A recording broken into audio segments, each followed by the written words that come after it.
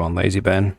It's Wednesday morning and I've just got in. It's the last day of the week streaming. Last day of the week. It's the last stream for a couple of weeks because the kids are off school on Easter holidays. Alright. Let's get to work. So I'm just going to work again on the monorail cars. So yesterday we finished the system. We finished the editor code. Placing monorail stations. Let's just check the notes.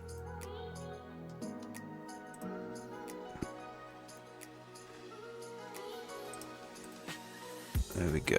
So, add monorail stations.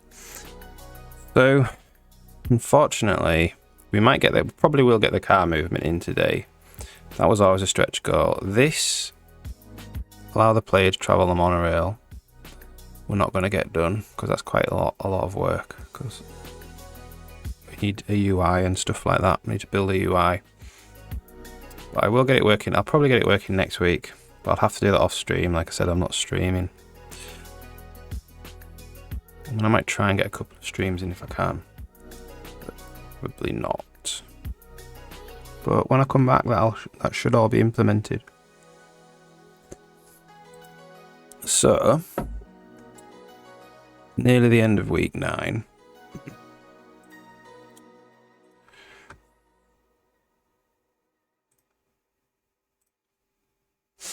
Let's begin. So, where do we get to? It's the monorail controller. So we just implemented this basic little thing here. I think we do want to increase the speed. And then the speed has to be multiplied by the step. Increase the speed by just a normal time step.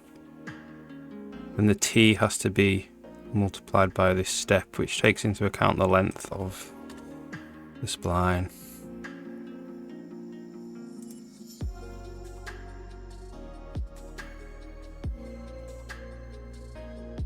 Okay. So let's put the acceleration back down to 1. So I think the first thing we need to do is just get the cars travelling the whole monorail rather than just the first curve.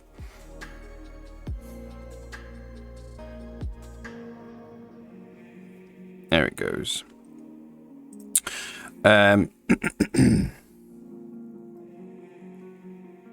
So this, what I'm going to do is I'm going to have a private method called void tick monorail car, and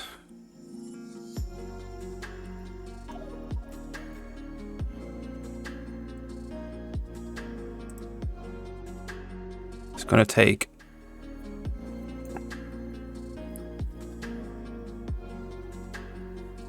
the spline that it's on, I think.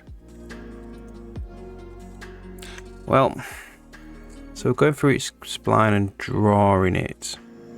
And then we're going through each car and we're saying if this car is on this spline,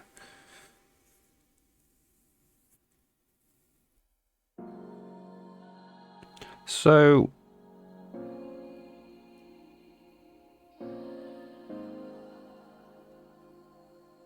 yeah, we'll just say tick monorail car and we'll just pass the car.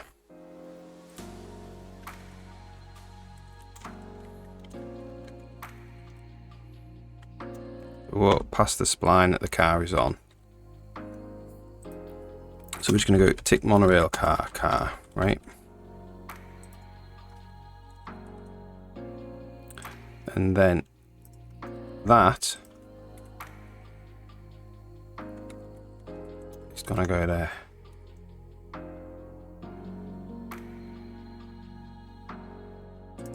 So it doesn't know about step. So step, I have to pass that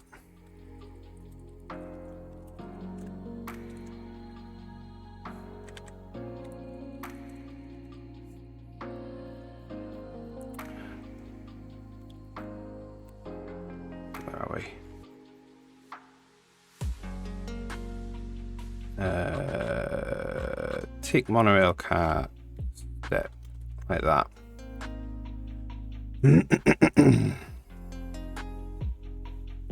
So that doesn't change anything. It just gives us a nice place now to tick every single monorail car.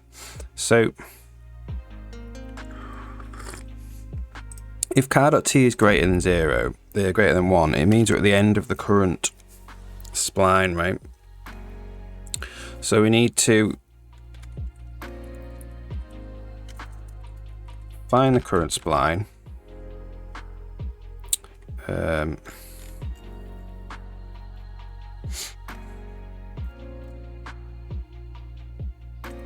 So what I might do is I might do get spline.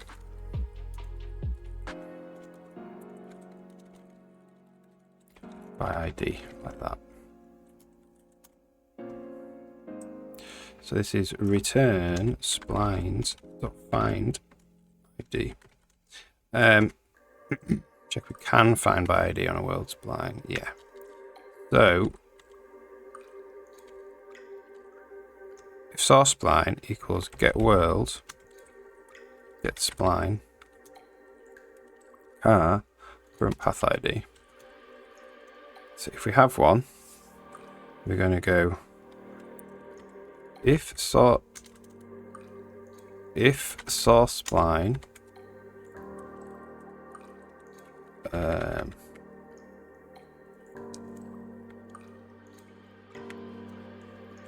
so we're going to go if auto data equals source spline storage try and wrap monorail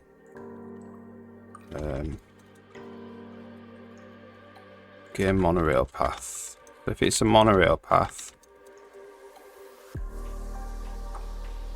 so we could do get spline as well.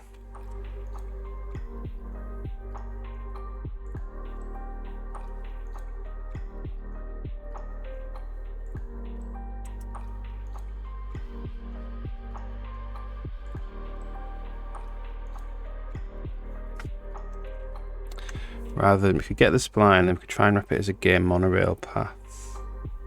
But we could say get spline as game monorail path.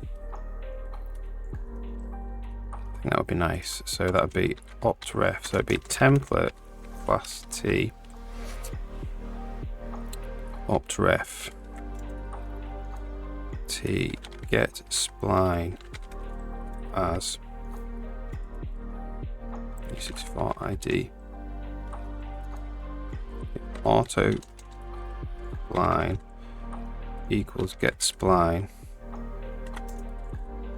ID return spline try and wrap spline storage try and wrap T like that, else turn opt_ref T.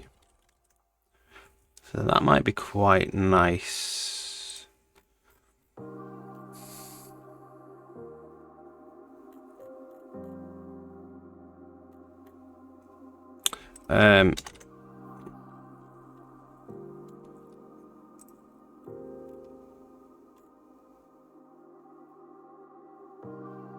So we could require that T is in game path types. We could require it in there. That requires including game path types. No, we can't do that. No, that's fine.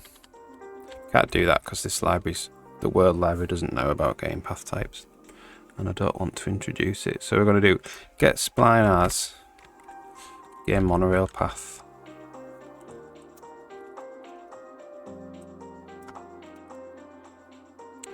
So this is source path.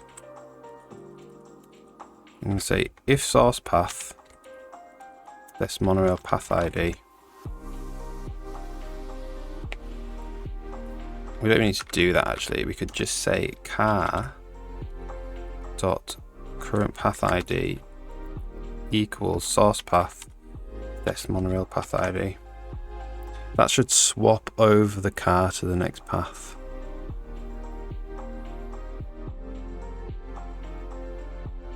Let's see if that works.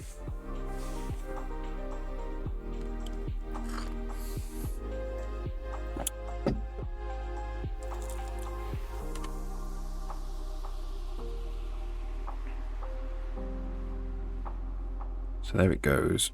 Go to the next room.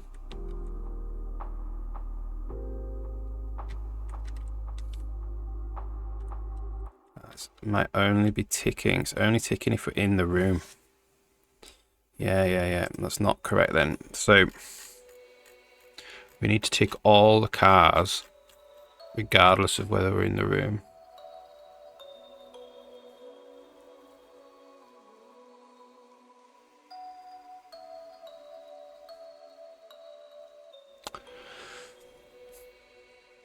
You only want to draw them.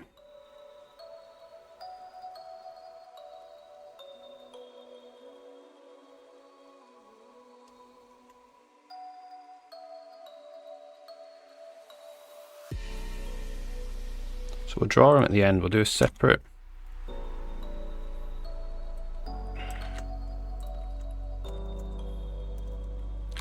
loop there. And we'll draw them at the end.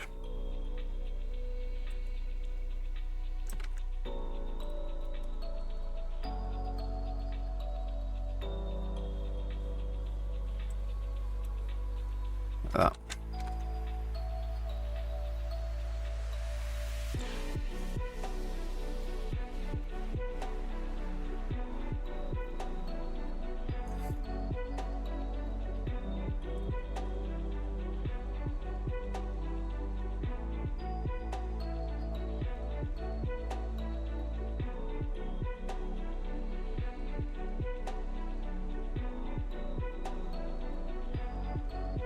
We'll put that down here as well.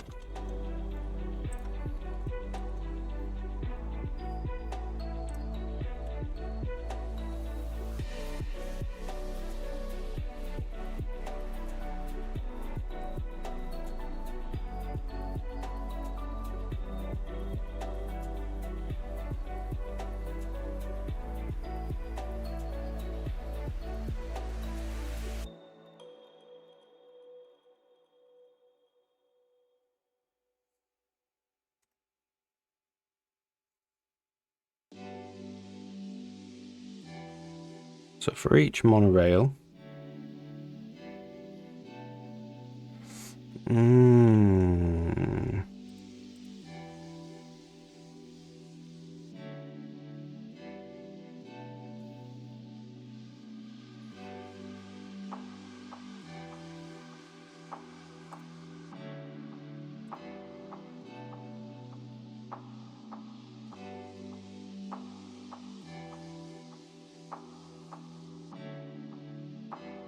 so we're going to, for each monorail, for each spline,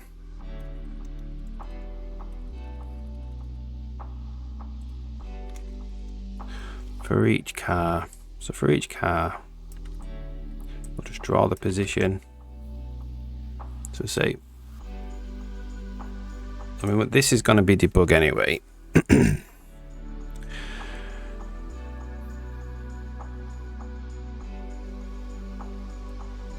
So we draw all the stations, and then we draw all the cars,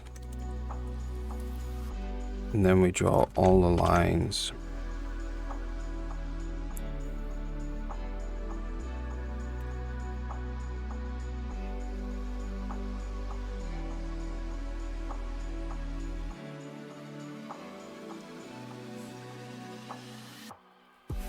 So we only really want to draw the cars if the car is in this room. So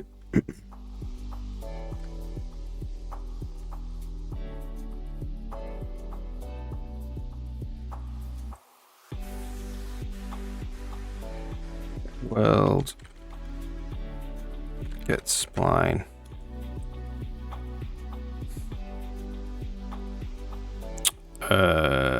car.current path ID. If spline room equals lock.room, we draw it.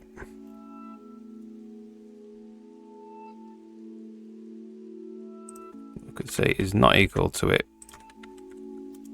Keep it the same as everything else. Continue. So go for each monorail, go for each station, we go for each car, and then we go for each spline. Okay.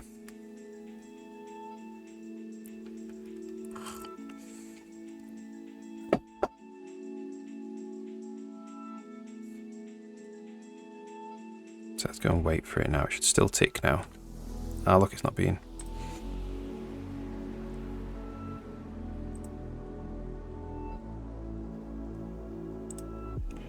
Ooh. Oh, because we're still drawing it here.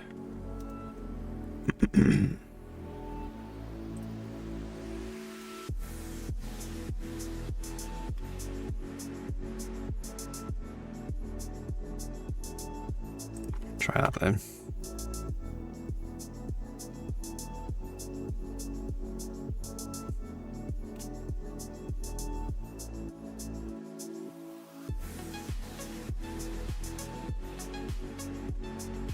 Wait for it to come along.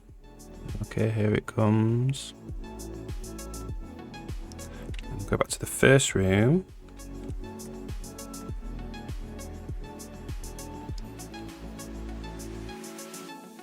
Look at that. That was a bit dodgy.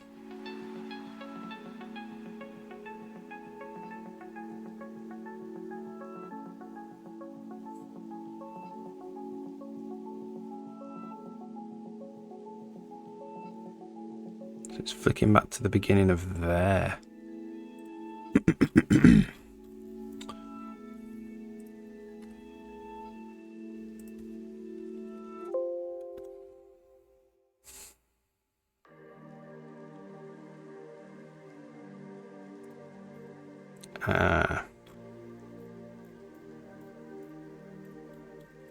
So we set the current path ID here, and then we get it here.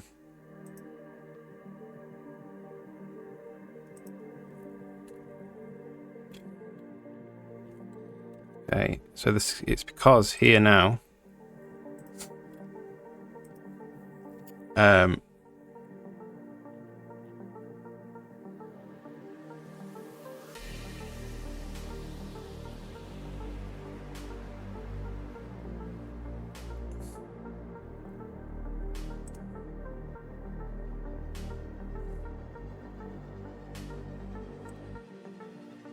we would need to get the new path ID. So I think we're just going to do tick monorail car like that. And then here we're going to do the actual update of the position.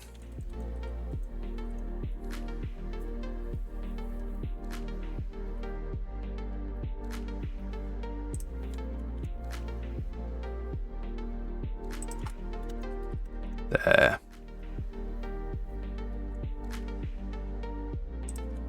And we're going to say equals there now.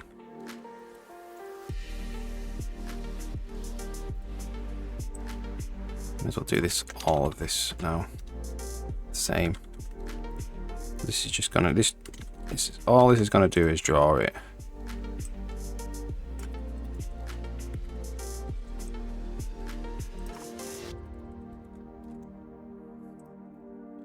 That should stop that flicker.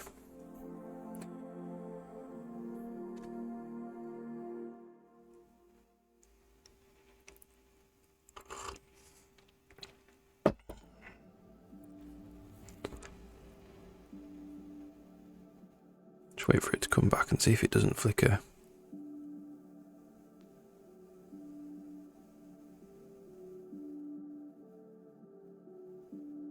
Yeah, great. Okay. So now on Tick Monorail Car, we want to implement if we're coming to a station.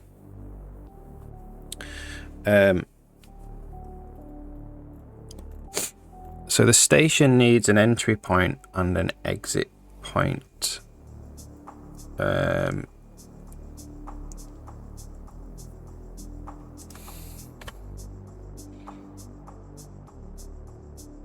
Probably in T space.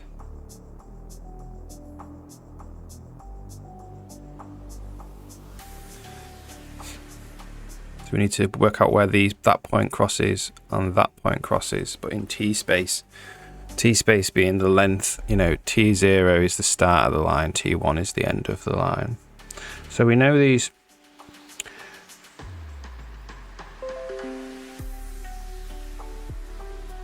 We know it in world space.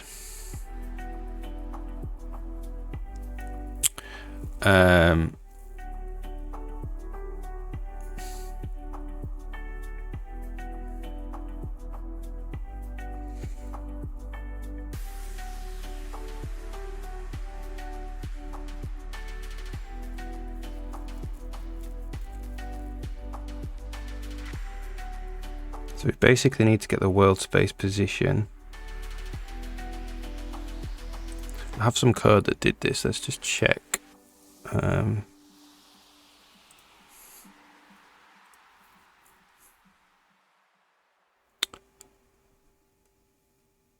go back to here.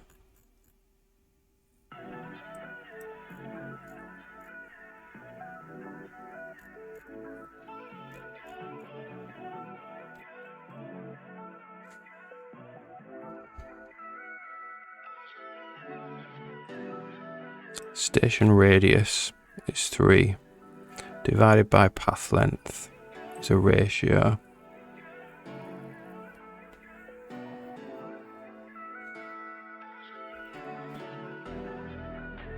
That's roughly speaking correct, as long as the lines are quite straight.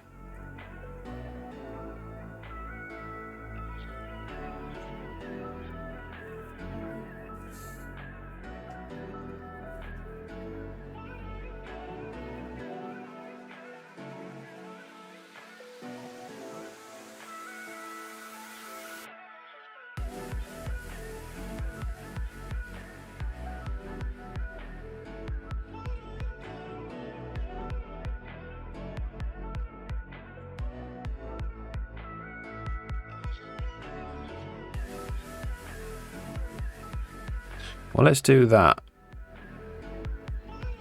and see what it looks like. So we build the monorail station, and we draw the monorail station even. Where do we do that? We're just saying it's 3. So I think we'll just say on the monorail station, I'm just going to go float radius. We'll say it's 3. And then this will be station.radius or s.radius.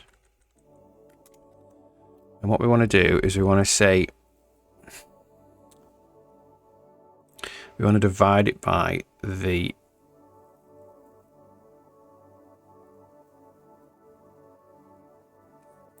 path length. So there's 2 paths now.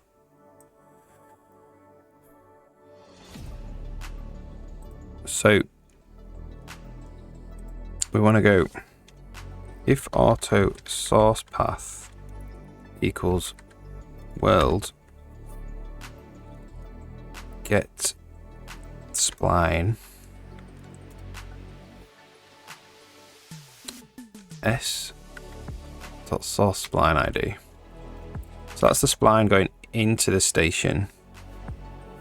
So float t equals 1 minus s dot radius divided by source path nerb get length.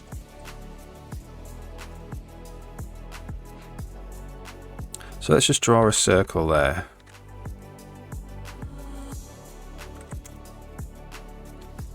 well, we need to get the point. Auto. This is station entry point equals source path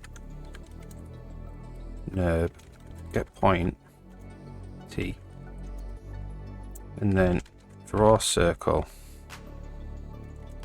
in world, station entry point, radius we'll say 0.25, draw it white, I'll set count 16, draw it white, int max.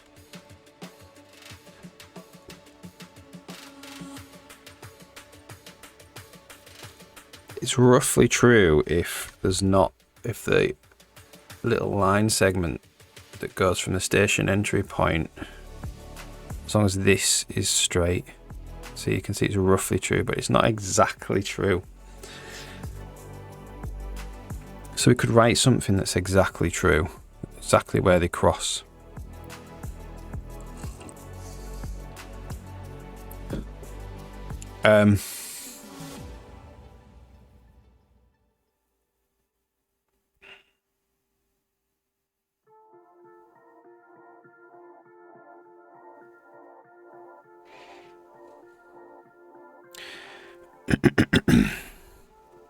That would mean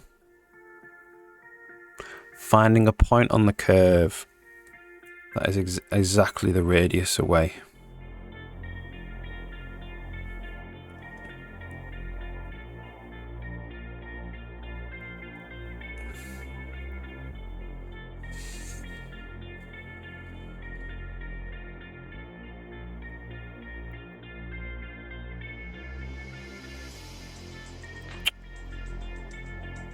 Which we could do.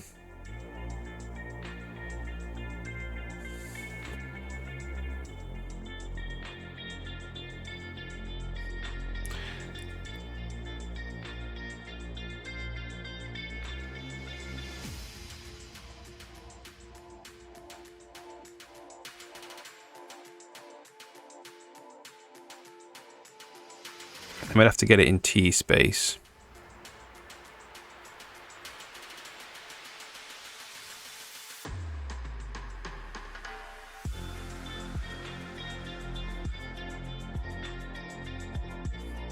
Which is more difficult.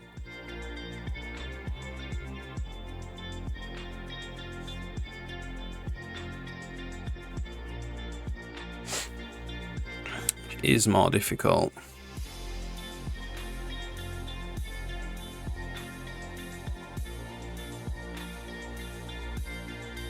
Or we could just stick with this. Not really know.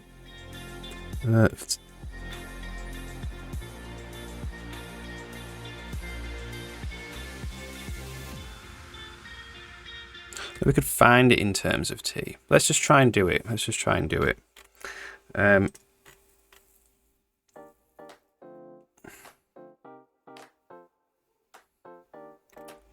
So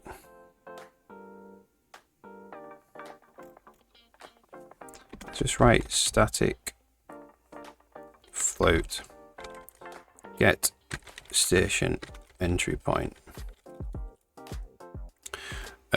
So we need the spline,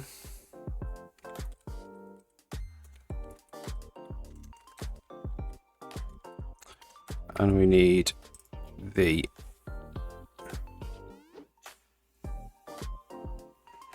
station point.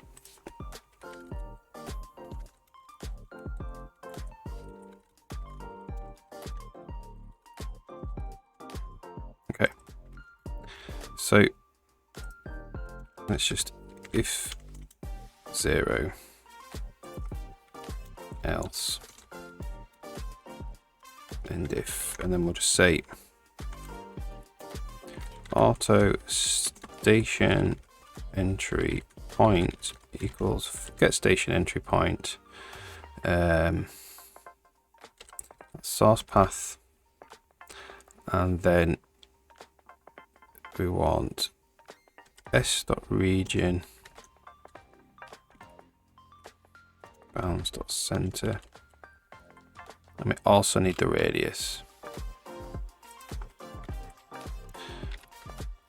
Well, let's just past the station.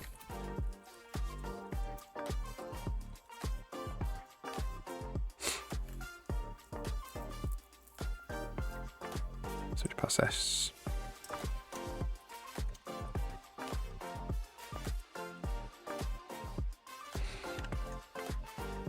And that is actually a Vec2, really. We'll probably, yeah, we should probably pass. It's not get entry T, so it's going to get entry point. It's get entry T,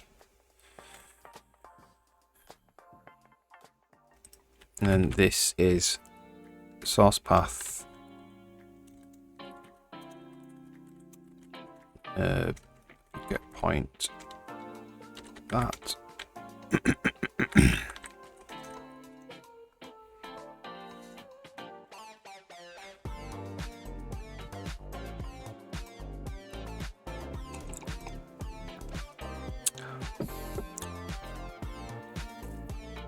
So we've got to go through all the points on the curve.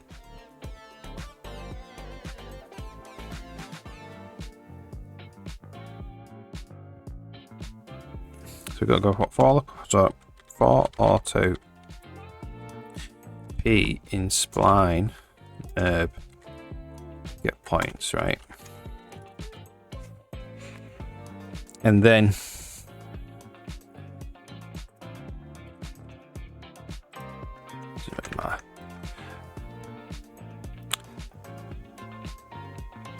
we want basically the closest distance to the radius.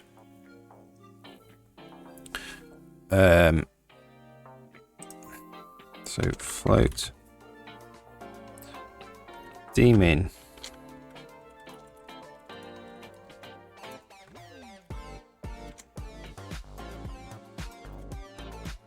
and then we say vec2 p closest, or p closest, whatever. I'm going to say if p dot distance to station dot region bounds dot center. So we'll say that's test p, sorry.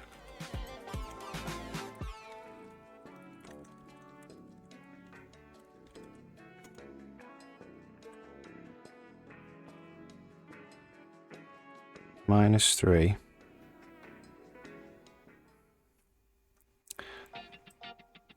So auto D equals that -3. So it's minus station dot radius, right?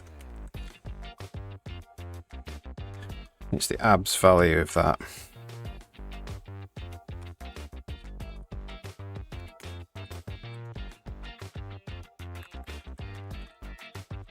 So if D is less than D mark, D min greater than D, D min equals D, P closest equals P. So that gets the closest value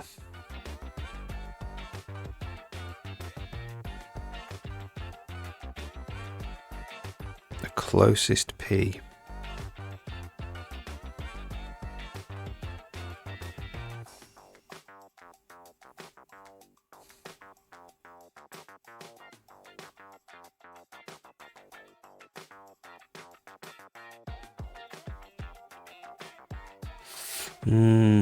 This is going to be difficult to get it into T space doing it this way.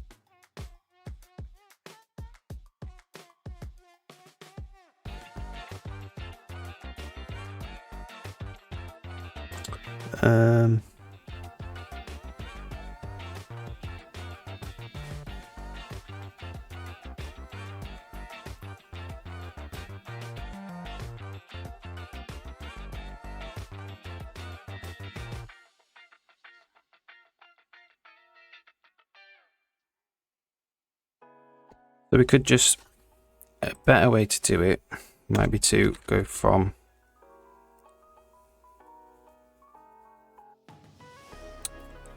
so we'll say something like auto step equals 0.0016 or 0.016, right? And then we'll say for auto t equals 0, t is less than or equal to 1, t plus equals step, right?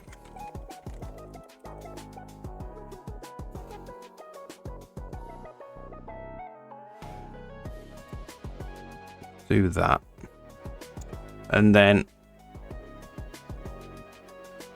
we'll go auto p equals spline .nerb .get point t, and we'll do this, and then this float result, and this result equals t. Then we return result like that.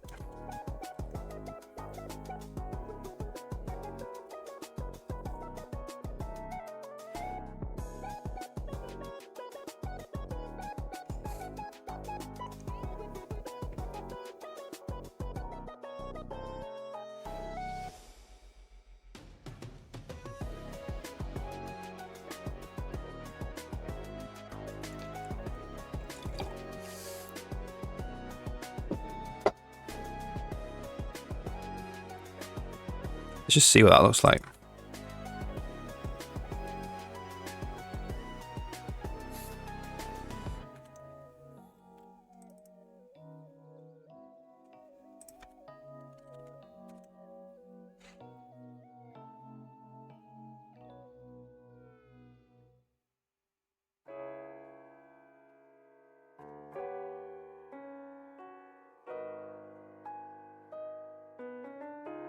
That's pretty accurate.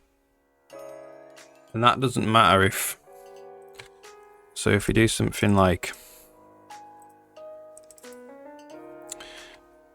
put a point in there and then this goes like this.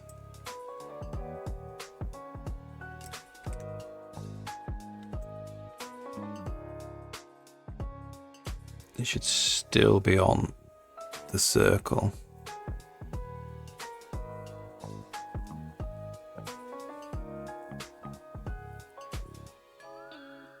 Even though now this, so the old method, this would have been up here somewhere. It's white dot. Mint, alright. And to be fair, I don't think this this will work, even though it's called it entry, this will probably work with both splines.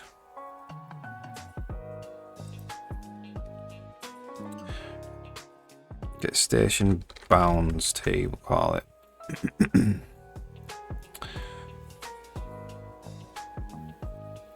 So we'll keep that.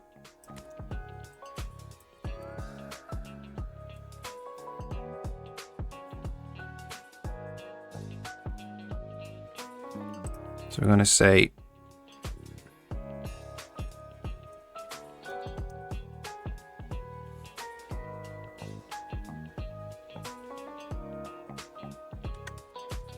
what's going on there.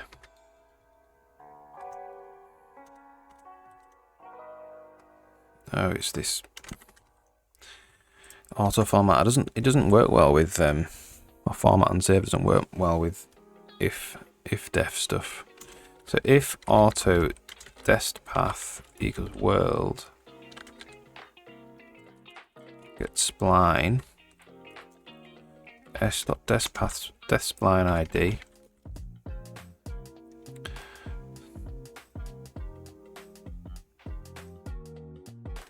Oh, delete the wrong thing there. Hang on a second.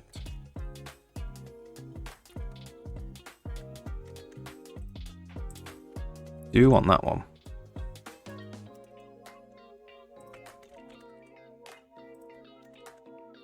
See, now it's a bit Good.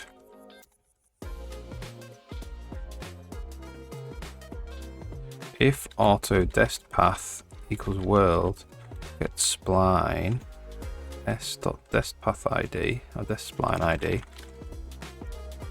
All I want is that to go there and that to go there.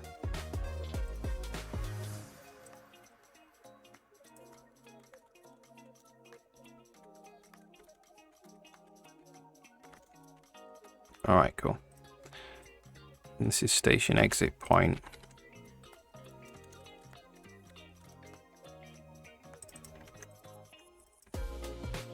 This is the dest path. Okay, cool.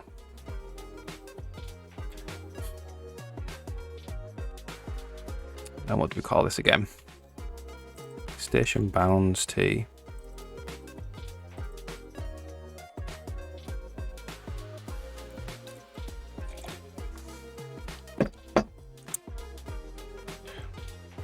Dest path.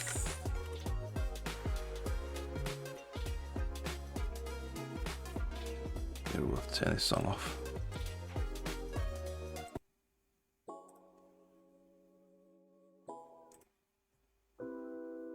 Okay, cool.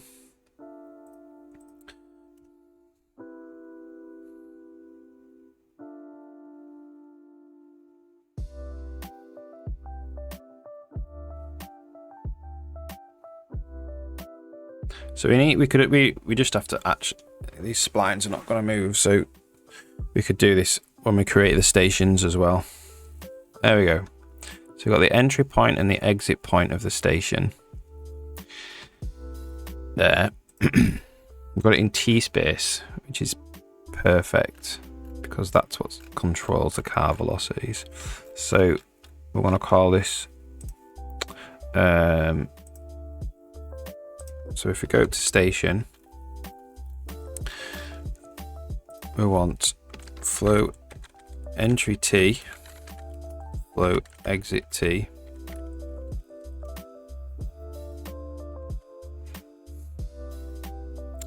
And then we can work this out.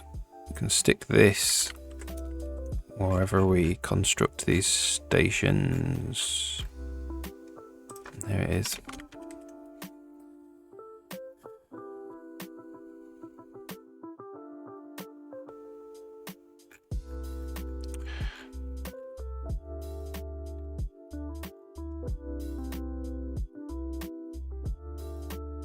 So this would be nice to actually go into the spline.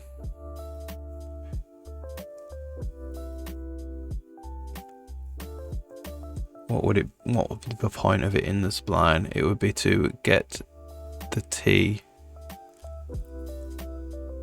based on a circle. We'll put it in if we end up needing it more. Okay. So we can do it here. So entry T equals get station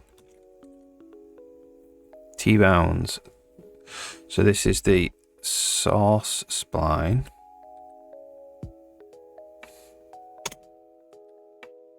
And then this. And then exit T equals get station bounds T. Test spline. This.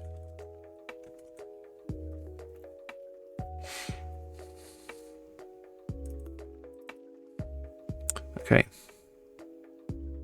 And this just becomes s.entry T. And this becomes s.exit T.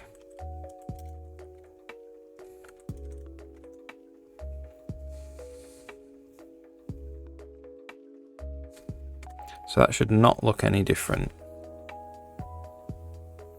We're only calculating it once.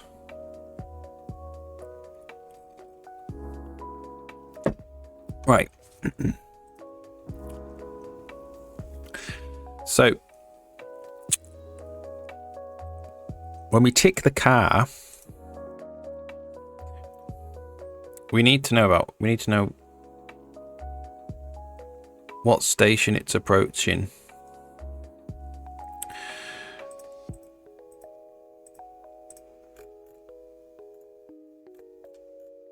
So we're going to say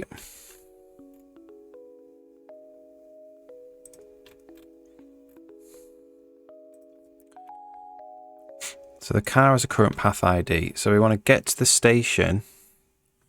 So get approaching station we want.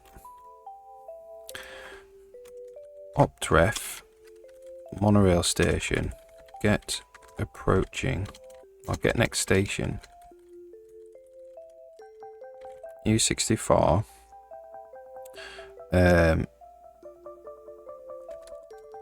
Path ID, right?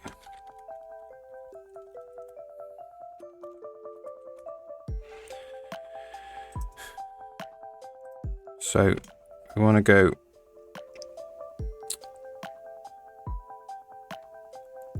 for auto S in stations.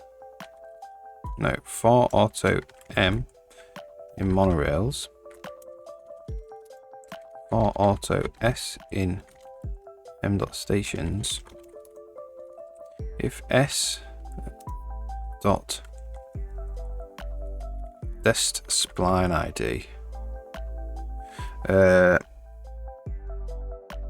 That's the source spline ID. So it's the spline that's going into the station is the path ID. Yeah. So return S. So that gets the next station on the path. So when we tick the car now,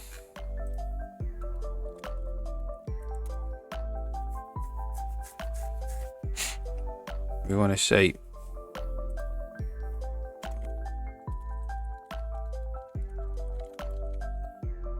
equals get next station car current path ID. And then we want to say, so the next station in it has now the entry T. So if car.t is greater than the next station.entry T, means that we're approaching the station.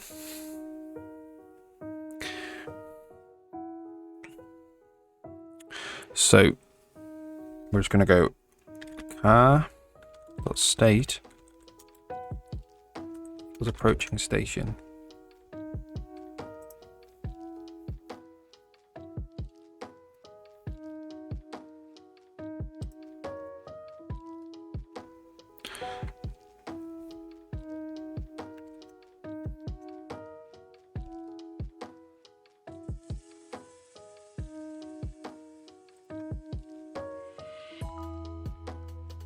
And we want to go, so we got next station.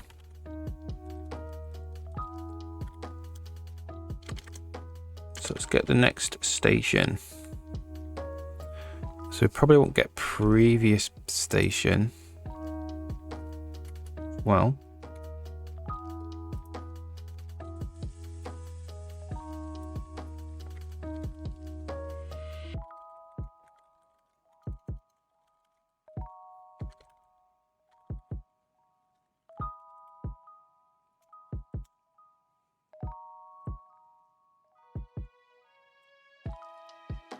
that's just a desktop spline ID.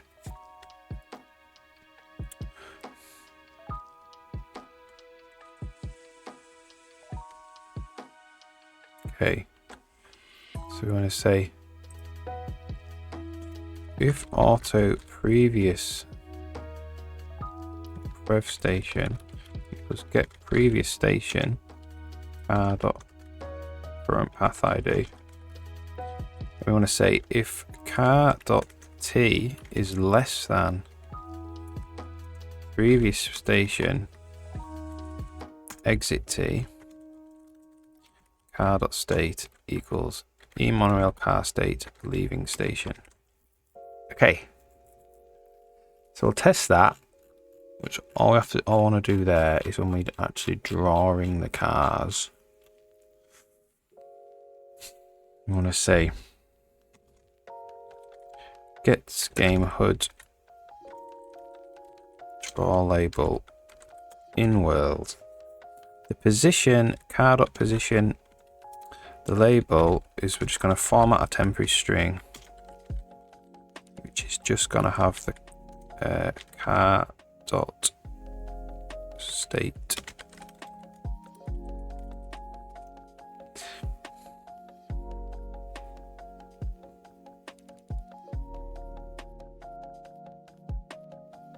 So we're just going to see now if a car can tell it's approaching the monorail station. Leaving station.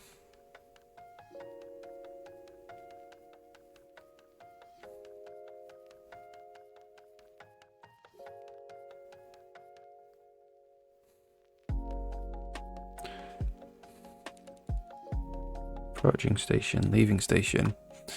Okay, so what we also want to do when we tick the car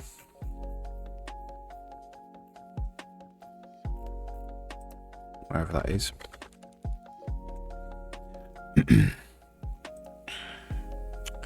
Is we want to say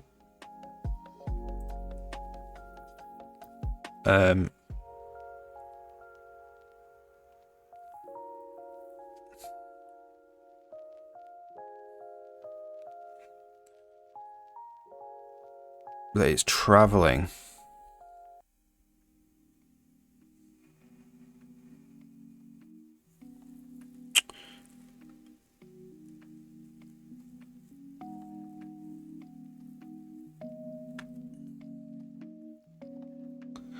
So a path might not be on a station either, which is fine. It's definitely not approaching. So we're just going to say, default it to car.state equals traveling.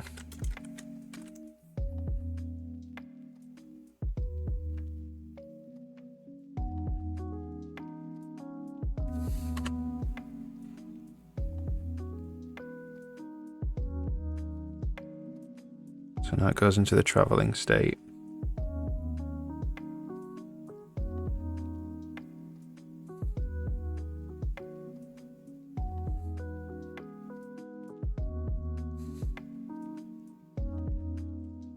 Approaching station, leaving station, traveling.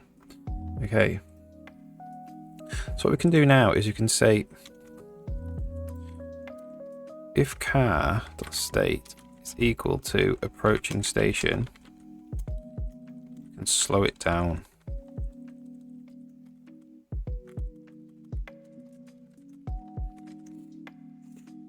So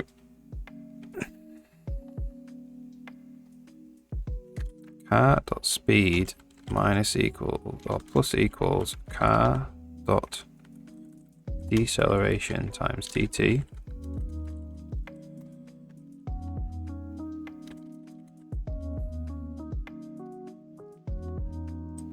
To be fair, that's just the same.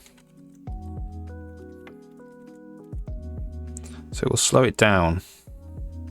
Won't stop it though.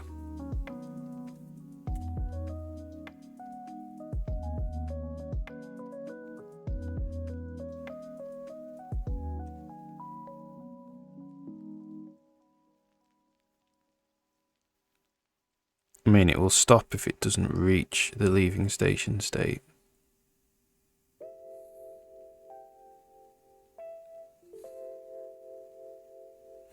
Cool.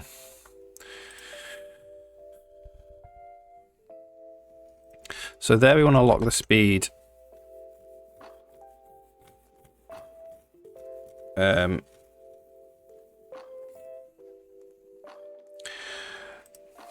Here we want to lock the speed to 0. Here we want to lock it to like a crawl.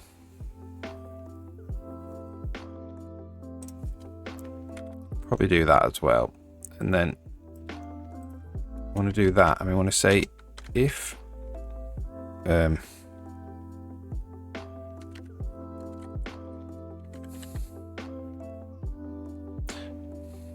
car.t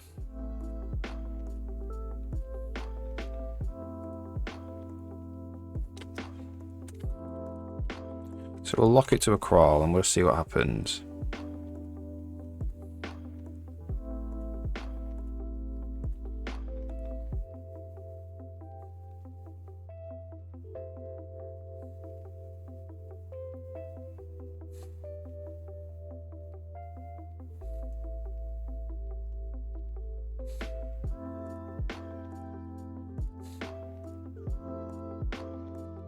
See if it just slows down and speeds back up again. Cool. So we need to get it into the at station state.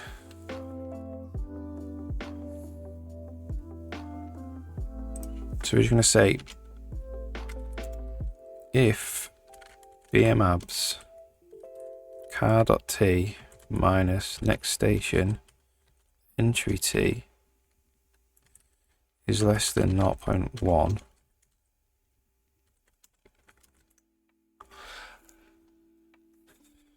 car state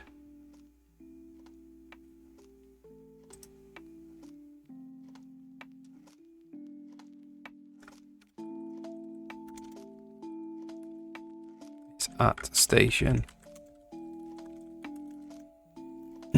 And we want to say if car.state is at the station, I'm just going to say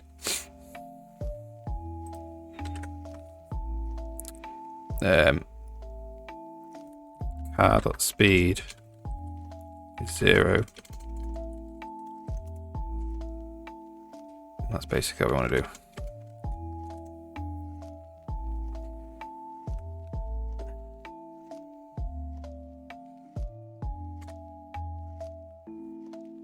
So this should stop.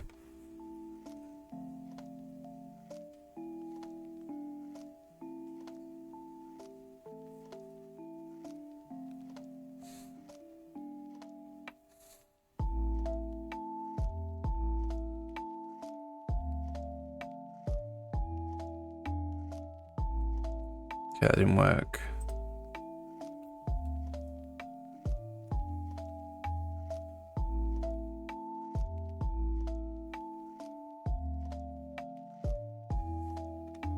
Oh no, it's not entry T. It's the T. The value of the station in T space. Do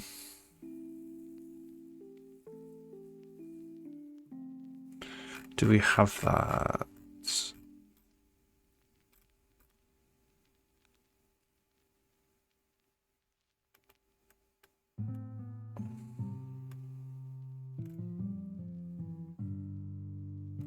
I don't think we do have that, but that's fine. What we'll do is we'll just do the distance squared. So if car.position distance squared next station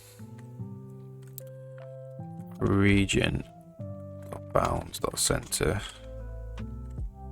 is less than 0.1, let's say we're at the station.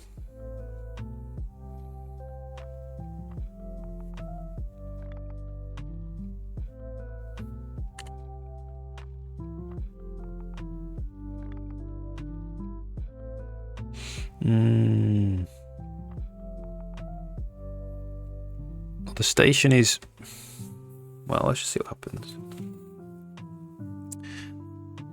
Things a point on the curve might not exactly, it just has to go into the station box.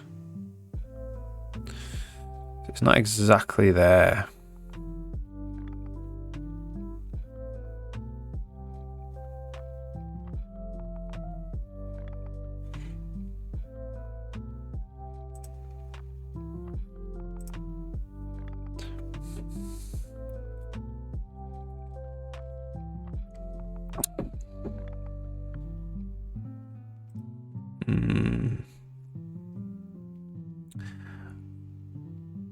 Interesting. So what would we, how would we do this?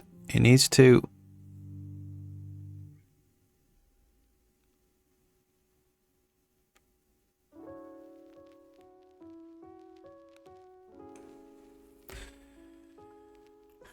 so when we flip it round, we can maybe do it a different way.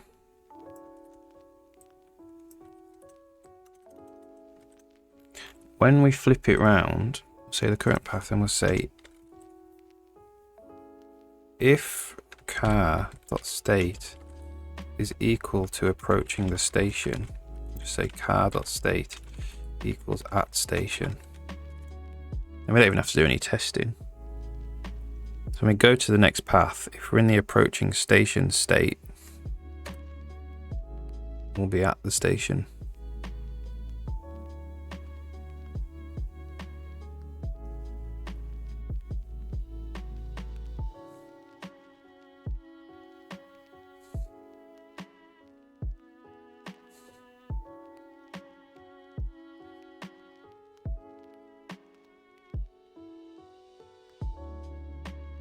Didn't work.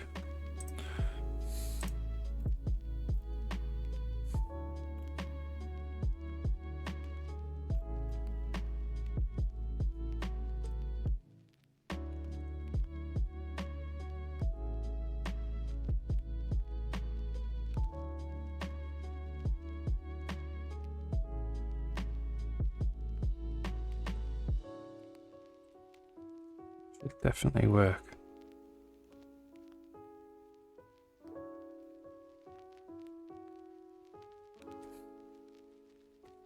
So it's at the station. Yeah, so it's going to say if car.state is at the station, else do the rest of it.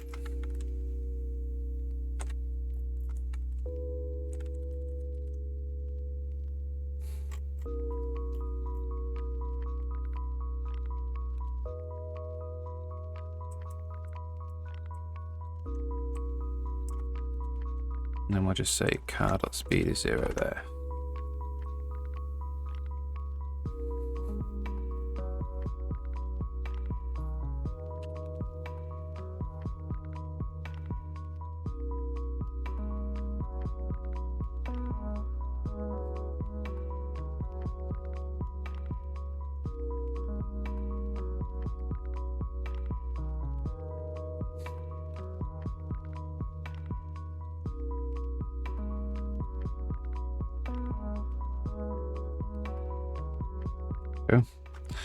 And then we'll just put in this little, so we'll get the window.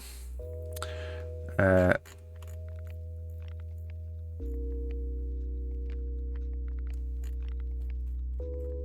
if we're at the station, we'll get the window. How do we do that? Get game canvas. Get input window.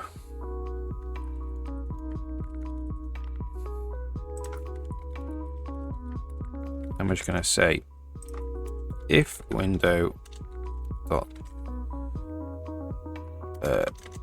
key just down e key space. We'll just set it to, we'll just say car.state is equal to leaving the station. Like that. Set it to be leave. So when we press spacebar, the car will leave the station and do another loop.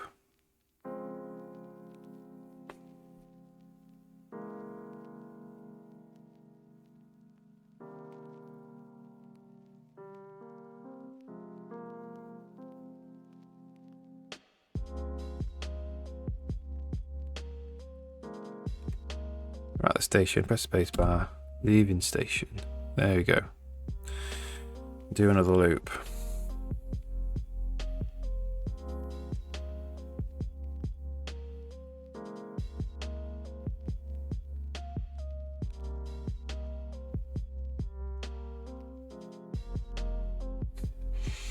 Cool.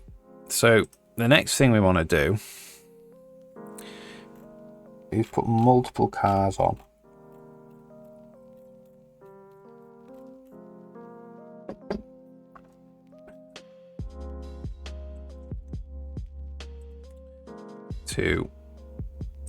So when we add a monorail car,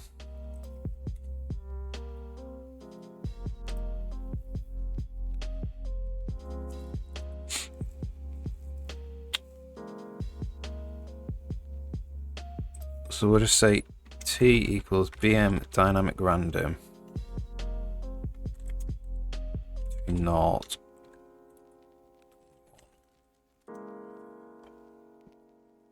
Well, we won't actually go from 0 to 1 because if we get 0 and 1, there might be. Don't want them to be in stations, not at least not at the moment. Because 0 and 1 is the state when they're in stations.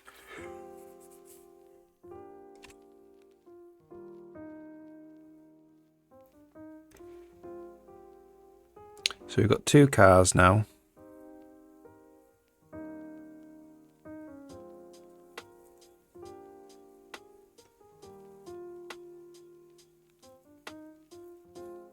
And we want to implement one so they don't crash into each other. So when we tick a car,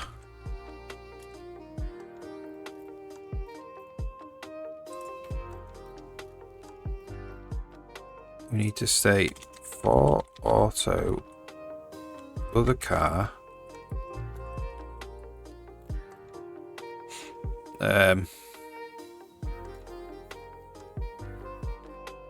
so if auto monorail equals monorails find car monorail ID. Can we do that? Yeah. So for auto other car in monorail cars. Say if car is the other car, we continue.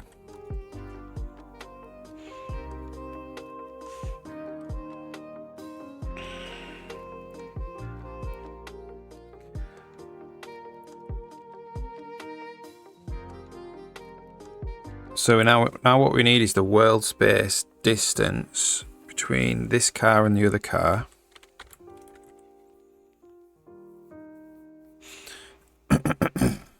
Equals other car dot position dot distance squared car dot position. Right.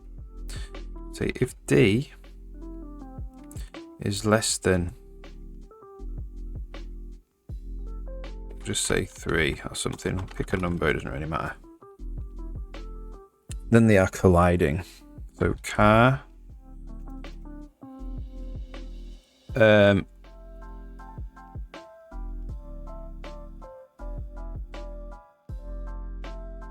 so which one is colliding though?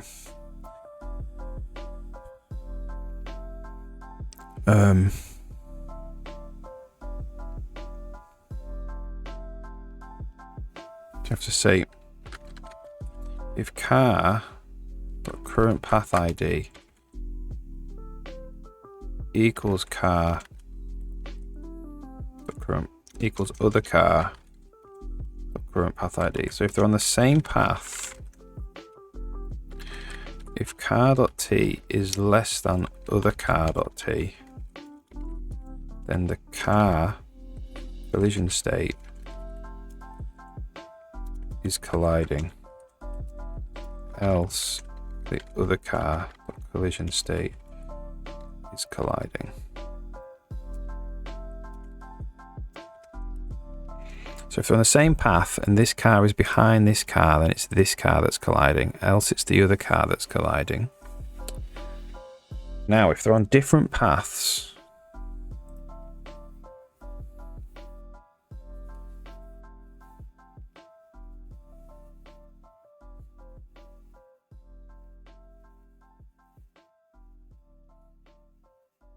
so if they're on different paths, that means that one of them has to be in a station.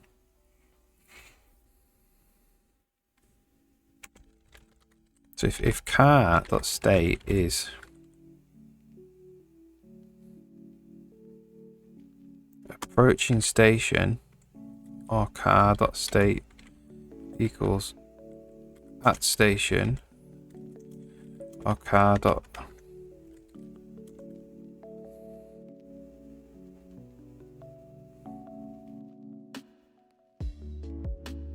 think we need to do this because this happens on all the cars.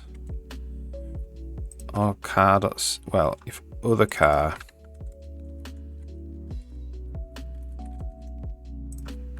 equals leaving station, then car dot collision state is colliding.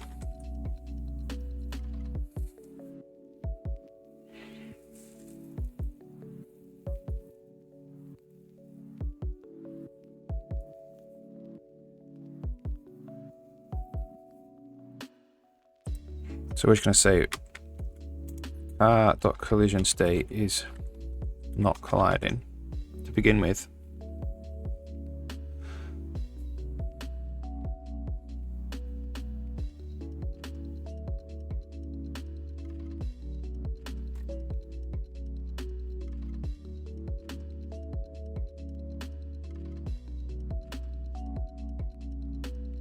Okay, so we'll do that first.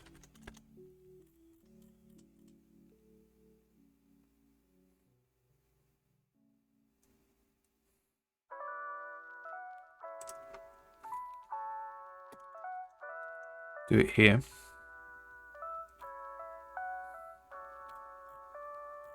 And then we're going to say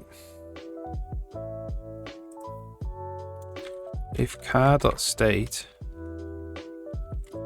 collision state is colliding,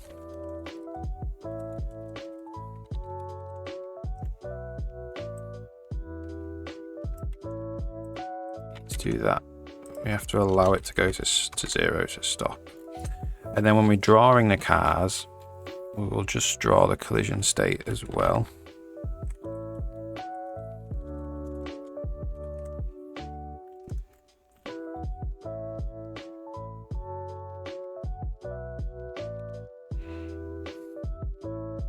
See what happens.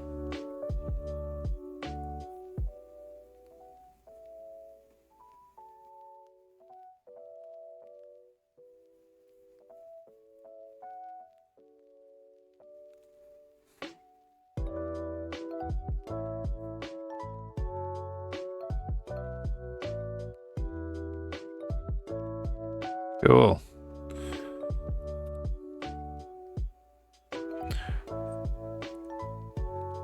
Ooh, okay. So we can't allow it to go into the station.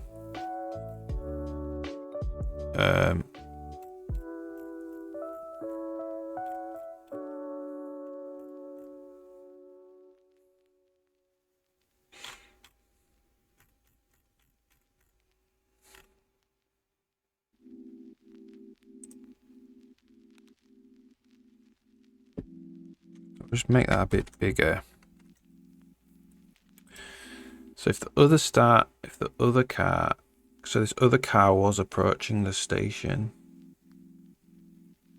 but the other car was behind it.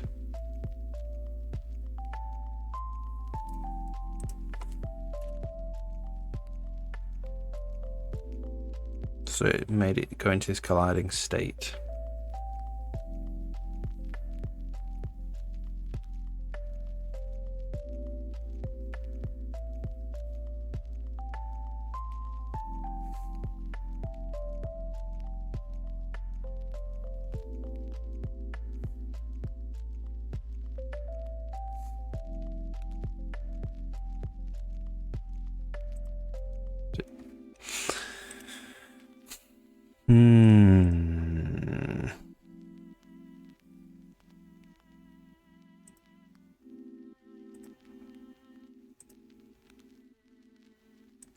So I think we're going to do it a little bit differently.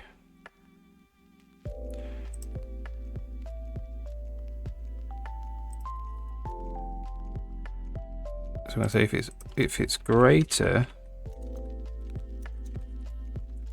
than the other car t minus 0.3 or something, then we go into the colliding state.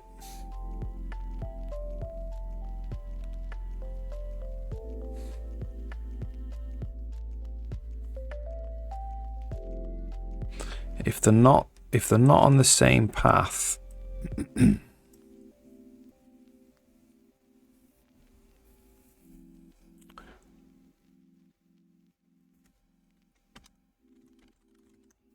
have to get the path if auto other path equals get world.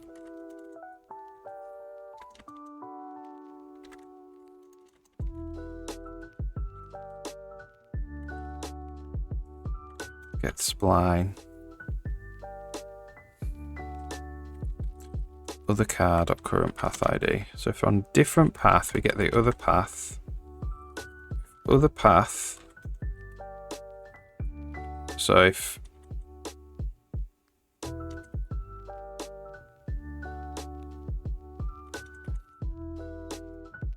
okay, now let me get both paths.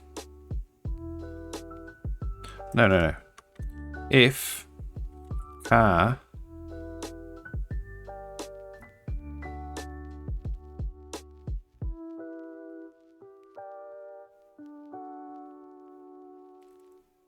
we need to get both paths. Auto car path equals get world get spline car.current path ID auto other car path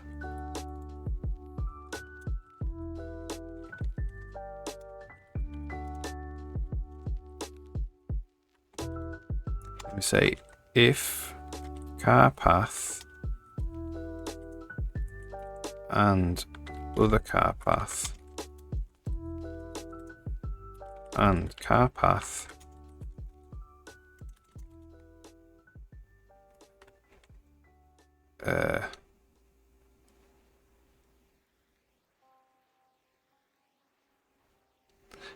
it's actually get spline as monorail. Get monorail path. And we can say if car path and car path destination monorail path is equal to the other car current path ID.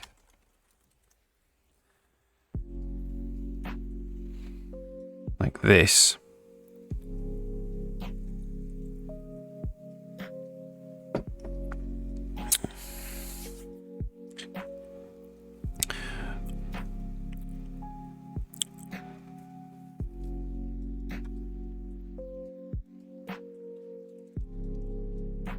So they're on the separate paths.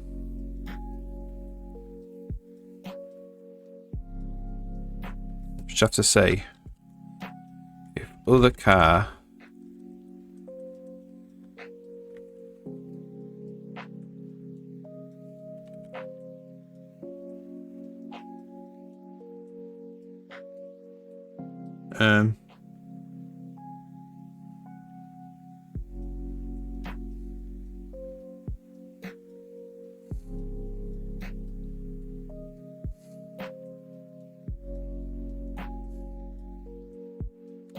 so the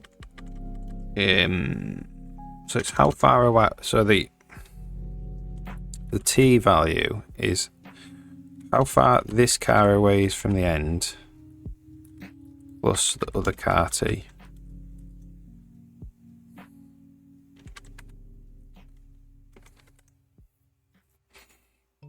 And we have to say if T is less than 0.3, then car.collision state is equal to colliding. Let's try that.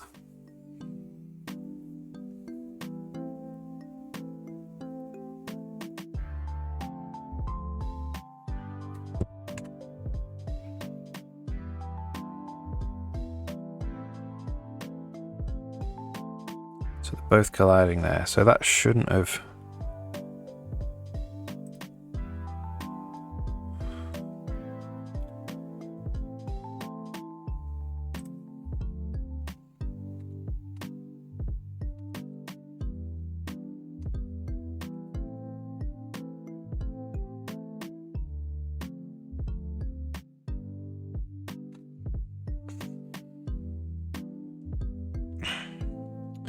So the car's t is greater than the other car's t minus 0.3.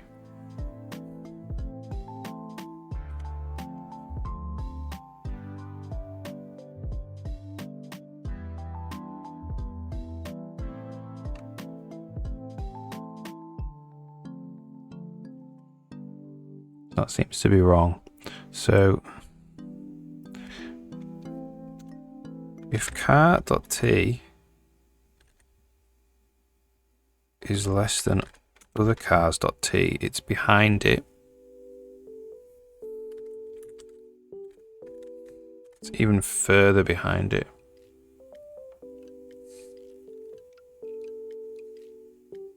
No. So this is behind. If cars.t plus 0.3 is less than the other cars.t,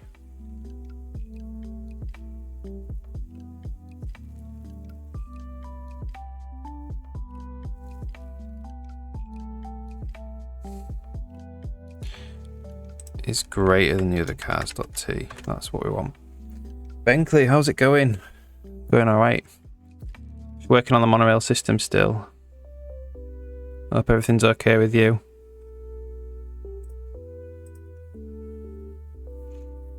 Brilliant. What are you up to today? Anything good?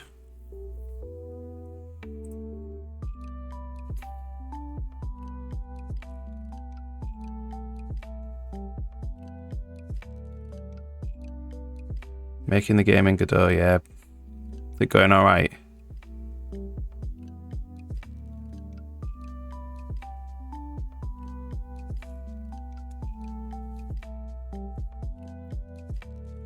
Okay, so the collision point is the other car dot t minus 0.3.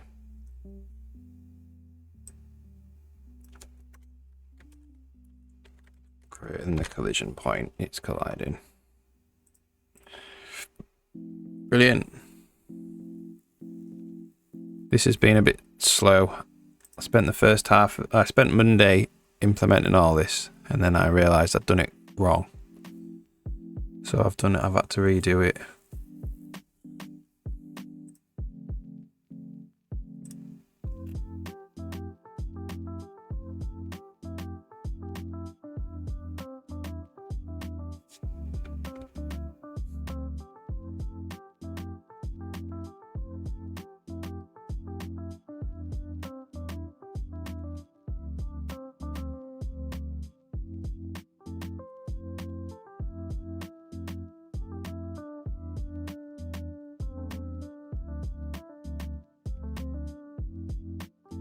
Both coming in as colliding.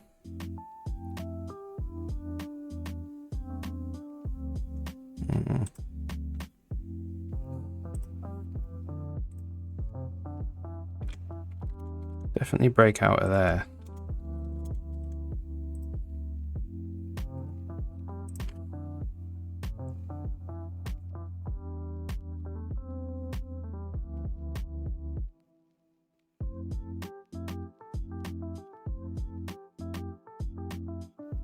So why are they coming in? Why are they both coming in as colliding? So the monorail has two cars, and the T is 0.54 and 0.61.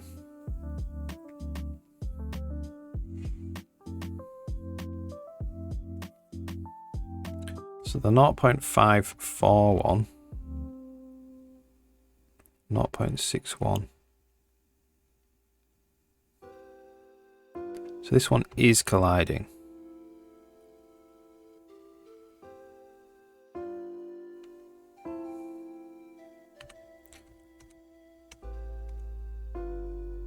The other car's T is 0.54.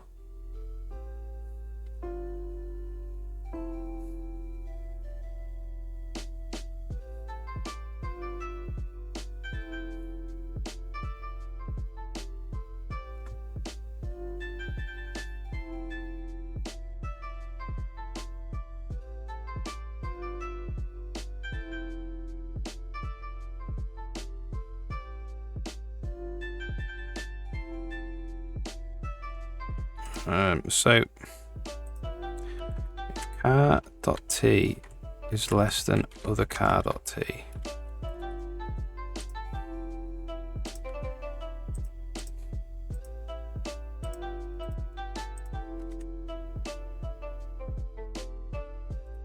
try that.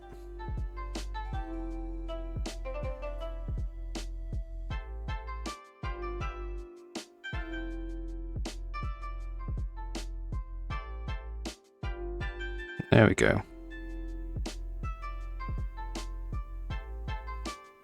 So it did stop. And it did restart again. So this comes down, it stops at a station.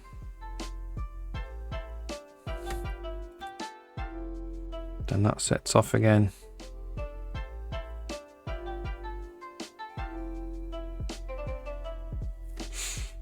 Alright, cool. So now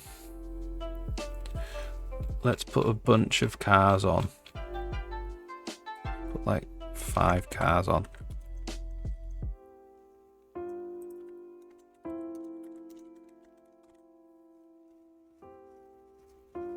What are you up to with your game now, Benkley? What are you making in particular? What are you working on?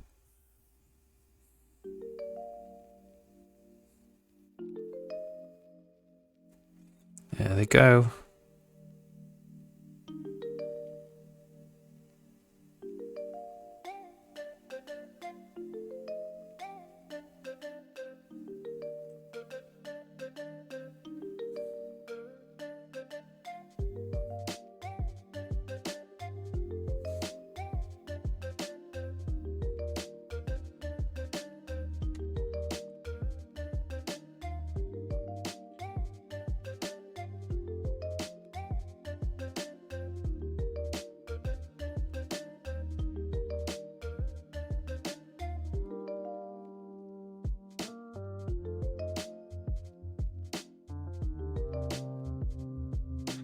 So what's cool there, with this way this new system works, is that stops there because it knows even though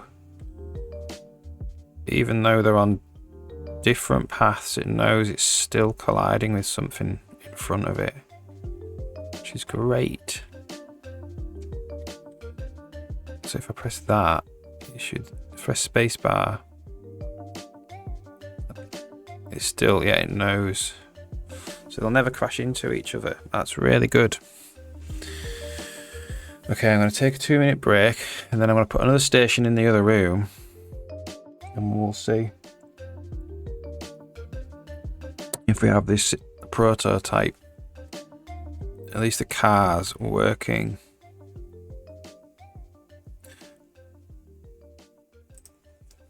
I think actually, you know, it doesn't have to be so... We don't have to stop so far away from each other.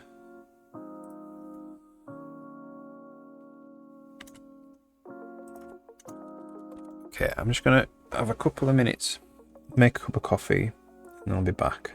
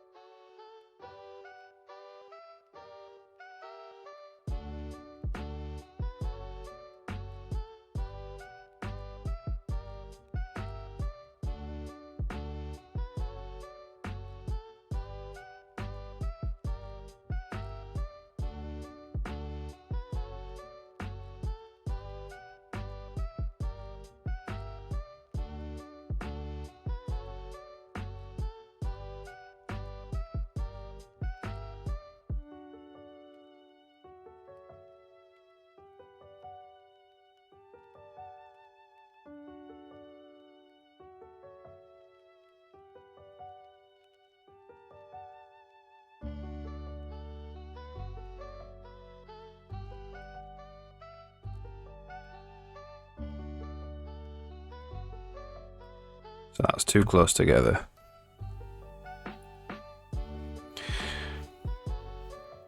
I wonder if it's just because it's not giving it enough time to stop.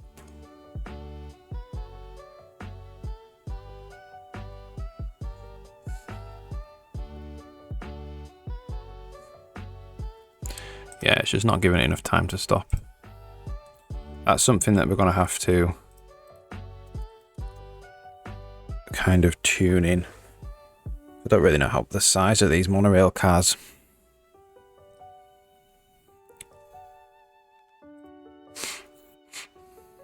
How big they're going to end up being.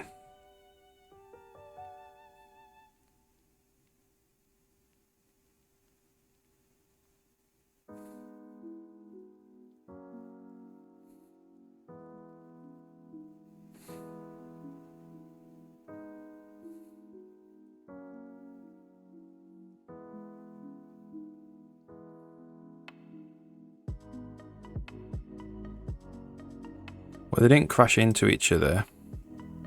I think we'll just leave it at 0.3. We were quite close. Okay, so we'll work on something else. We'll move on. Let's just put a monorail station in the other room and set that up, and then we'll see what that looks like. So if you go to here, oops, and then we look at this path, we'll show paths and we'll put a trigger in, and we'll put a monorail station there, and we're going to say that this one is Monty's monorail station, and then we'll make another path and we'll do that, and we'll just have that go down here like that. This is a monorail path, so we'll say this is that one. This, the destination for this path is back in the monorail station room.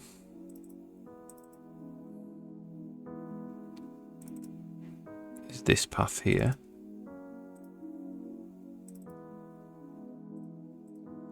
So that is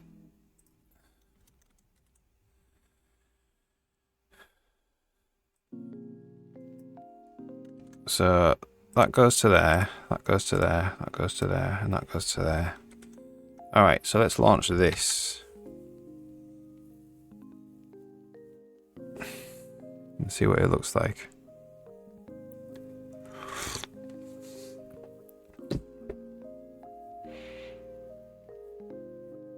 Okay, so they're all off. We have a new monorail station there.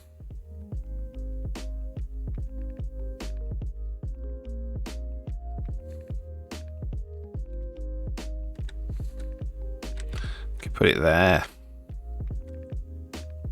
Right, right. So that is because it's the wrong way around. We need to. So the path that all the control points need to be reversed. Yes.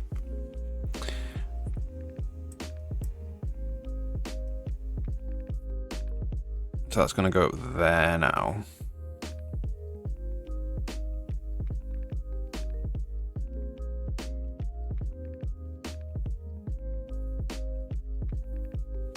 So how would we do this?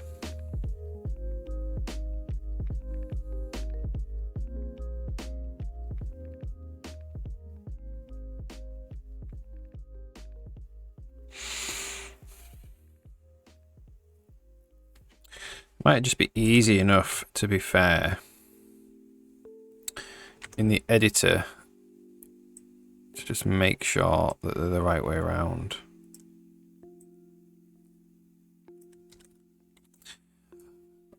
It would be so maybe we should color the start point a different color. The start control point.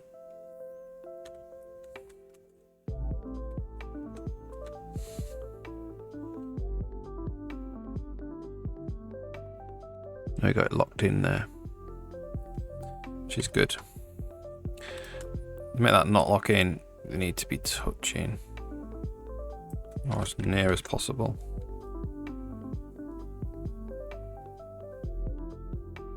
Yes, I think I'm gonna the first control point. I'm gonna draw a different color in the editor, so then we know it's the first one. We don't have problems with getting paths the wrong way around.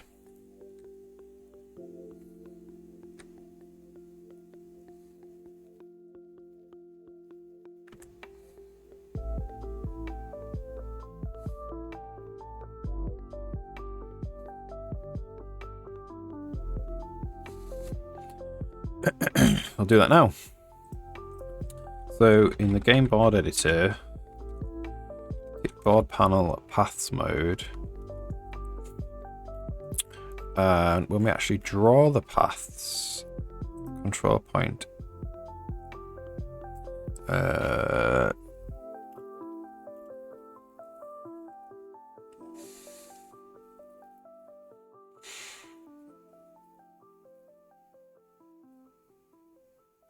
so if p equals 0, meaning it's the first point, else we do that. If p equals 0, we're going to draw it that colour, fuchsia-y colour. We'll see what that looks like.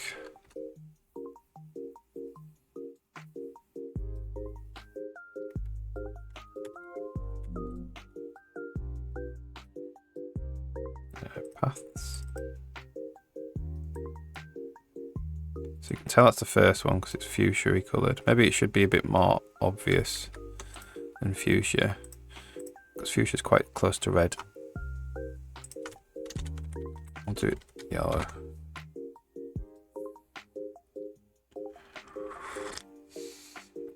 Then we'll check that in, and then what we're going to have to do now is work on the state change that the game needs for when the hero walks onto a monorail, gets onto a monorail.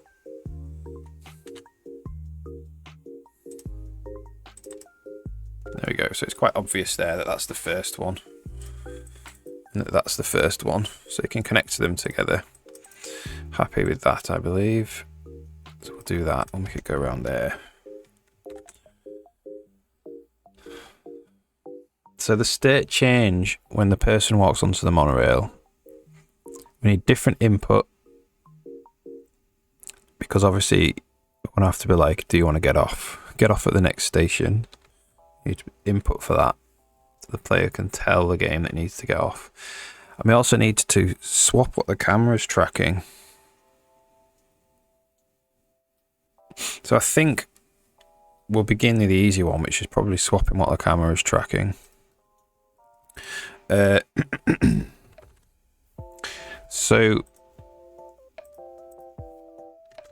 in the monorail controller, I say easier, I'm not really sure how I'm going to do it yet. So if we go to tick the game, we have a current mode called roaming. Roaming is when the character's roaming around. We need to swap to a new game mode, like a monorail mode. What does tick roaming actually do?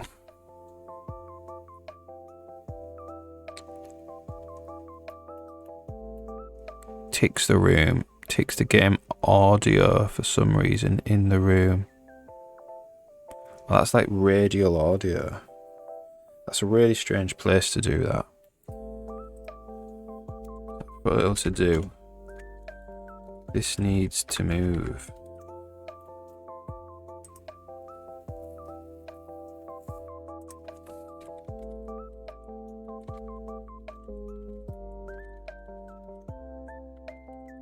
It's This radio audio stuff needs to move. That should go more in like, well, in a different place. Tick attributes, tick world items. World items. That's to do with things down on the world. That probably needs to get ticked. These probably need to get ticked. Even when we're in a cutscene, maybe.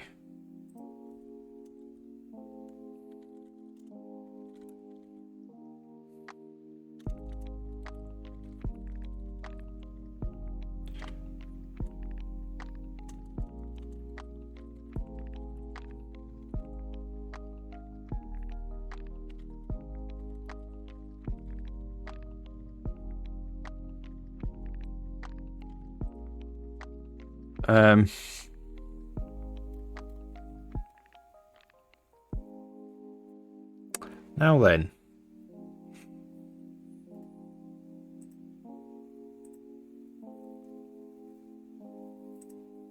So this is the movement controller, right? It's the movement controller for playable character, and it calls tick on the movement controller. If we have a move target, else if the input type is playable. So maybe we could stay in roaming mode.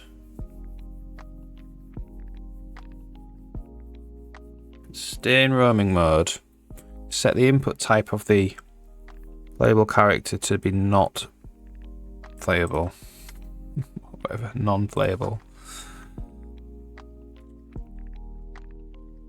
And then set the camera tracking. So how do we set the camera tracking? Camera.position equals the movement controller's camera position.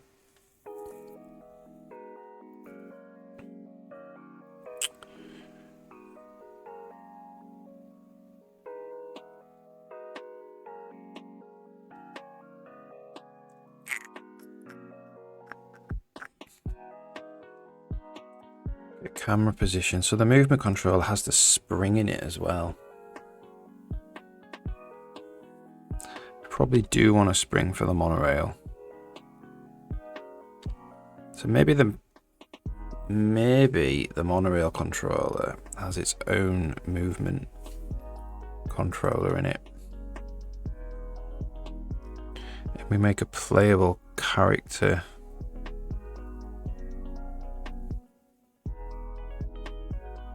Get the playable character.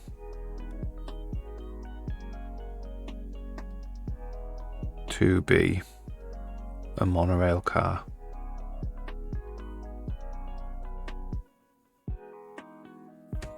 So what is a playable character? It's an NPC.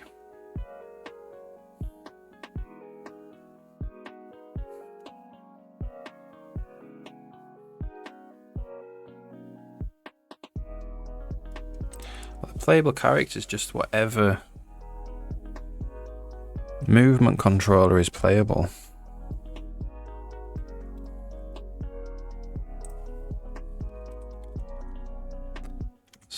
Set playable character.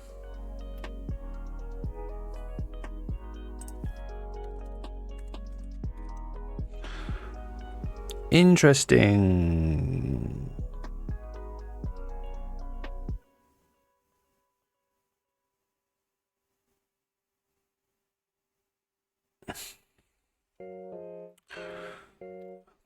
So if we just set them a playable character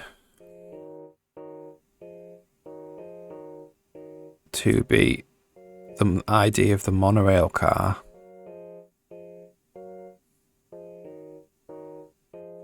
Let's just try this. Let's check this in.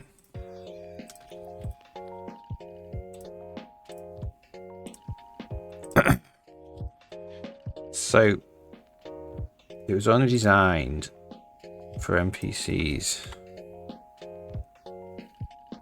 We could say that the monorail car is an NPC, but that would be a bit weird. So what I'm going to do is I'm going to say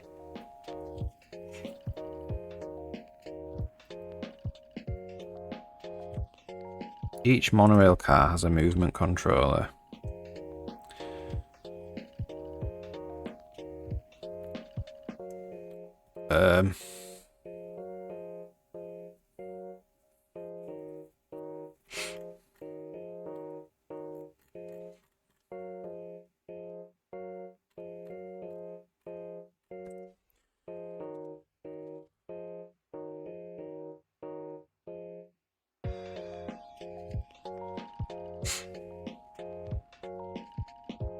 So how do we update the movement controller?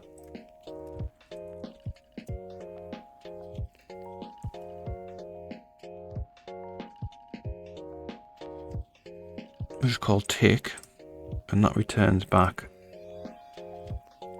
the position, the new position. And what is this vec2? A delta.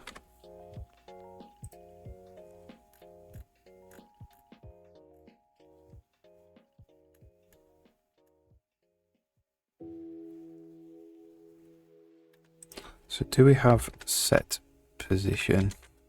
We have set position, which resets the string. So we want floor position. Floor player position. It should just be called floor position. Which doesn't reset the spring. So we want floor position. So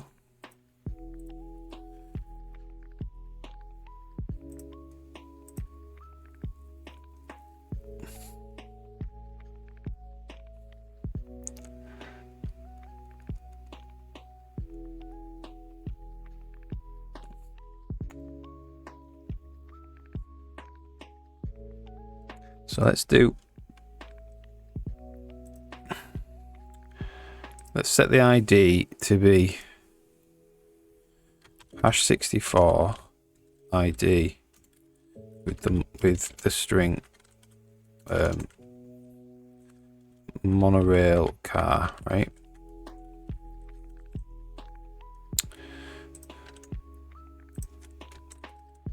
And then we're going to go get game state,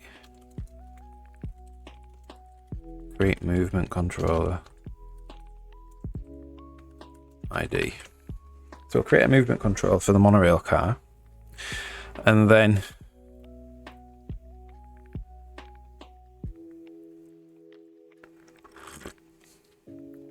when we tick the monorail car, we're just going to have to say if auto MC equals get game state dot get movement controller, the ID, see MC flow position car dot position.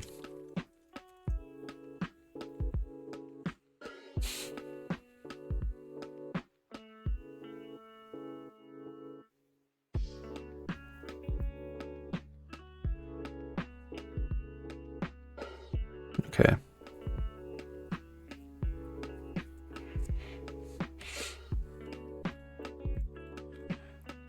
And then when we're on this state where we're pressing spacebar here,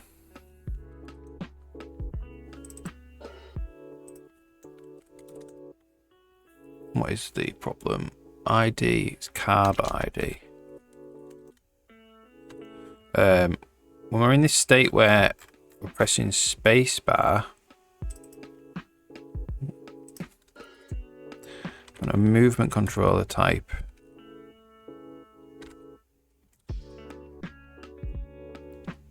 yeah, so this could be monorail. I mean, we say it's unknown. If you want us to move it, yeah, whatever.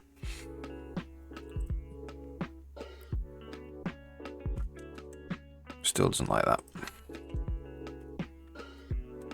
But it wants a game location.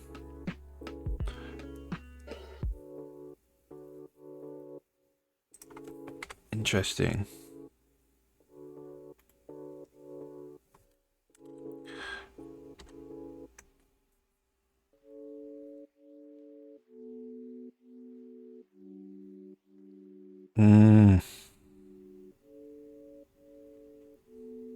That means we need to maintain where the movement controller. So we can't do flow position. We need to keep setting the location of the car. Okay, I think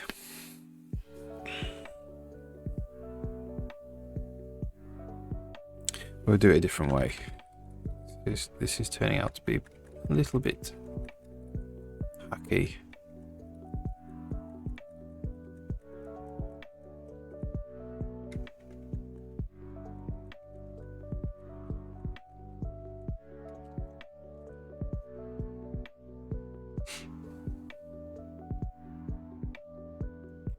So we'll say, when we press spacebar, I'm going to say,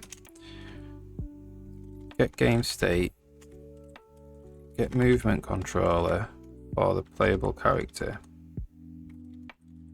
So auto state equals get game state. And then we're going to say, state. Let's set playable character to unknown.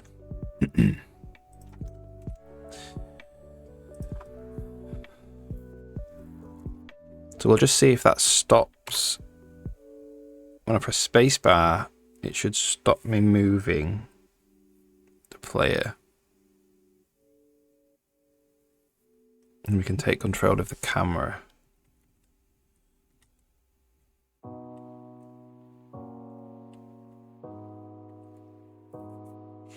Because obviously the player moves the camera.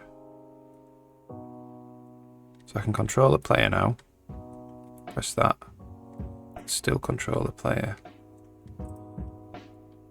That must have failed.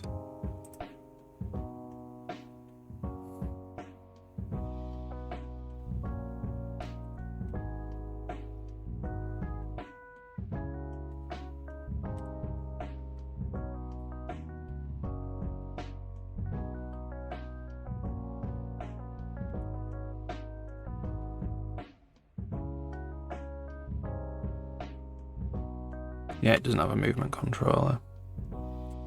So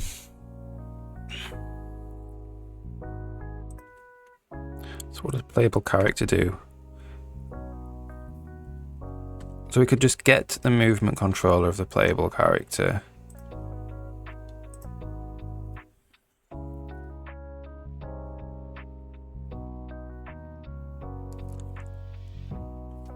Or we could just say if it equals unknown.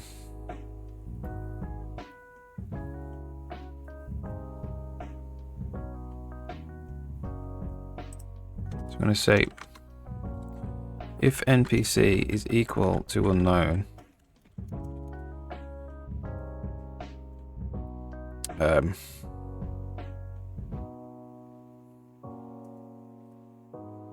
want to go if auto MC equals get movement controller old NPC MC set input type E movement input type non-playable, E movement input type non-playable, else we'll do that.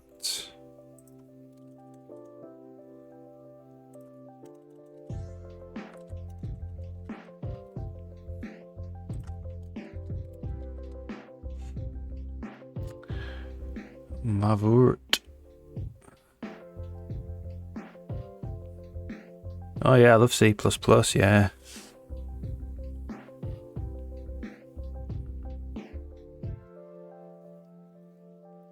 Yeah, working on a game engine here, so no web. Well, I have done a bit of web in the past. It's not my favourite, I think I prefer game engine stuff. Are you a coder as well?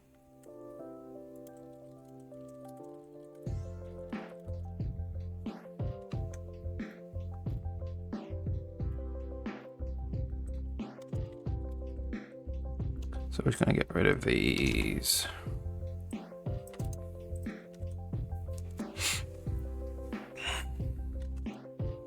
So we can set it to be non-playable now if we just pass in the unknown NPC, which will just switch it off. Obviously this means we lose who was playable, so we'll have to cache that out, but that'll be fine.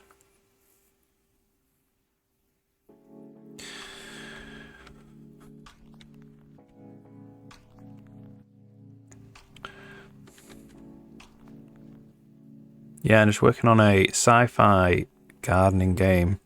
In particular, I'm working on a monorail system. So you're set on a space station and you're going to be able to catch the monorail around the space station. It's going to be a cool, like a chill way to see all of your gardens that you've made. And it's also going to be a fast travel system. You'll either be able to just ride the monorail and it'll take you around the world, or you can just fast travel to a station.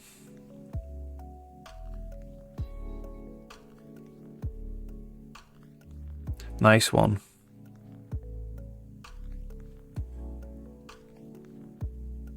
Yeah, I prefer C++ as well. I've done both, C++ and Python. Finked, how's it going? Welcome back. Definitely prefer C++ for making stuff like games. Although I used Pygame a long time ago. Oh, nice one, thanks Finked. Send it over.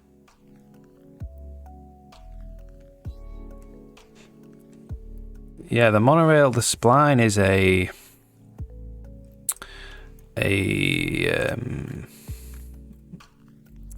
where would it be?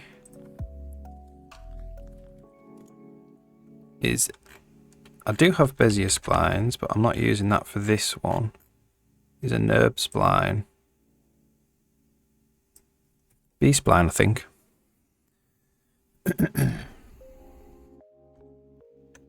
So yeah, there's you can go into like the editor. Oops, go into the editor, and then you can just build up these splines like this.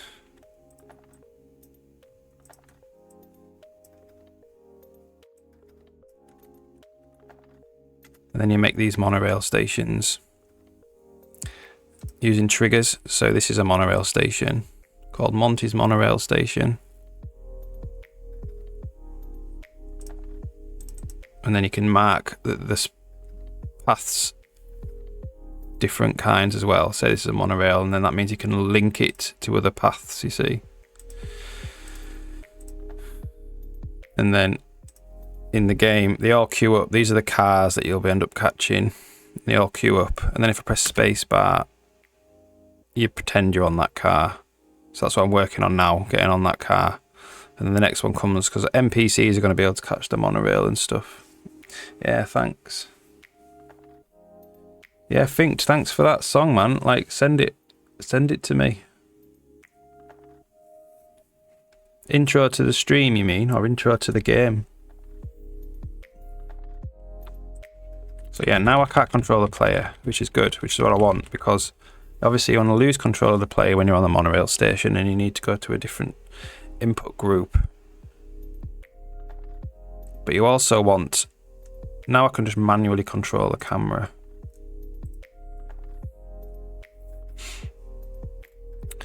So we lose control of the, and then we want to put in now, we probably want to say on the monorail controller,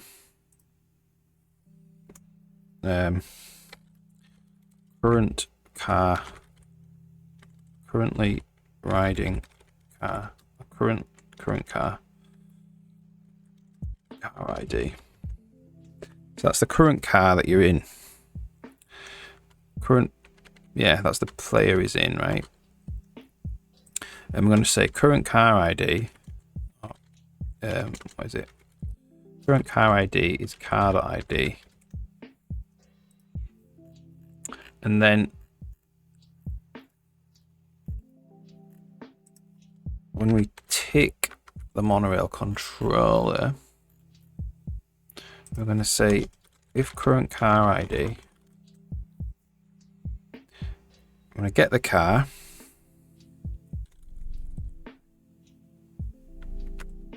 Get monorail car. Do we have that?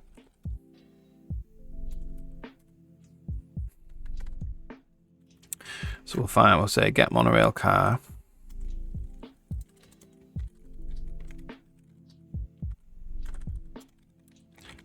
Get monorail car. U64 car ID. So that is just for auto M in monorails.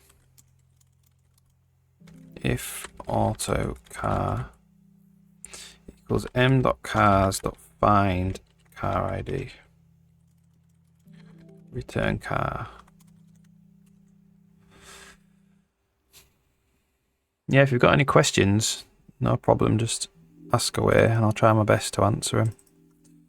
If auto car equals monorail car, current car,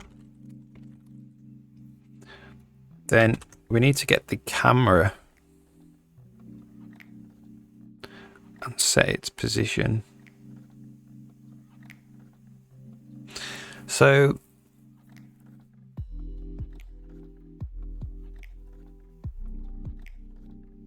we do probably need a movement controller because that's got the spring in it. So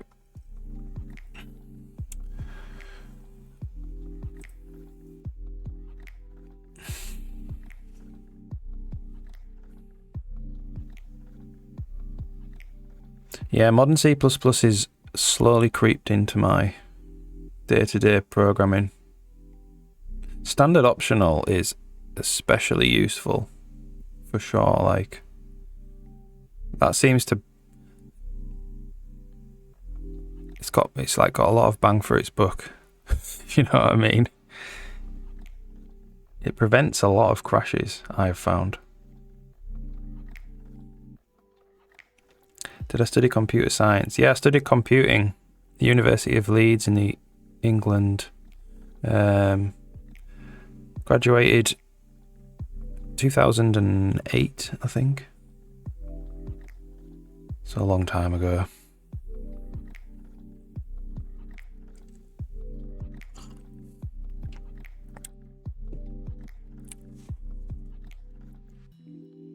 I think modern C++ can get very confusing. That's the only problem. There's a lot to it. There's a lot to it. Like the template stuff. Like modern templates. I don't know if it's got a good example.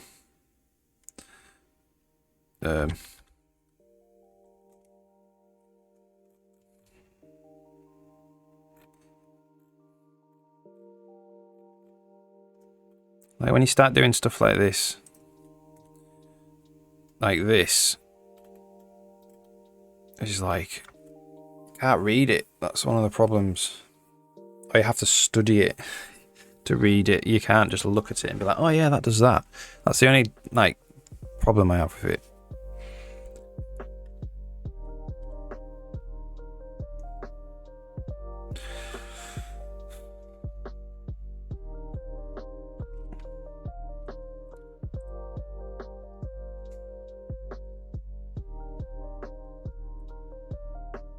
Right. So we get the monorail car and we need to set the camera. So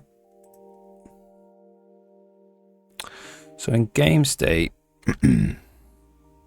tick roaming, camera, level, get room camera state for whatever room we're in.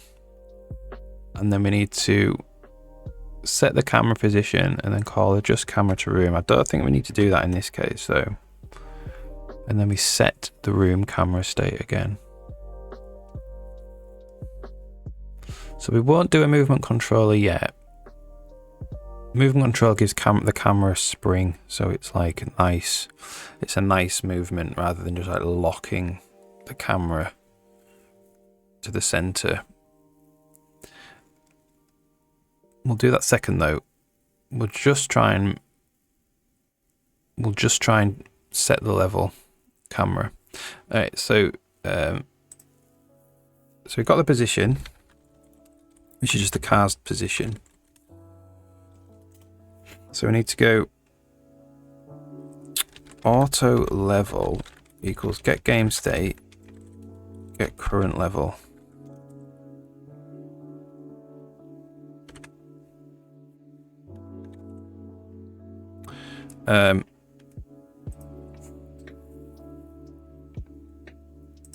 If we have that,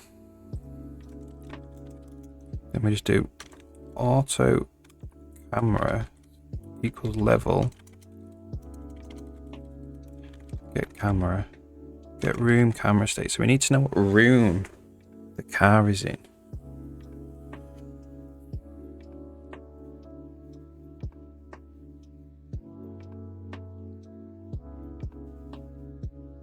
Yeah, I like the ranges library.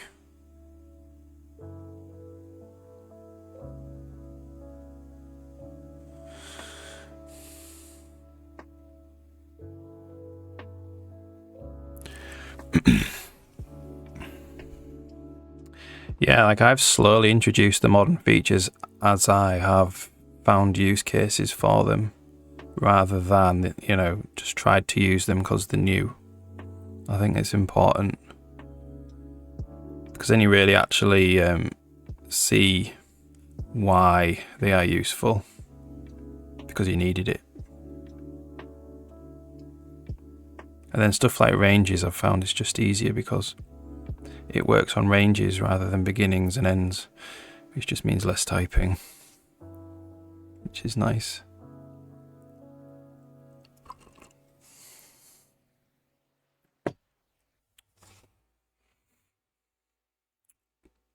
But I don't use standard vector. I've got my own dynamic array. Although there's nothing wrong with using standard vector. I think I've had a look at the source code for standard vector, at least on this computer that I have, and I don't think you could make it any more performant.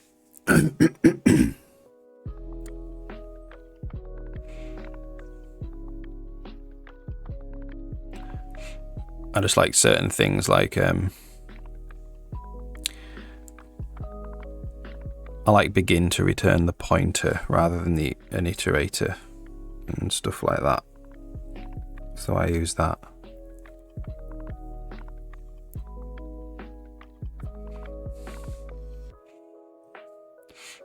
All right, okay. So we do need the room for the cars. Now then, we could, if we have a room for a car, that means we could give it each car a movement controller. Yeah. So monorail car, rather than a position, give it a game location. All right, so let's just see where all these compile errors. So car.location.position. So the difference between a position and a location is a game location has where it is in the world in terms of you're in this level, in this room, in this level, and it has the world space position. Whereas position is just a vector, which is a world space position. Okay, so car.location.position. Car.location.location.position. Car location. I mean, I've not even implemented that yet. So now we need to actually track the car location. So when we make a car,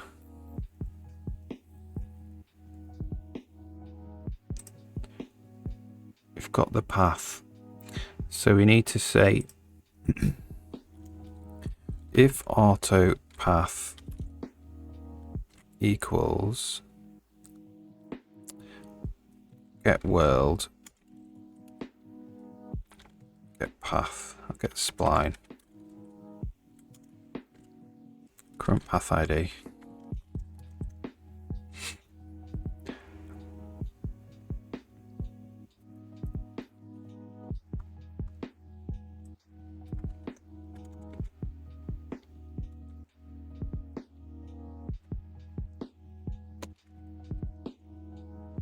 Then we need to say the location is equal to the path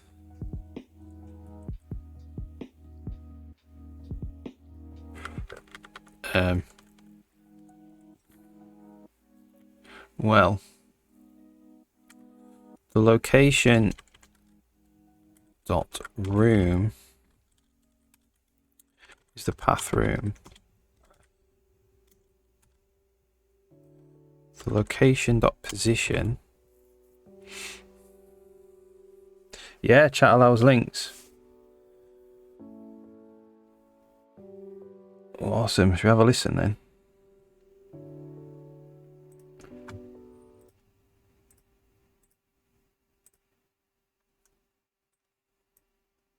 This is awesome.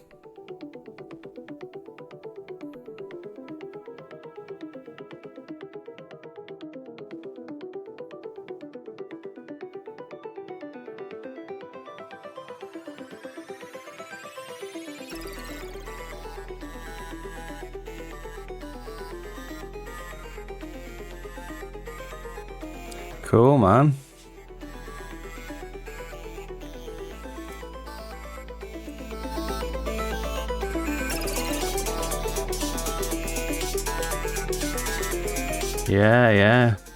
Yeah, thank you.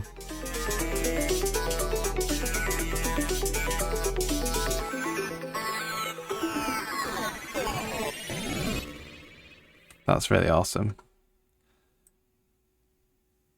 Thank you so much. Yeah, send it to me. I'll put it in the game, and then we'll listen to it in the game. Yeah, the game's got, you can put music in the game. If I, oh, hang on. Let me just.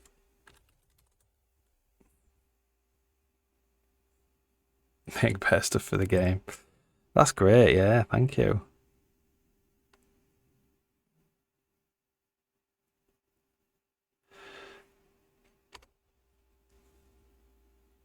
Let's have a look. I'll show you how to put music in the game.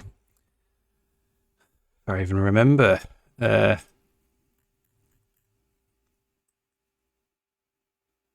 we go.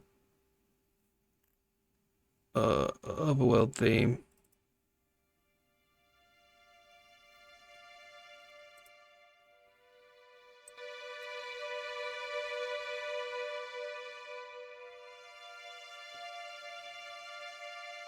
It's quite quiet on stream. Can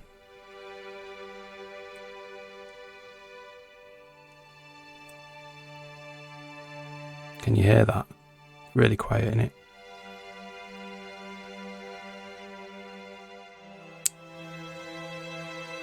So I made this years ago for another game.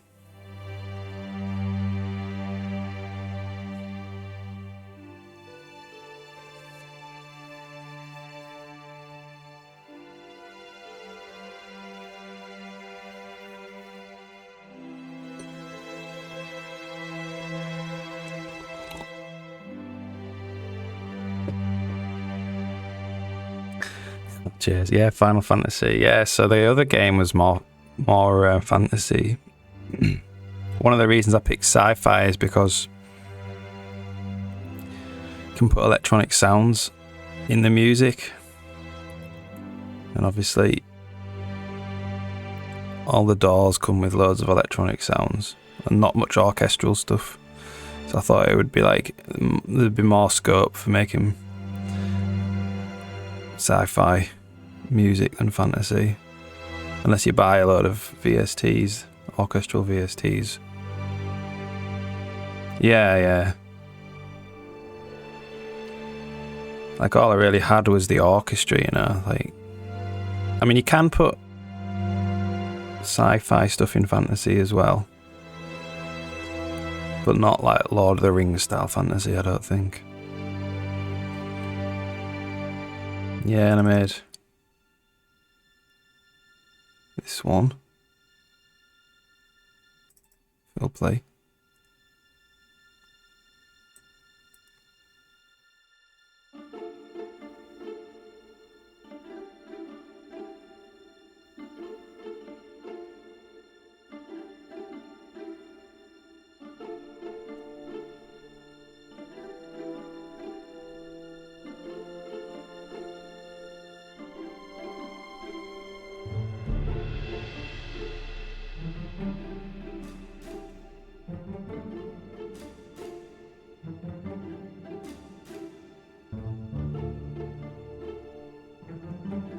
But yeah, I'll be looking for much more like synthy stuff, I think.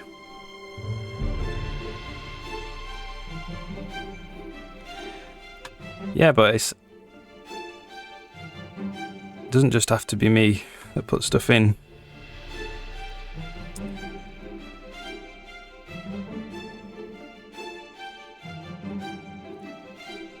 I haven't listened to these for ages.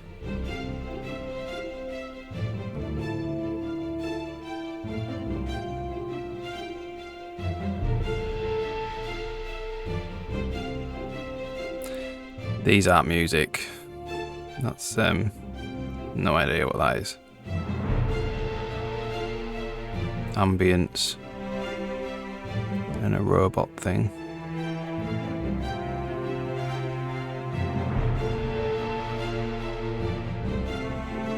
Quest completed.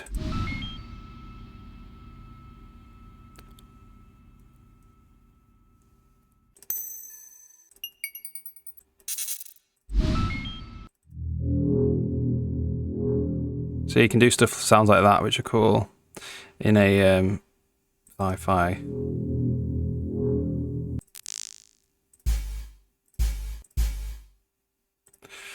Alright. Thanks. Yeah, me too. Yeah, it's going to be really fun doing the sound for the game. It's not going to be for a long time, though. Probably not going to be for maybe a year or two. I'll probably do bits of sound here and there. Sometimes it's fun to just do it. But like when I sit down and really concentrate on sound, probably in a year, between 1 and 2 years' time. Okay. So we don't know what level we're in. Location is path nerve get point T. The position. The level, we don't know what it is. I don't know if we'll need it. Depends if any of the systems need to know.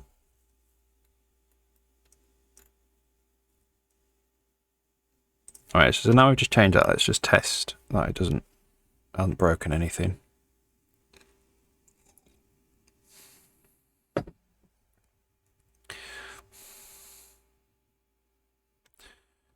It seems to be okay. So,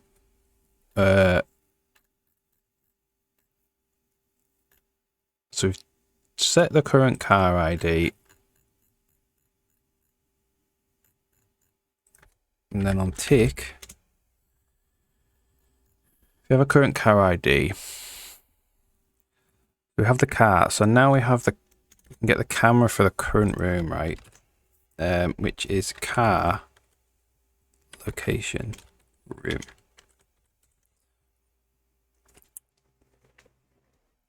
And we just need to do camera. Is that optional as well? Yeah.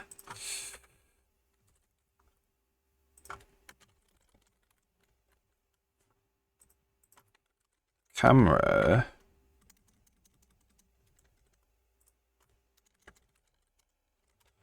position equals the car. Is it the car's position? Now this will work until we want to change rooms, and then we'll have to handle that.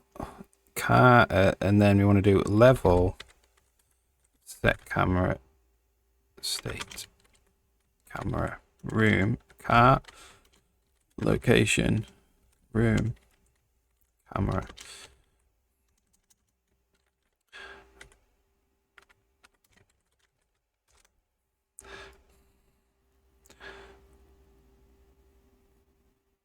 So we'll need to maintain, we'll need to tell if the car,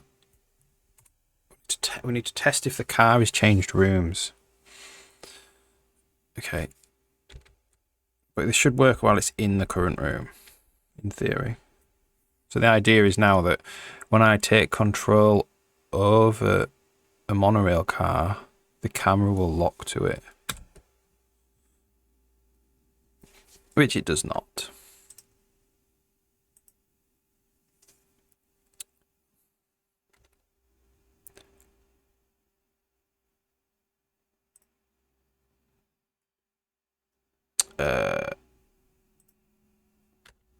Set room camera state.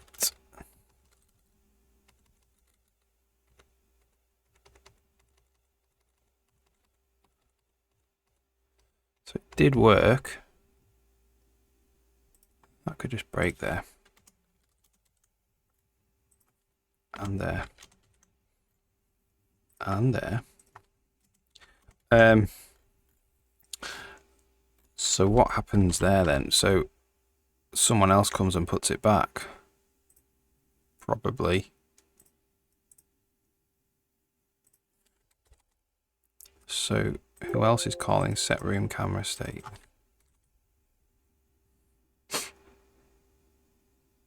Only there. Which shouldn't happen.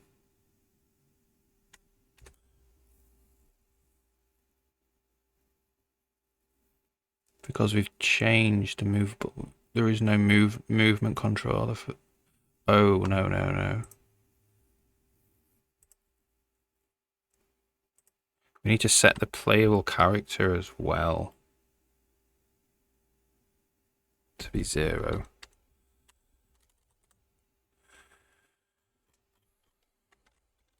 Where are we? Monorail controller. Tick car. Oh, we're already doing that. So we're saying the set playable character is unknown. Okay, so let's just test then why that is not working.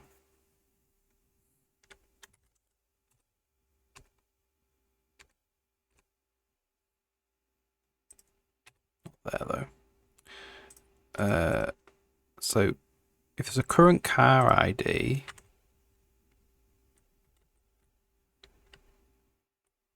so press space.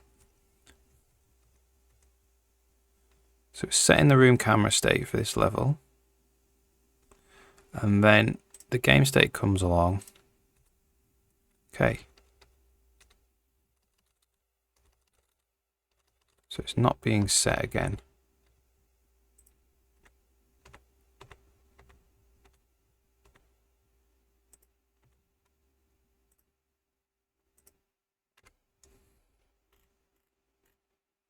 So obviously the camera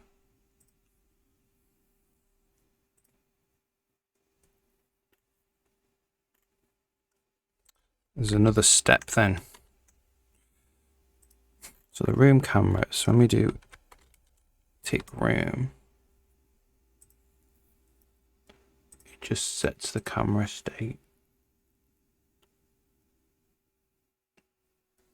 Okay.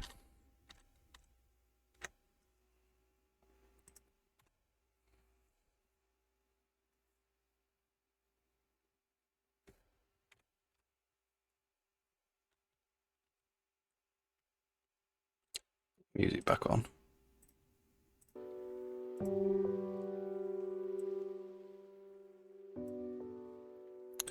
So, okay. So the position is 19.43. So then when we go along to draw the room,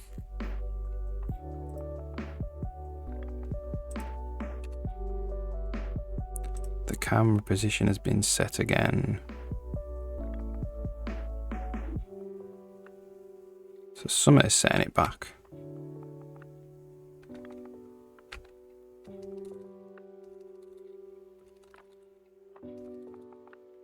Oh, I know what the problem is.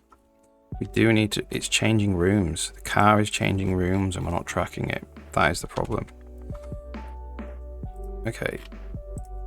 So, take monorail car. When we come to change rooms, which is here, we need to go car dot location room equals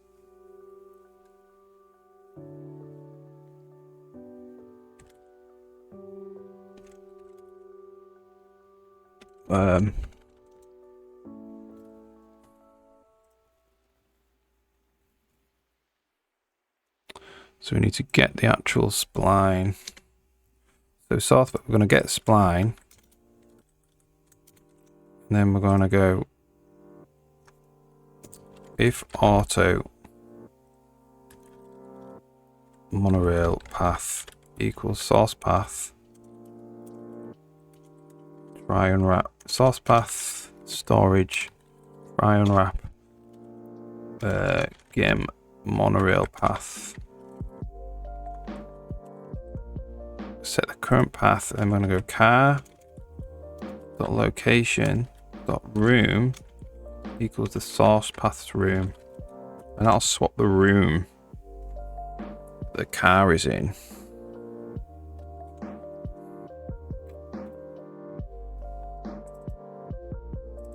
That's monorail path.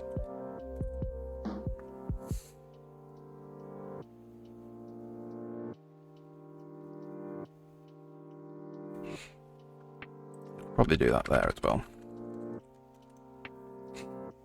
Alright, now let's see if the camera starts. So it's not going to start following it, which is unfortunate. It's going to snap to it, which will look weird. But then we'll fix that. It'll follow it once it's snapped to it.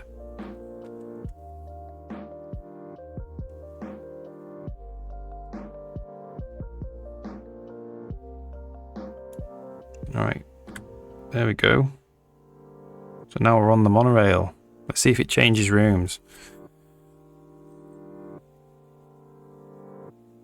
It does. Whoa, the camera goes crazy though. What happened to the camera there then?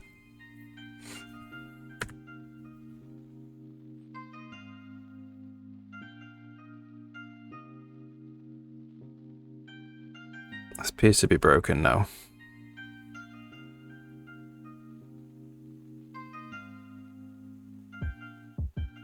You can see now how you'll be able to ride this around the world. That's all broken. Oh, it's only, yeah, okay. It's because it's rendering the wrong room. Okay. I'll take a 2-minute break and I will be back. I just need to go to the bathroom, have a wee.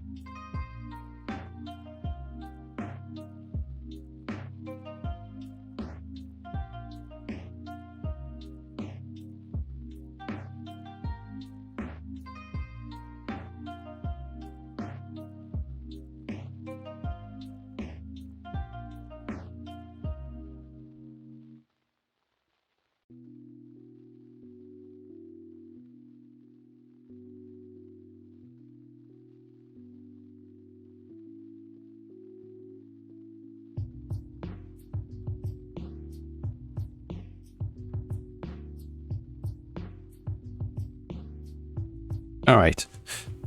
So,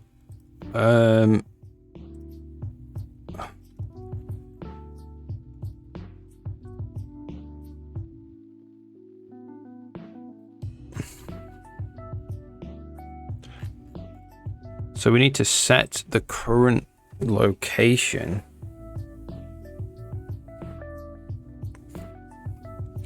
So when we're ticking,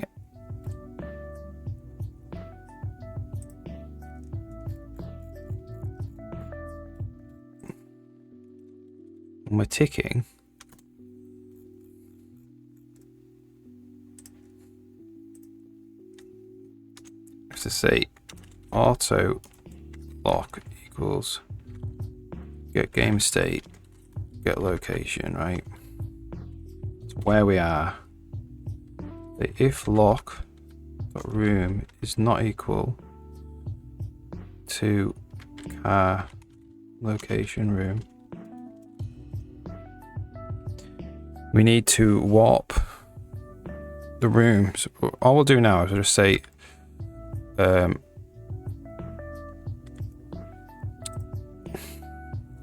that's a reference. So we can just set the room. Dot room equals car location dot room. Let's see if that swaps the room over.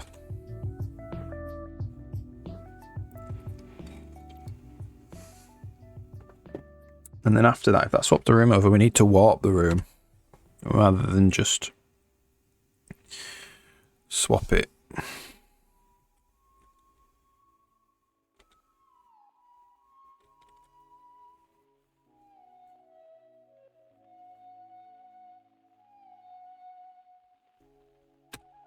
All right.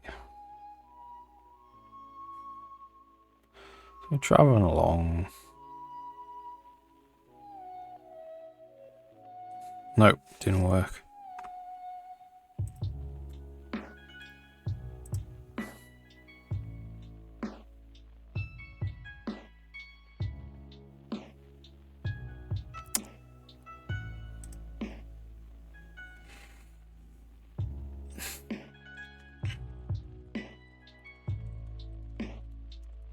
Set location, what does that do? So that does a full bunch of stuff.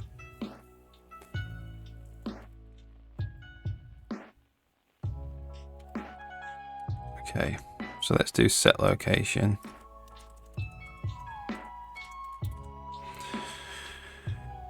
So we'll copy this and then we'll just go lock room is room equals cars location dot room, and then we'll just do set location lock.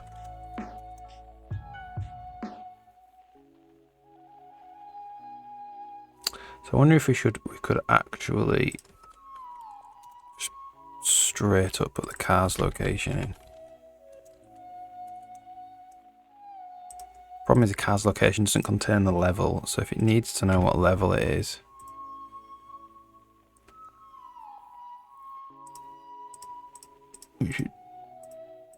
which it does.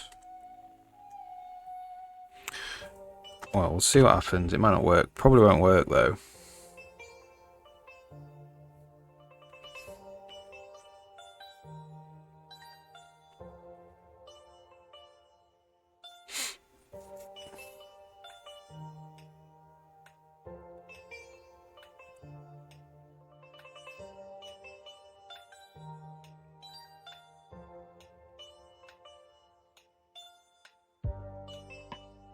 No. So we need to actually put the level in. Now, we'll probably just add code. We'll just say location. So we'll go location equals get game state, get location. Like that, and then we'll just set the room and the position of the location, because that will pass through the level location as well. We'll just say it's in a different room at a different position.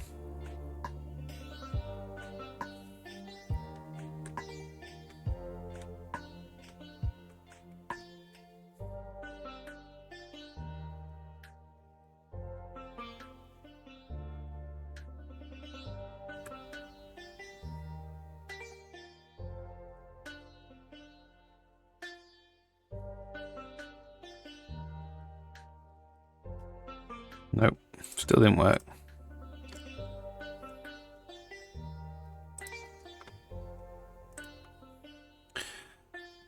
I think, to be fair, that if that's happening every frame as well, that location looked a bit more heavy duty. That set location. Probably won't want to happen if the room is changed.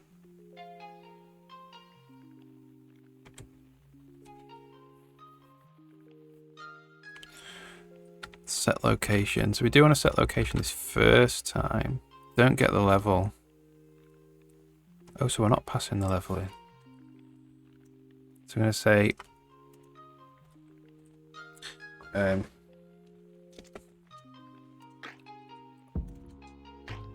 auto lock equals get game state, get location. If lock.room is not equal to car location.room, then we'll set it. So if we move rooms, now we aren't setting the level. I wonder if this is because this is a constructor and there isn't one yet.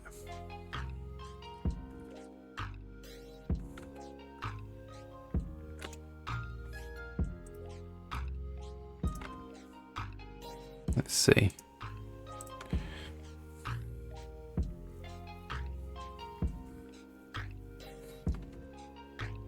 Yes, there isn't one yet.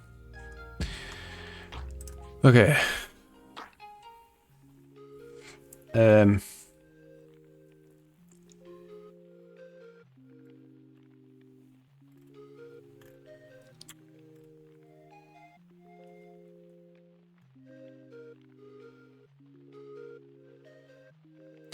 Okay.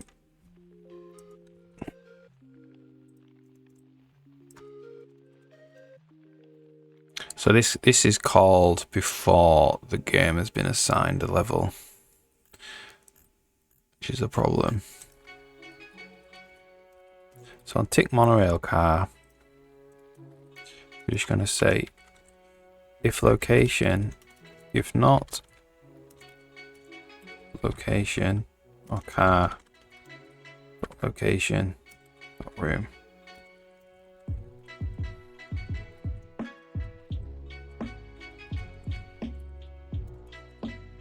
Okay.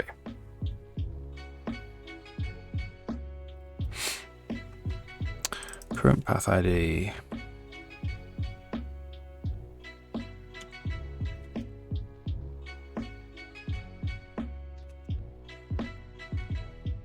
So it doesn't have a location. Set it t car.t.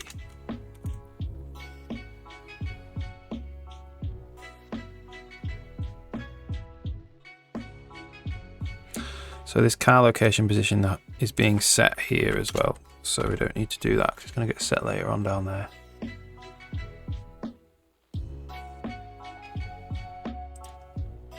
So let's just see if we actually get a valid location for the car now.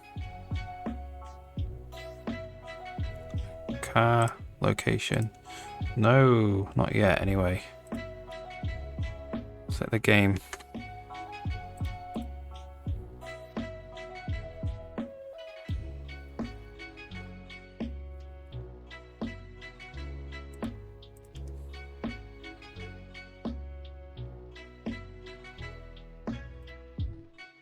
We'll test it on the level.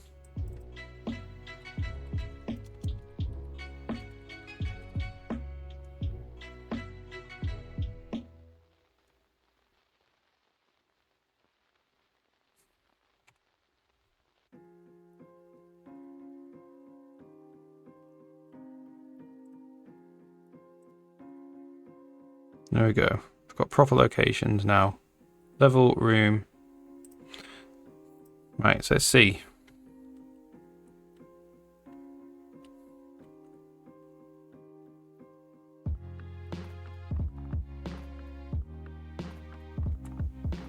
See if we change rooms.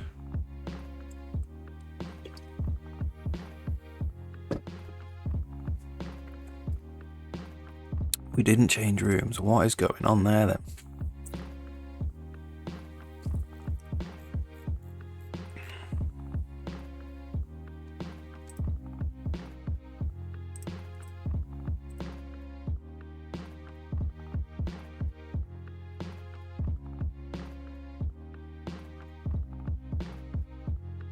Ah, look.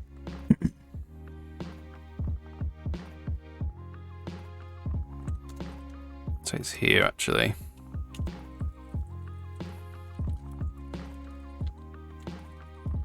Let's spline car.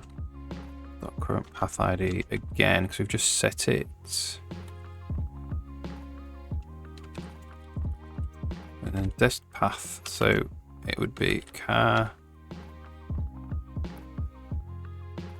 Dot location dot room equals dest path room.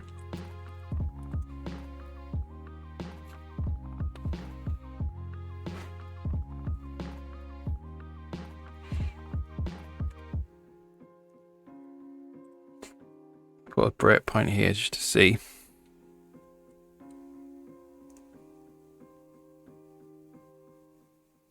So it's going into the fast travel room from the monorail station room. Great. Whoops.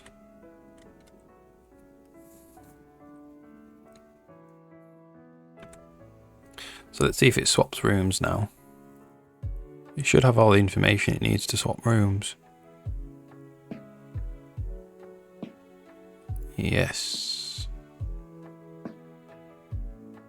Car's location.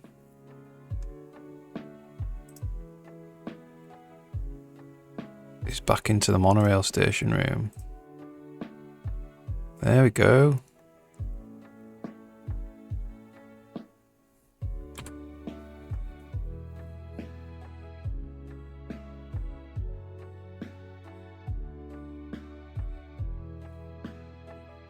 So also, obviously now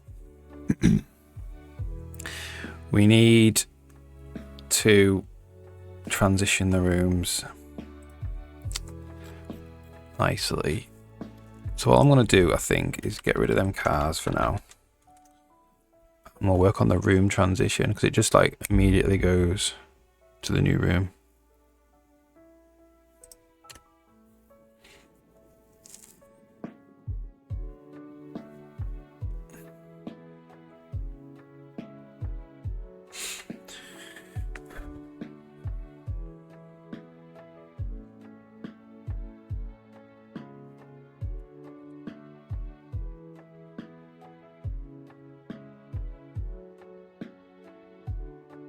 And then we have to work on that where the camera just snaps.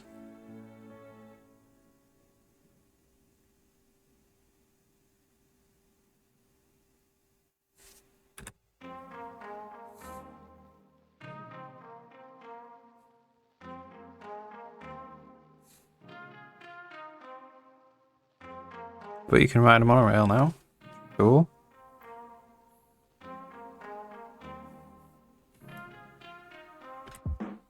Looks a bit weird when it stops.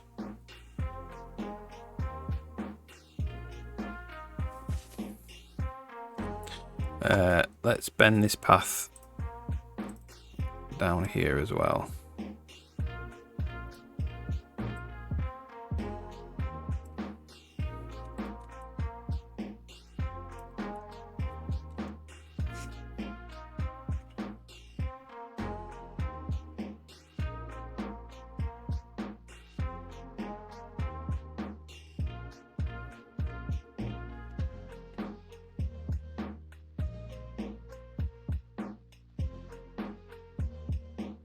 Oh, it swaps even if we're not riding it.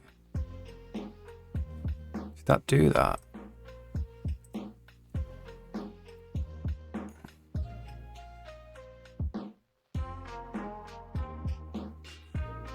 No, that was just me.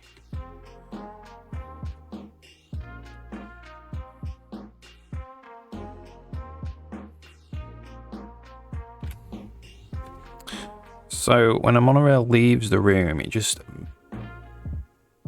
immediately starts drawing the new room. It needs to do a fade in, fade out thing. And the camera needs a spring on it because that'll make it look nicer as well.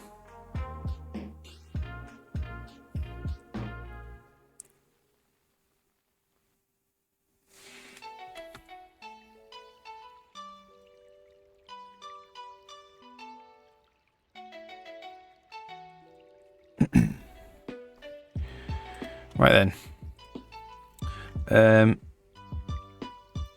So this, where are we? When we change rooms, is here. So this set location doesn't do any kind of transition. So this needs to be more of an event thing.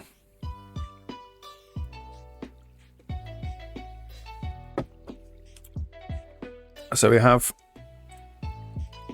get game events, send G event, maybe it's an E event.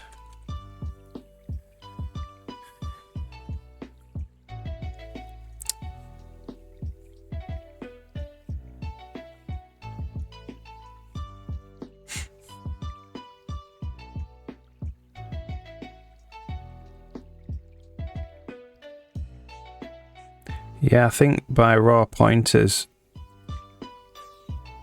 So I recommend you use raw pointers as well. But by raw pointers means not using shared or unique pointer. So controlling the lifetime on your own. I don't think it's, I mean, I think modern C++, what it says is never return a raw pointer. I know that's what they say, but using them, I think they don't mind you using them. The problem with returning a raw pointer is it creates an ambiguation of who owns the memory that it's pointing to. If you're across an API boundary, I mean, you don't return a raw pointer across an API boundary.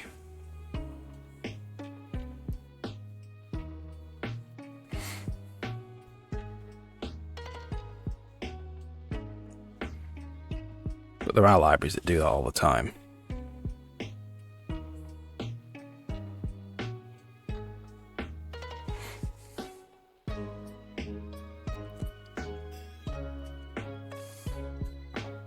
But you know, raw pointers can be useful for all sorts of other situations where, you know, for instance, writing into images. Great use of a raw pointer. Doing other memory things like heaps, stuff like that.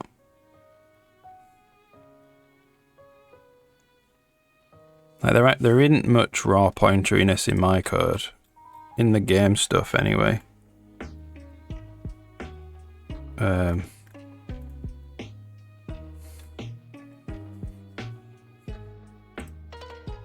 But I don't have any kind of rules like don't use them or anything like that.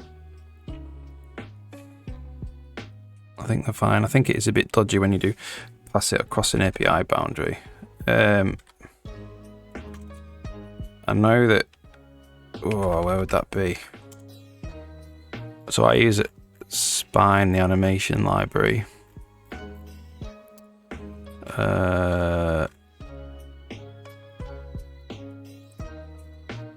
I'd have to find where it is used, but they do that.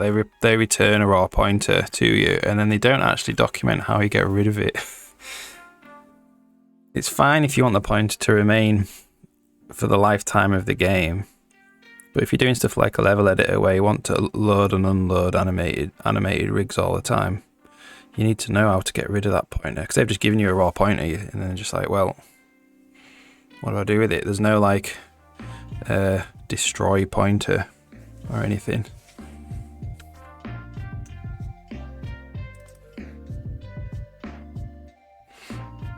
Alright. Maybe it's an engine event. E-event. Warp. Fry. Warp to trigger.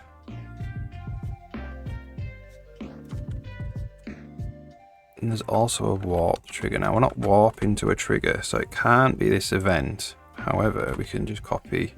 I'll look at how it works.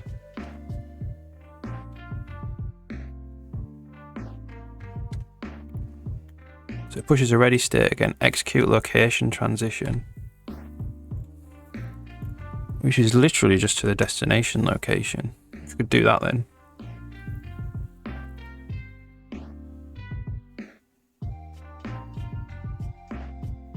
Yeah, you can do that.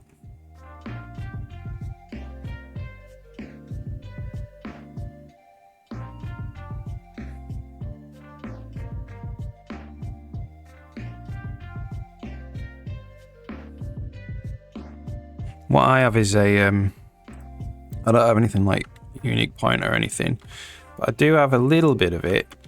So I have weak pointers, strong pointers. So you can pass like, which is just a pointer. So it's just like a pointer. That's the only data member, right? But what you can actually do is you can return a weak pointer. So you could say like if you're crossing over an API boundary and you're returning a pointer, if you return a weak pointer, then that's saying to the person that you're passing the pointer to that I'm in control of this memory, you don't have to worry about it and I'll clean it up later. And then if you pass a strong pointer, or if you store the strong pointer, you're basically saying that you own this memory that this points to and you will clean it up.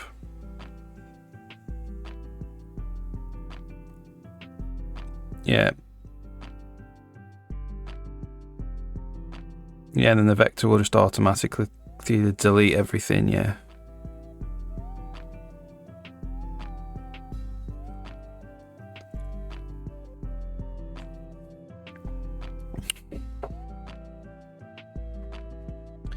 I don't know if I have many cases where I have vectors of pointers. I tend to hide all that away. So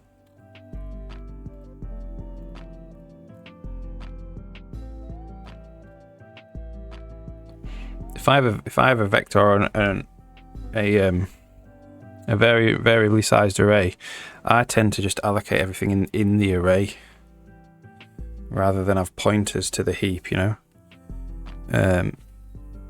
But sometimes you don't want to do that. I think there are a couple of cases where I have arrays of pointers, but most of the time they're just arrays of the big block of data, and then the pointer to each element in the array would be the actual start of that element.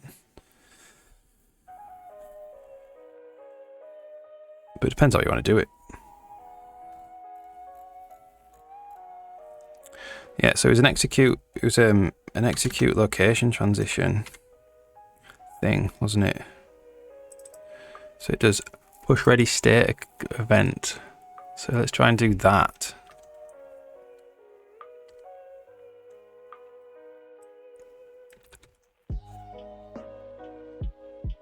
And then this position is the car's location. The car's location.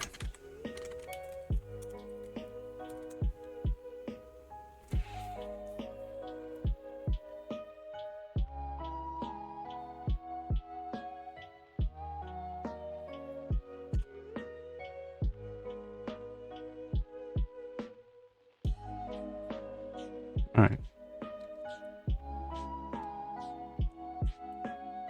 See if this does a fade.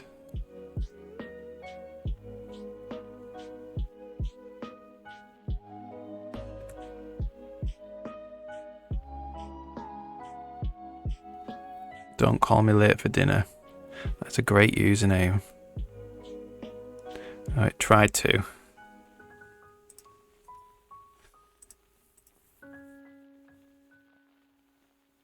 So we actually want to set the location of the car later.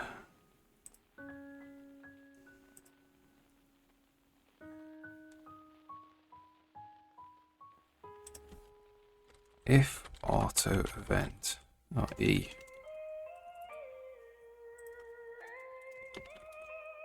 E on execute.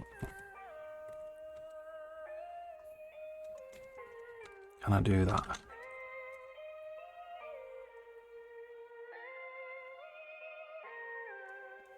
What does an execute do? It's a returns const make ready execute. Like passes in that.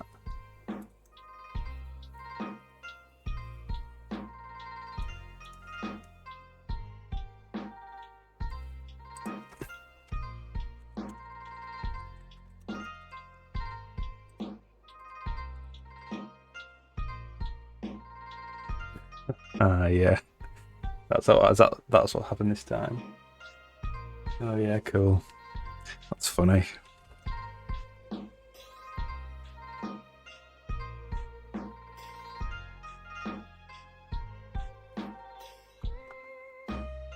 Can do this.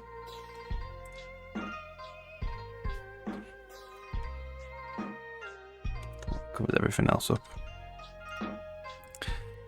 So let's see when we get that event. Oh, thanks for the follow. Yeah, if you've got any questions, just ask, no problem. I like talking code and game dev and all that. Just working on a monorail system. It's a sci-fi game where you're on a big space station and you plant gardens on the space station, and then I thought it'd be cool to just catch a monorail around the space station to look at all the gardens that you've planted.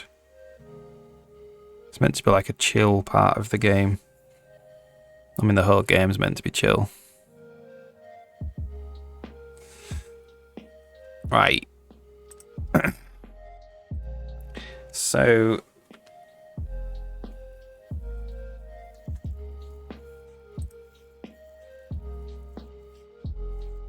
kind of looked okay.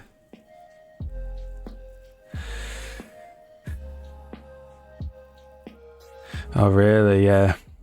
Thanks.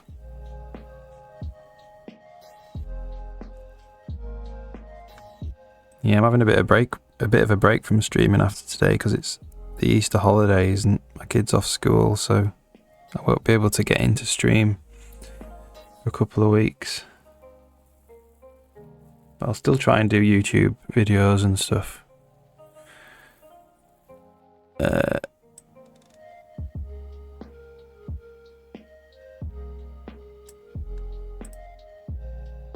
Okay, so we probably don't want to do that.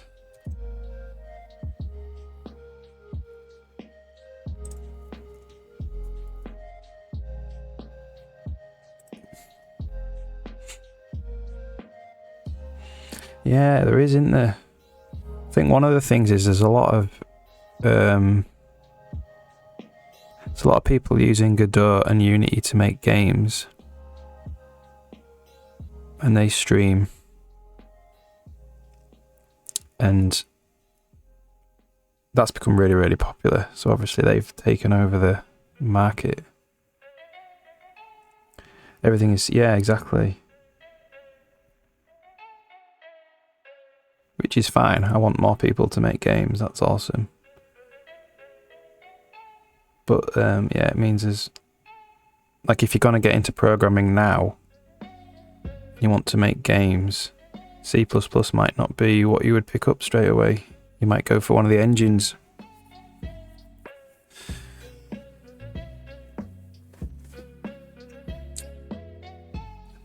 My main concern is in 10 or 15 years, when all these people want to work in the industry,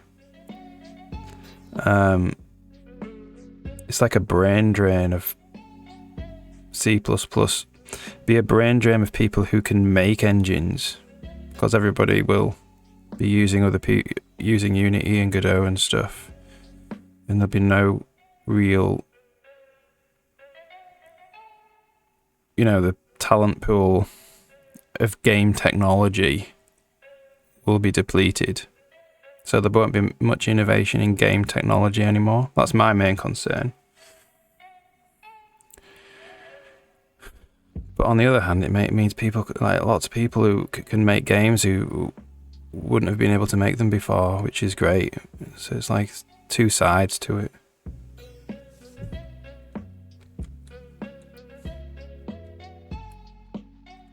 Like there's lots of people who just want to make games, but there doesn't seem many people who want to make game technology, because they are different.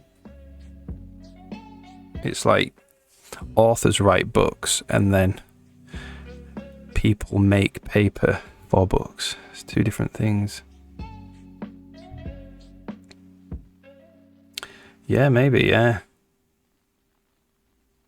What I more mean really is, if you're a youngster and you want to get into game dev, your first thought or the path you will take will be to get Unity or Unreal or Godot and make games, because that's what you want to do. And you might not even come across the whole area of game technology, and you just won't learn about it, even though you could have been a great engine programmer. Like, you might find people who'll find JAI first and then get to games second and then want to do it in JAI, and then they might go down more making their own engine path, but I think that'll be rare.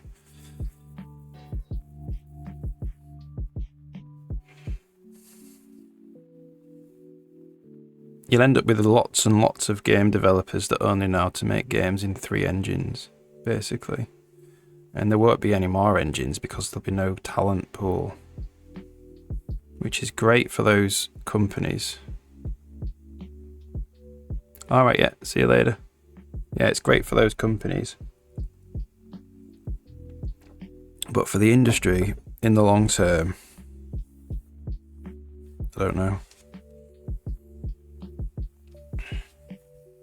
You see it now, like CD Projekt Red's making the next Witcher in Unreal Engine. I think because it had such a shock with Cyberpunk. Clearly the problem with Cyberpunk was it was very hard for them to build that engine out. And that's what led to all them problems at launch. And they want to avoid that as a company, so they're going to use Unreal and they're going to let somebody else do the engine. But then nobody in CD Projekt Red will get the experience of building engines anymore, which could be bad. Alright, enough of that.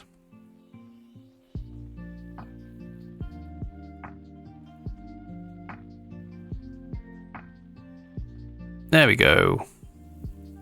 We got that fade transition there.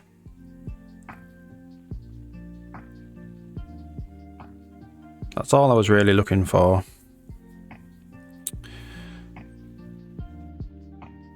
It's a very subtle thing. It fades out and fades back in again.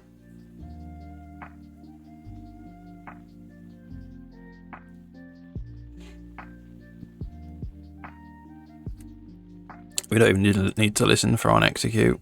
You need to send that event. Execute location transition.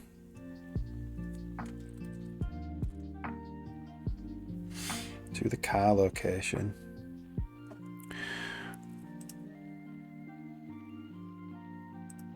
So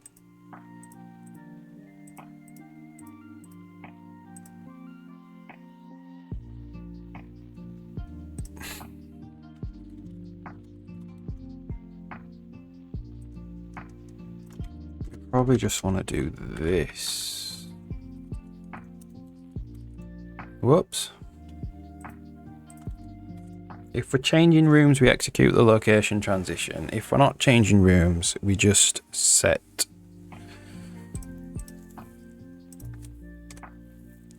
the position directly.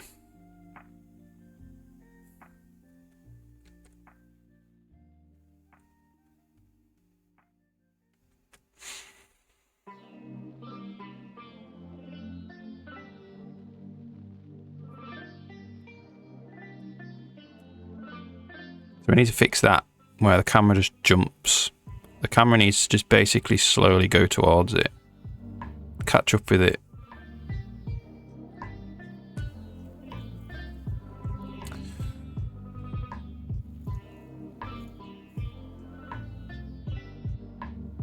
It doesn't look that smooth coming out of that transition.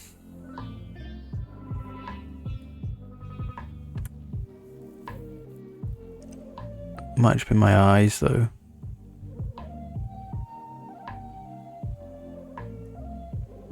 I think it's because we stopped rendering the car. So we...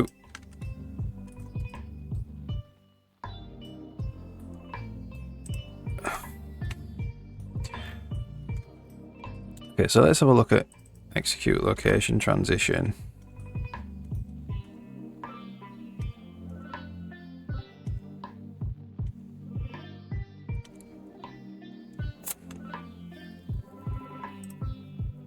That's where you set the location.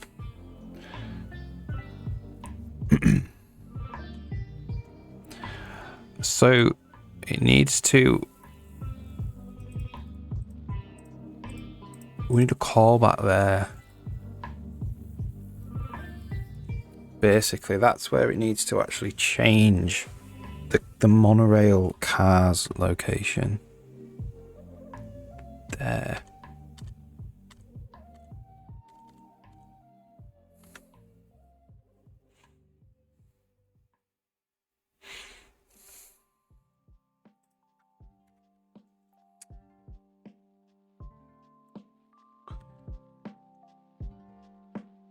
So I wonder if we do get an event. Is there a location changed event?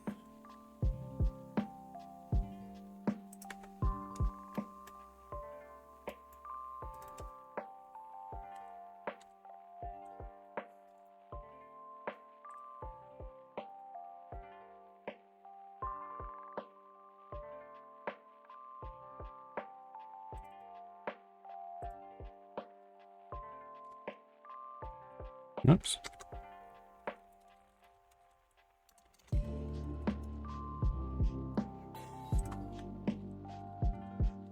So we should call back there. In here.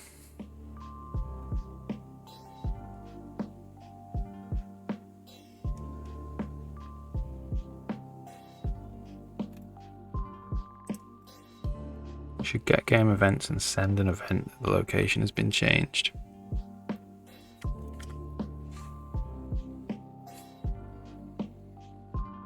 So that's the old location, that's the new location.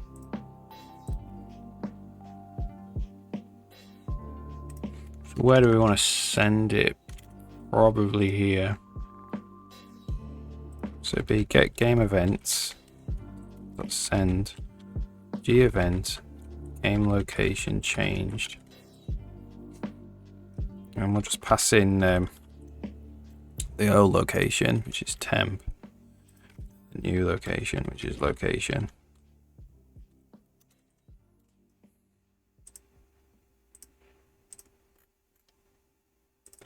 All right, so game event types.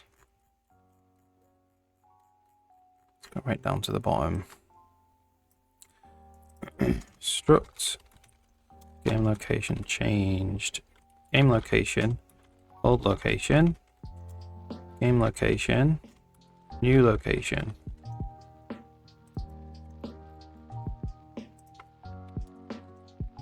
add that in.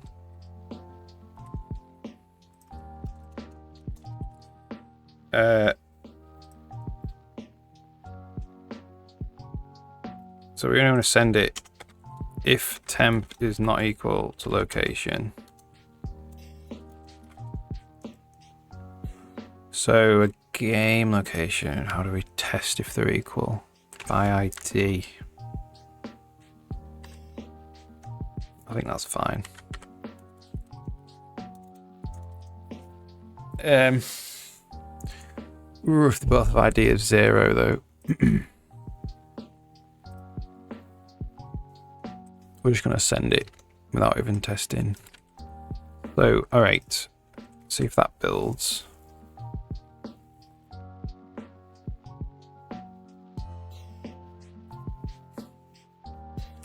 And then what we want now in the monorail controller is you want to listen for that.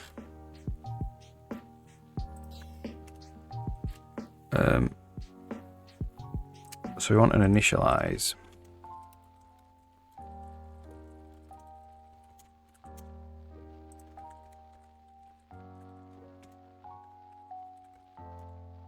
I just want to say get monorail controller.initialize, and then here we want to listen for it. So get game events,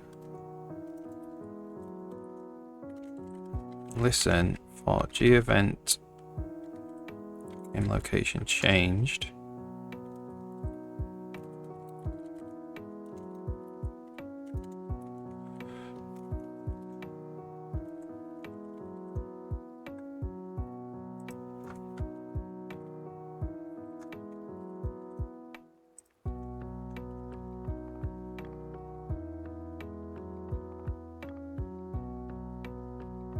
And we'll just pass this in, and then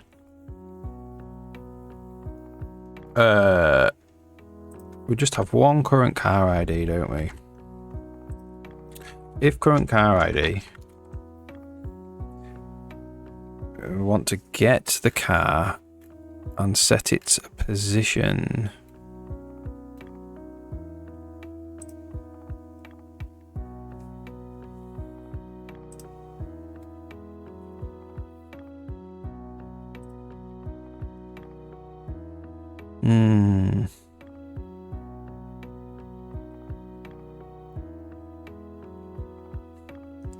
So the problem with that is we're relying on the position now too.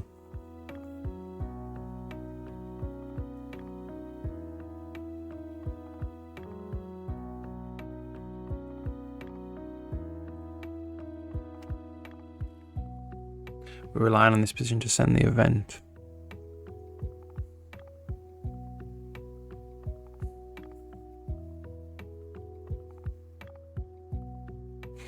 So what I might do, I could queue a location.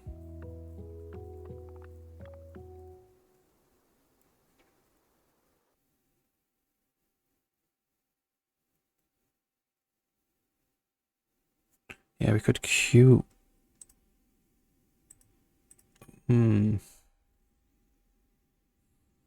Interesting.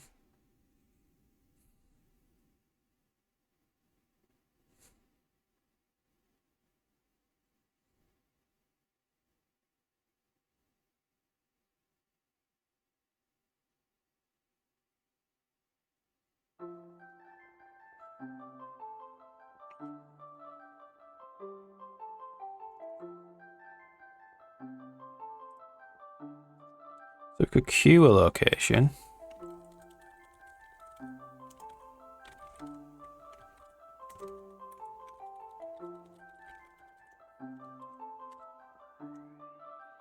So that could be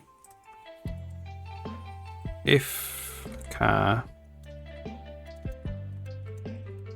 next location.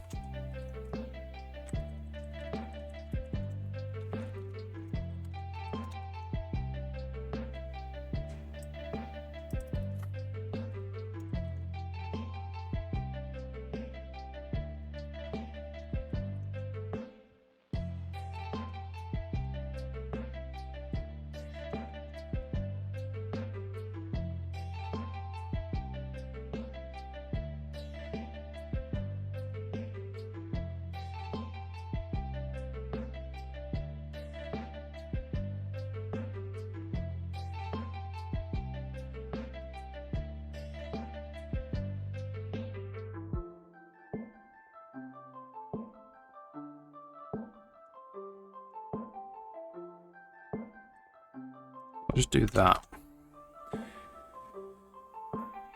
If there's a next location, we'll transition to it.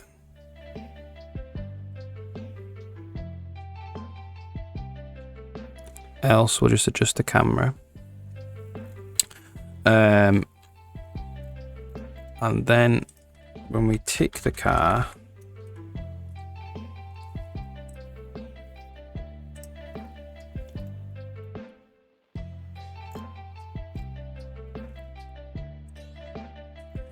when we change rooms down here,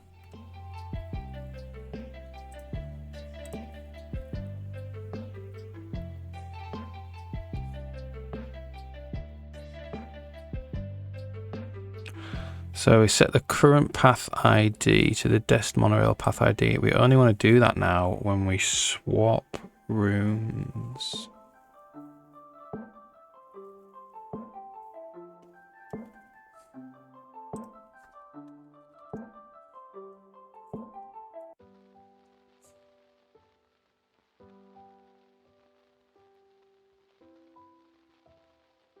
So we can say car.queued location, our next location equals car.location.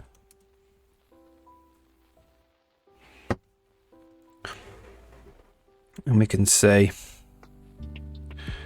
car.next location room equals desk path room. And then the car.next location's position equals desk path spline nerb get t get point 0, and that will queue the next location.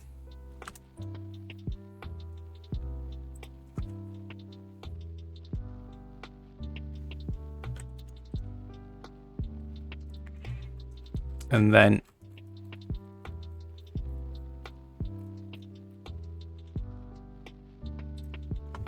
we'll just see if we get this event. All right, while this is building, I'm just going to go make a cup of coffee. I'll be back in 2 minutes.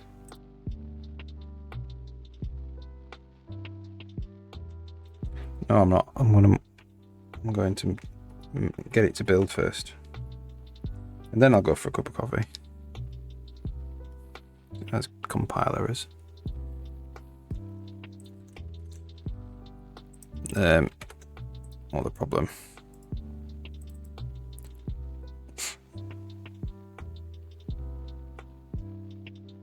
Doesn't know about game location. Does it not know about game location?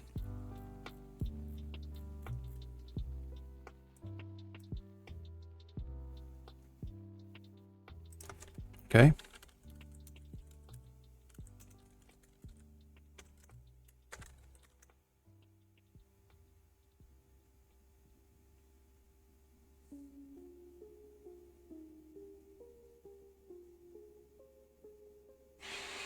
All right, let's just...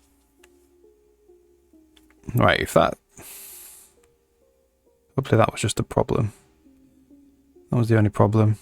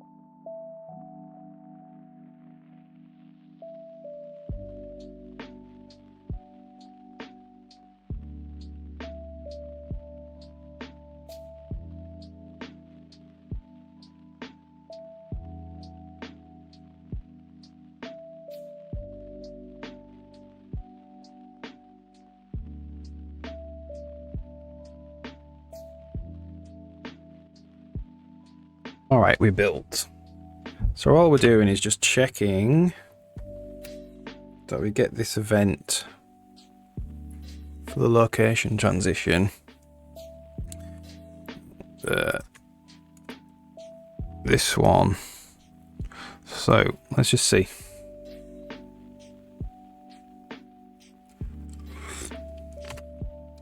Got it there. Got it there. We got it at the right time as well. We got it when the fade was completely black.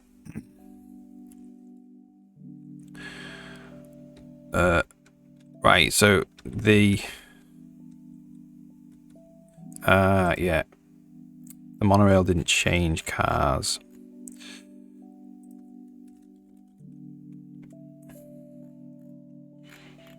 And that is because we only want to do this if the car is the current car ID.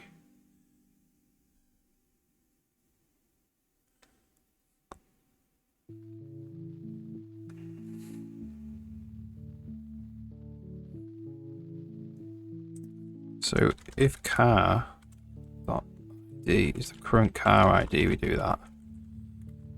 Else we just say car dot next.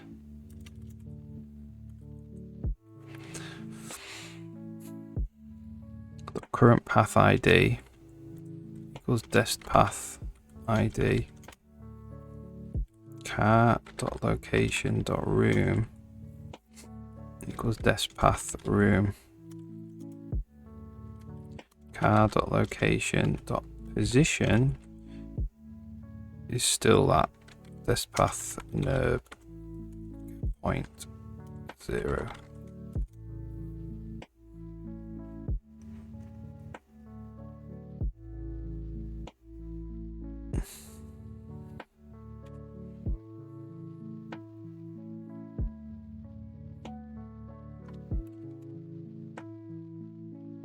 Let's check it does actually.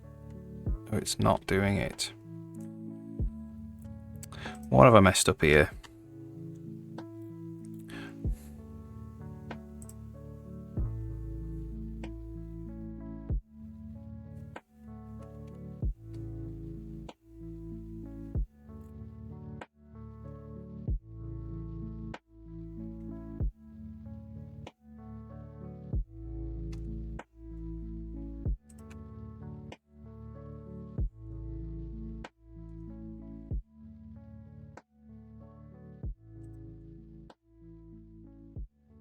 Oh, we're not changing it.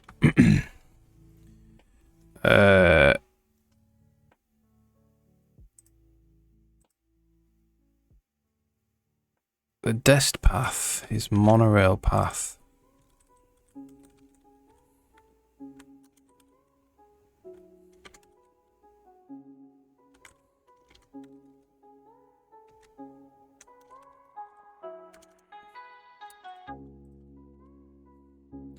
Dest monorail path ID.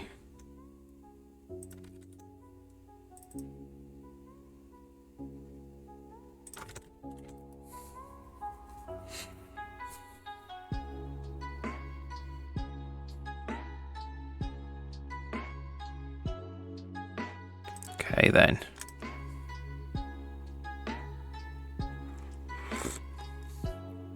Try that. Okay, good. So I can still come down into the room and into the station.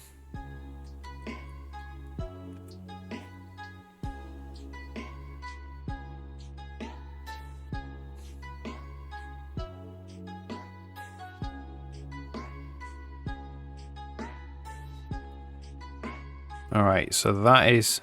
Well, we didn't actually... Yeah.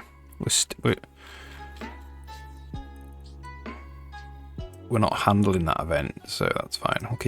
We'll keep firing the transition. So all we're looking for is it needs to fire when we're completely black. So I'll move that over here.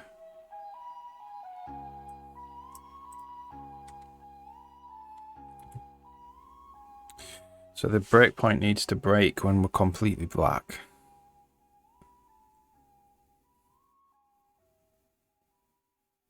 Right, there we go. And now we can do the swap. We could swap the rooms over.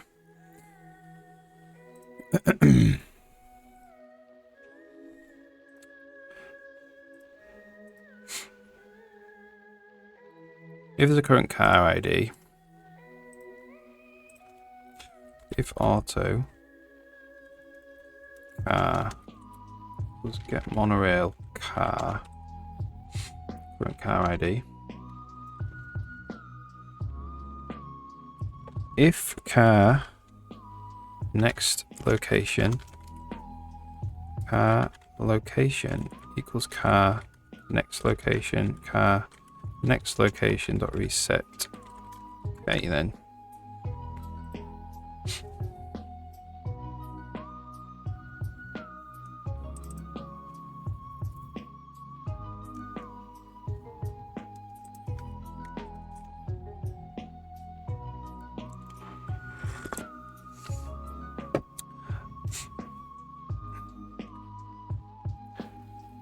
So that means we move the car when the screen is completely black, which is what we want to do. And we also need to get it to trigger right at the end, not right at the very end, just before the end, because if you look, it's going to appear there for a second, because it's going to loop back to there before we actually do the transition. See?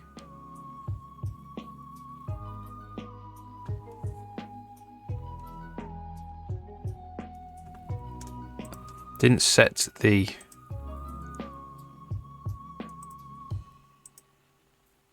it didn't actually. So it transferred the room, but it didn't transfer the car. Oh yeah, because we need to set the current path ID.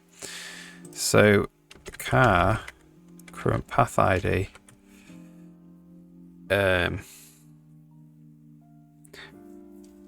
Need to find the current path ID now.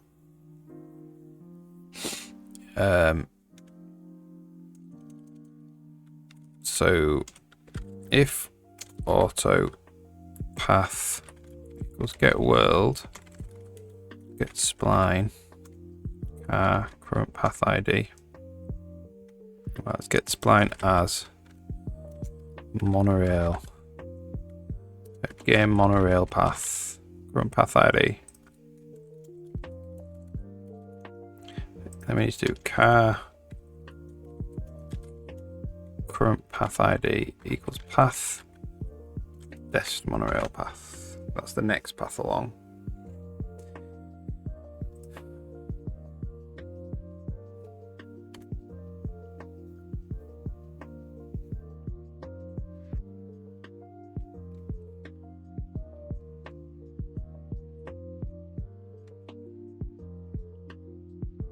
So we need to fire this event when the car is nearly at the end of the path.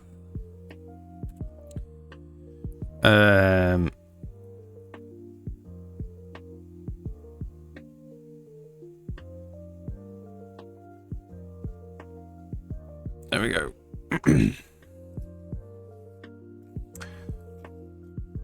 So I think what we're going to say is if there's a queued location,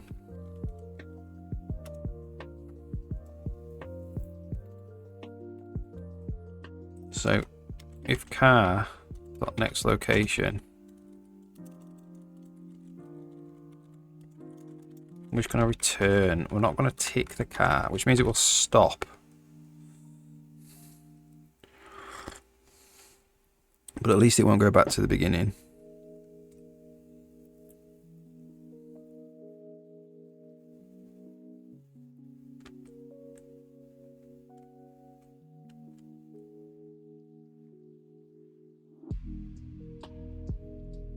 And then we just basically need to find a right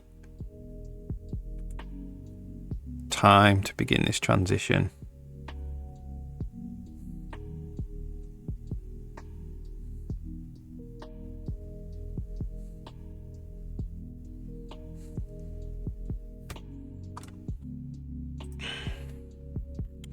So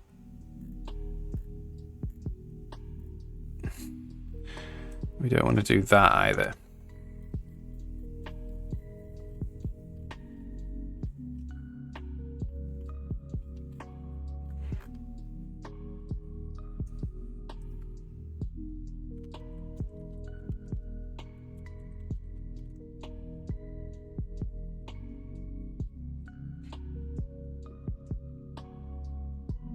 And do that there.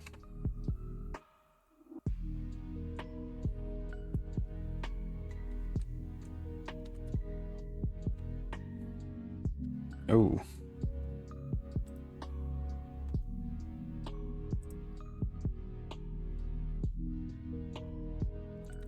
Alright, yeah, no. Where did we...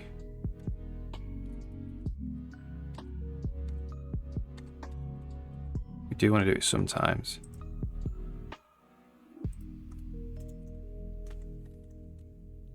Do want to do it there.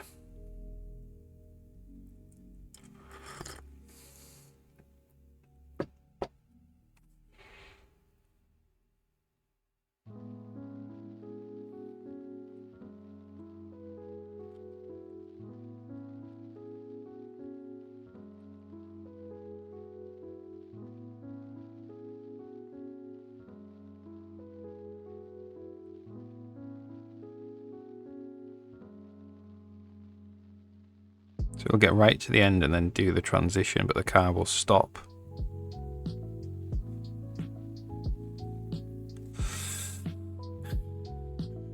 It's a much smoother transition. The car does stop. Is that really... It probably is noticeable.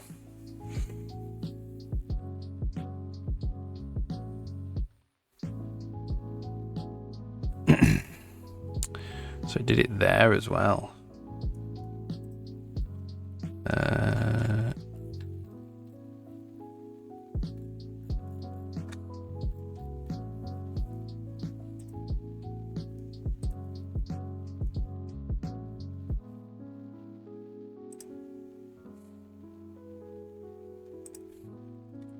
And car location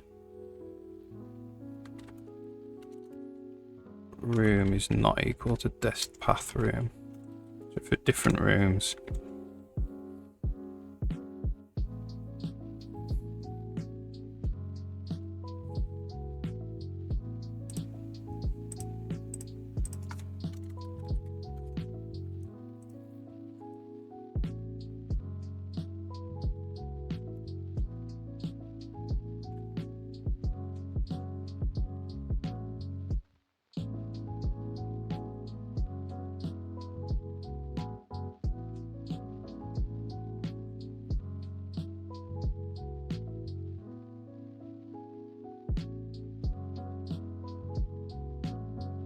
So I think all we need to do is we need to do it a little bit before.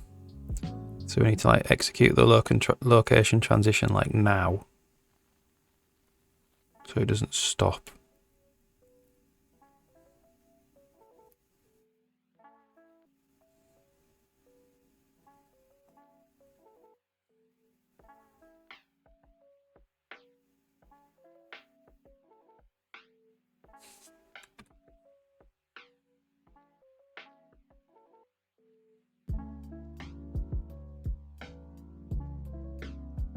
It looks quite nice.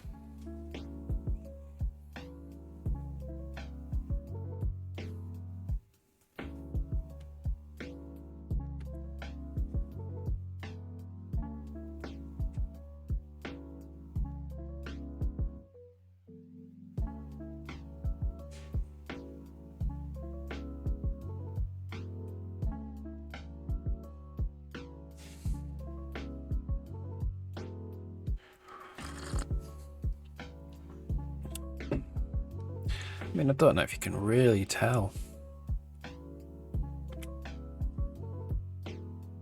The car definitely stops. It doesn't slow down though, so you don't really get to notice it.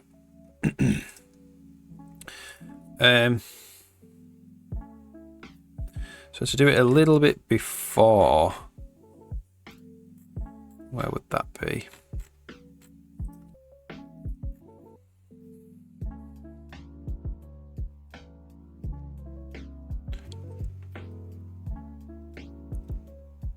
So I need to do this again to get it a little bit before.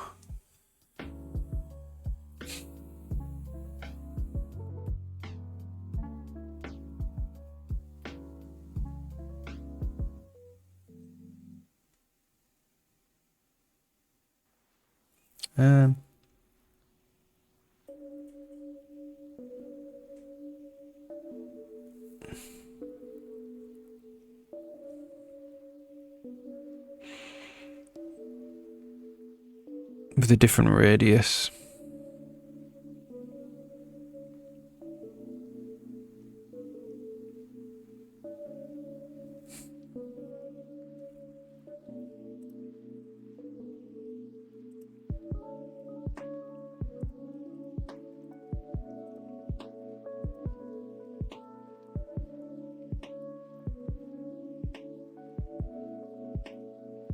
Where are we doing the transition again? So it's wherever we set the queue. I think it's just in tick car.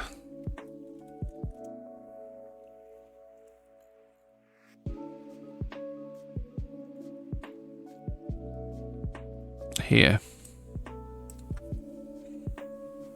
So this value needs to be different if they're in a different, if we're going to a different room. But it's what that value is. We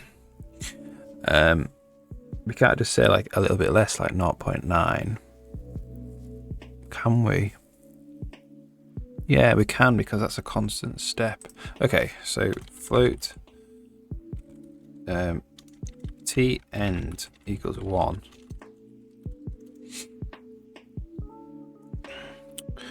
And then we need to get the destination path.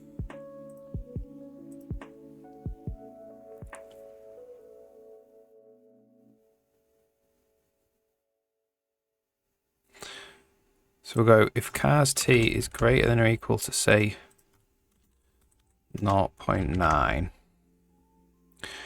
then we fire this. Else, if car t is greater than 1, do that.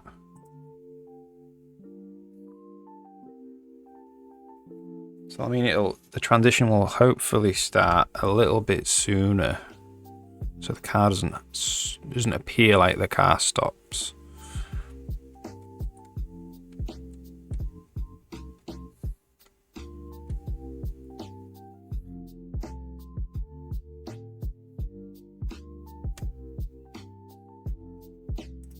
Okay, that didn't work at all.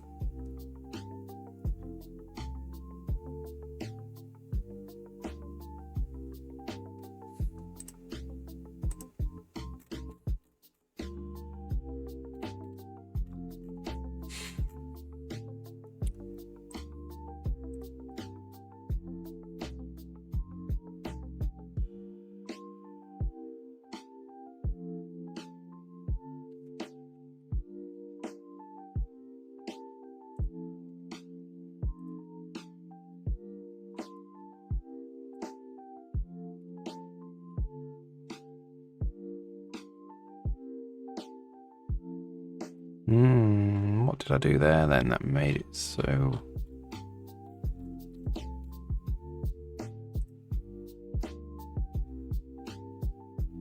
Okay, so we can remove this now.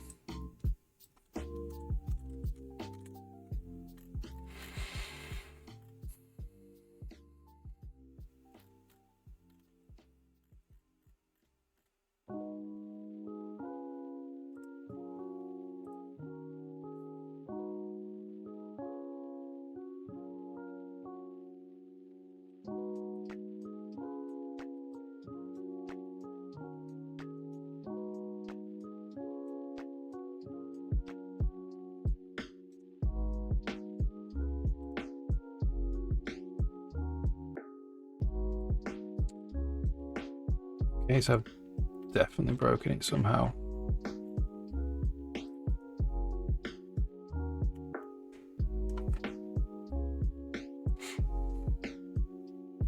Let's put that back to 1.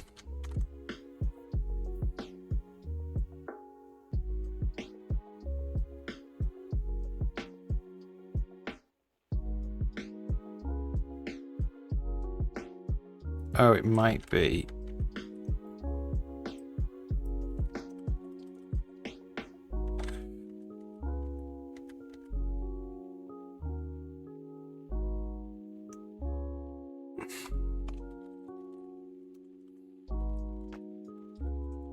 That.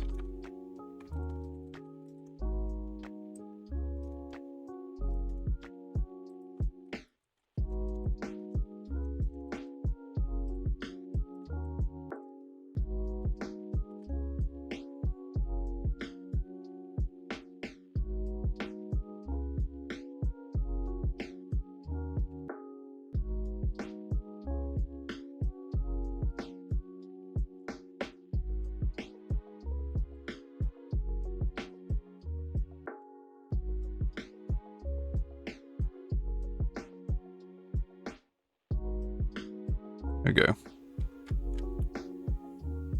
Didn't stop though.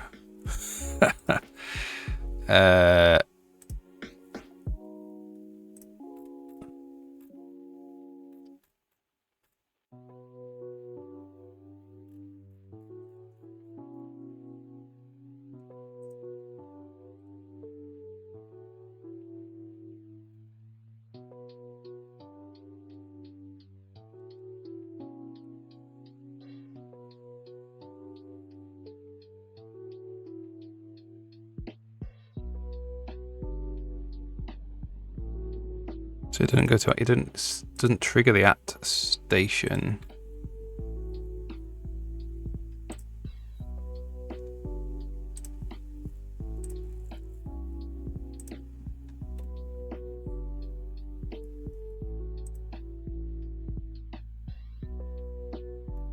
Okay, so probably because this is setting it to 0. So let's just put it there. You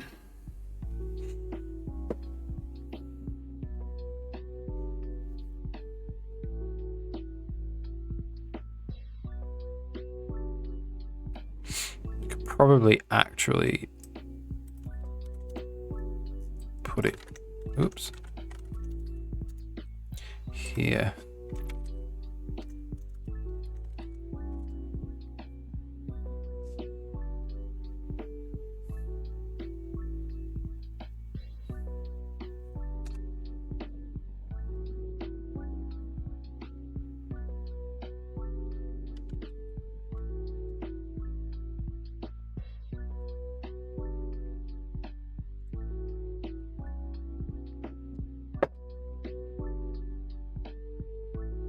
All right, so we'll write it again.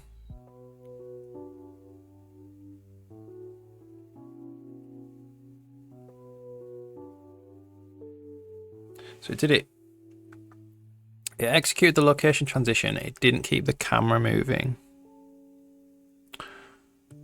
So the location transition screws with the camera.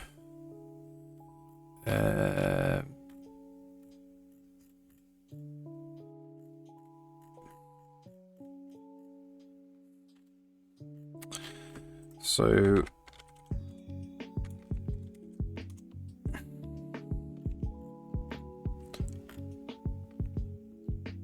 this is it here.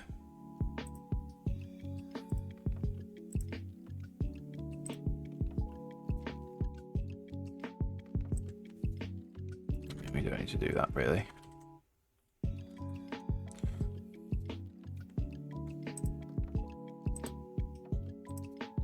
Because there is no lock. We've been using that lock now. Don't think we are. Ah.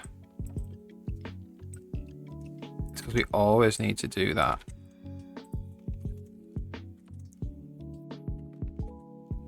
So we'll probably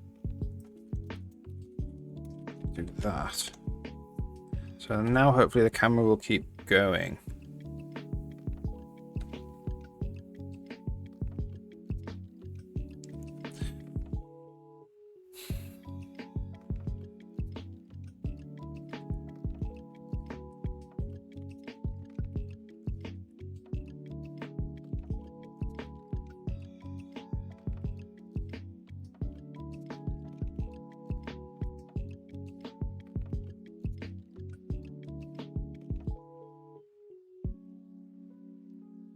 Should start fading out earlier.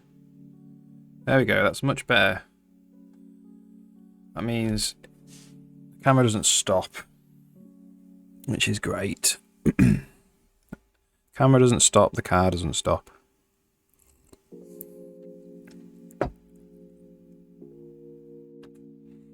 Okay, so the next thing I want to do is I want to stop the camera snapping.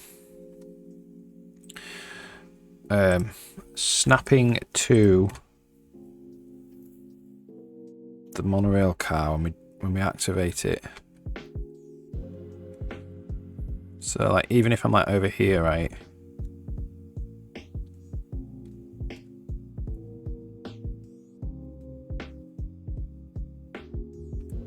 It just snaps to it. So in reality, the player is going to be very close to the car, so it won't be as big a snap as that. But I still want to sort it out. So what we need is a movement controller. And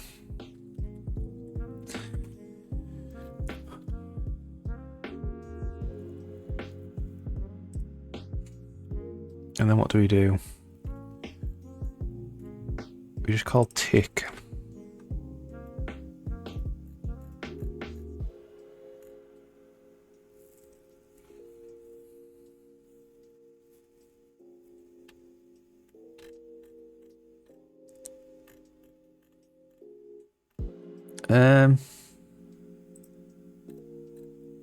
This relies on supplying a velocity or something.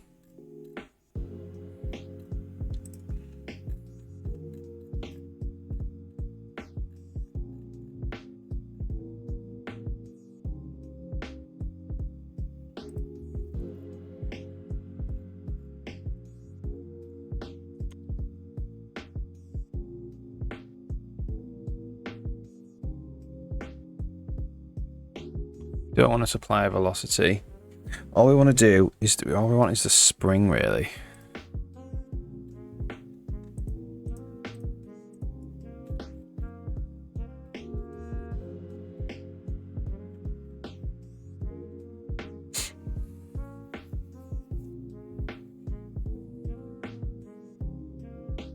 We could just put in a camera spring rather than a movement controller.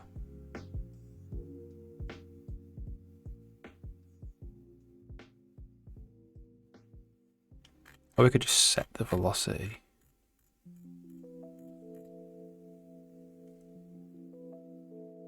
Now we'll just use a camera spring. Okay, so in the monorail controller, I have a camera spring.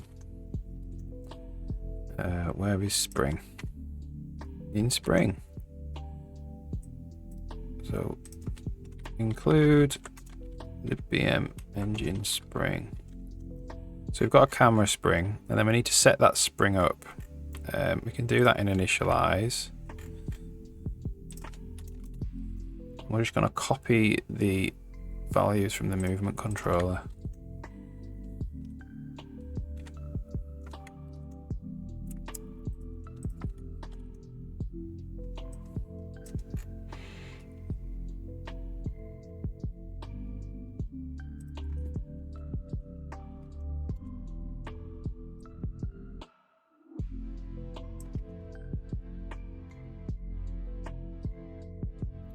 Alright, then the monorail controller now.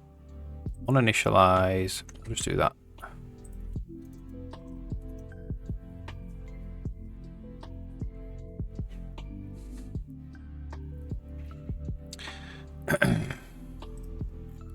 So I think it's just camera spring tick with a new position.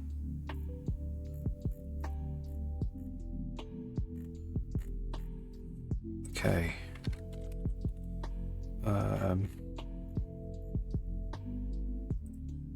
So camera spring tick, equilibrium position, car location position, and then how do we get the new position?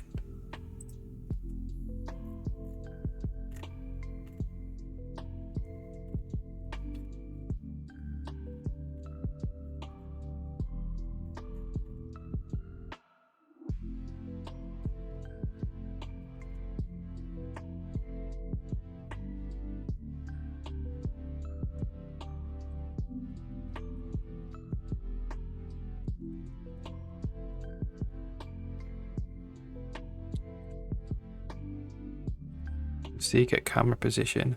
Camera spring position plus camera spring pull. Okay, so the camera position is camera spring dot position plus camera spring dot pull. Let's see what that looks like.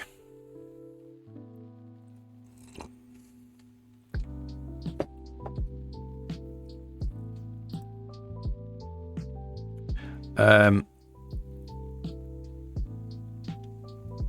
what we also need to do is when we actually set the current monorail,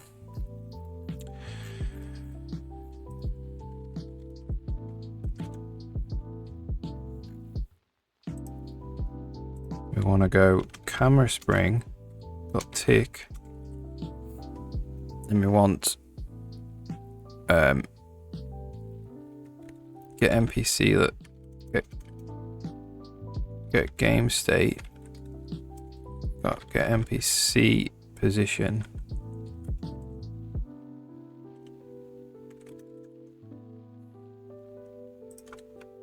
value or 0. So that should put in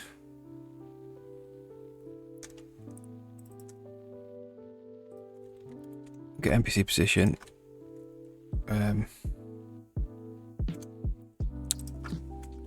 Auto player P equals get game state, get player position. That's what we want. Value or 0.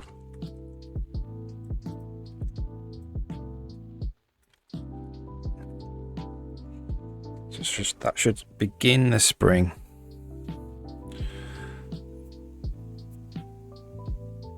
Is it no, set position? What is it?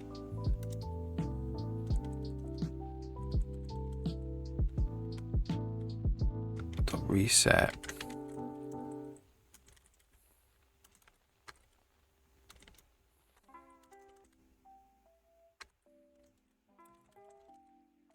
I think it's that.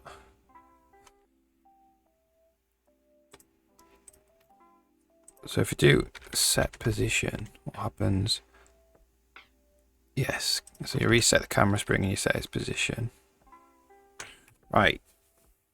So let's see if this makes the camera move over to the car rather than snap straight to it.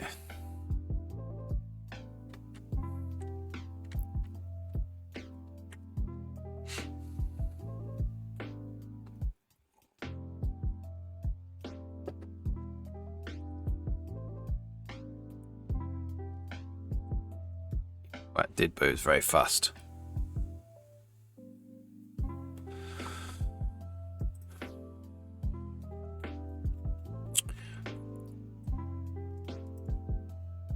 So let's just do 2, 2, 2, 2, 1. Let's turn all those down a lot.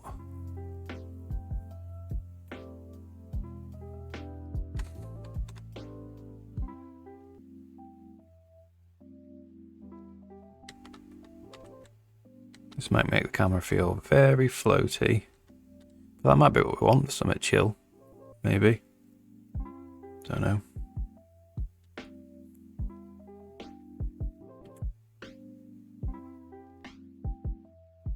So the reset's not really happening. It did move over.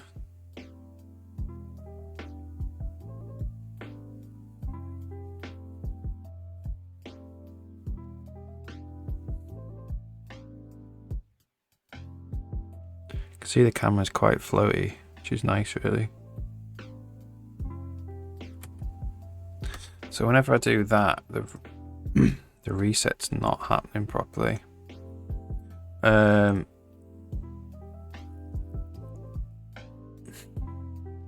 Just set into 0.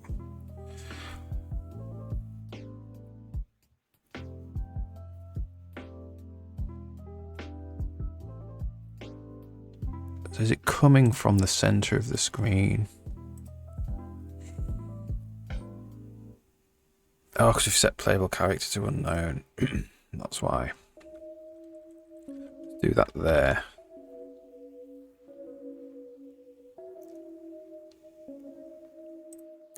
Now,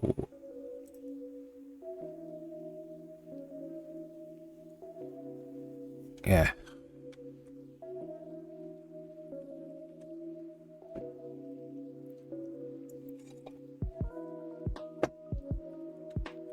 So let's see what happens.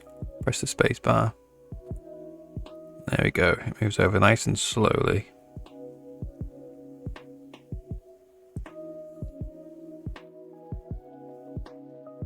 So obviously that is a bit dodgy. When we do a location transition, we need to reset the camera as well. So we're going to say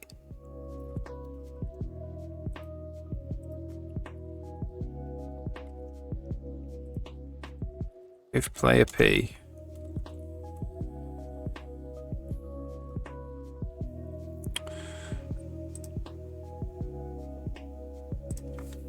so if there is a player position reset, so that'll fix it pressing spacebar at the next station.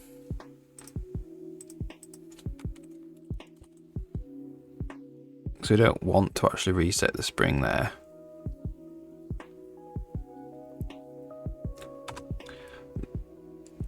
And then to fix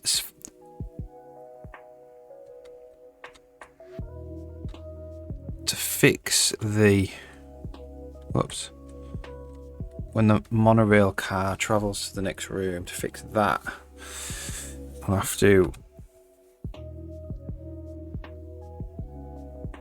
yeah, what will we do? So this is broken, so it'll go from the middle of the room back to it. But when I press spacebar up here at this next station, it should just continue. It shouldn't jump. Yeah.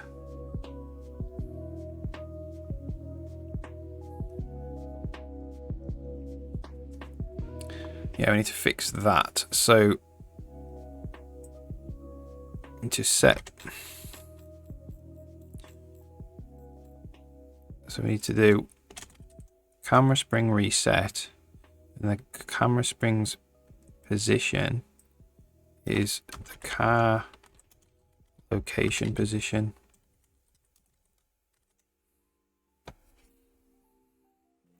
Let's see if that fixes it.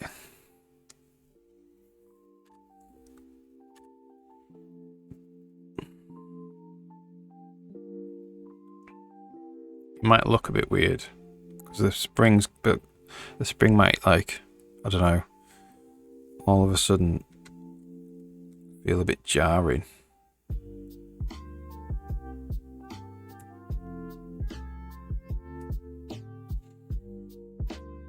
Or it might look fine. It feels a bit jarring.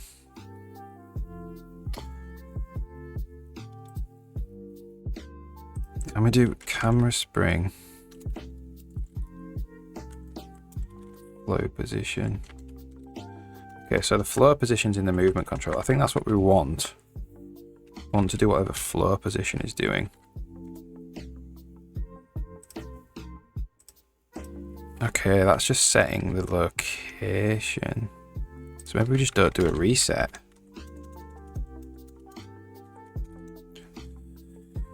Ugh.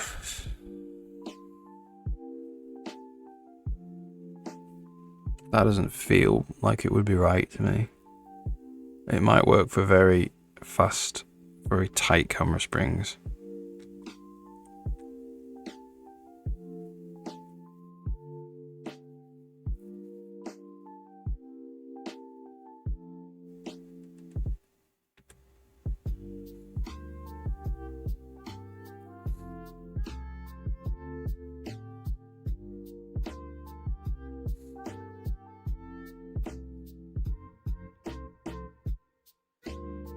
It was a bit jarring.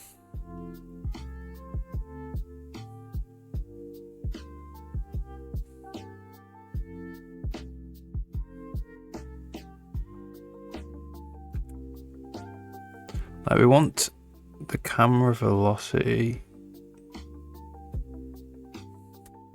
to kind of stay the same. Camera spring's velocity to stay the same.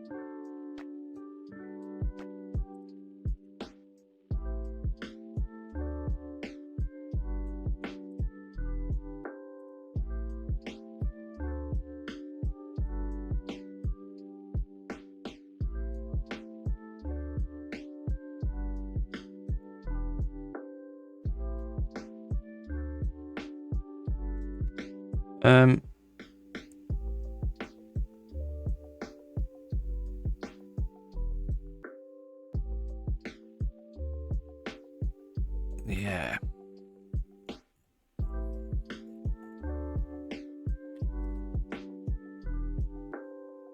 It's because it receives the same location.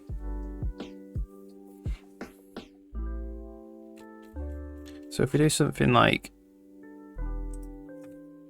minus camera spring velocity times dt, set it back a bit.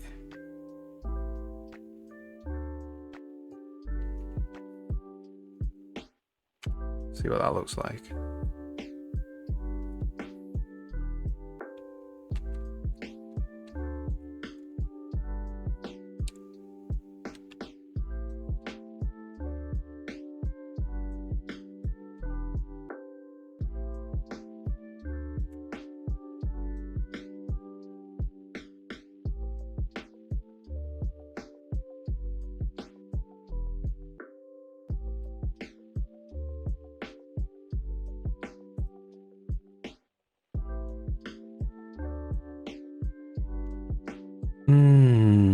It slows down a lot.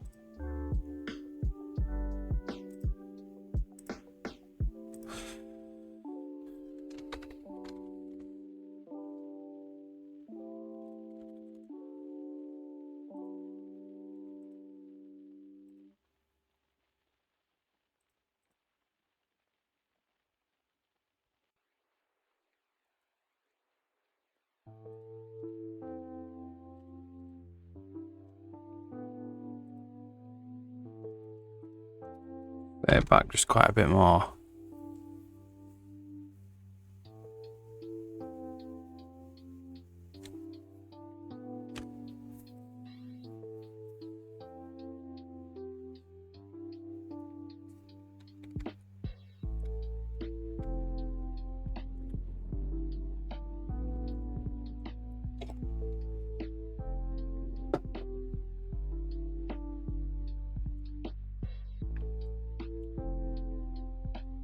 Because the camera's so floaty,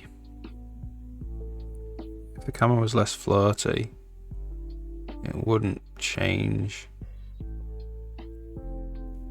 You wouldn't notice that velocity change.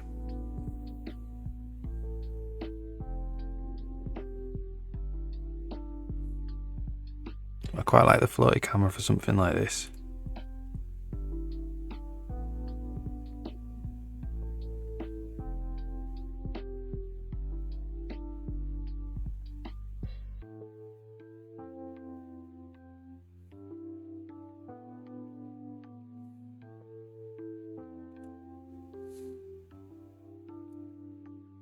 Like, I'd have it even floatier.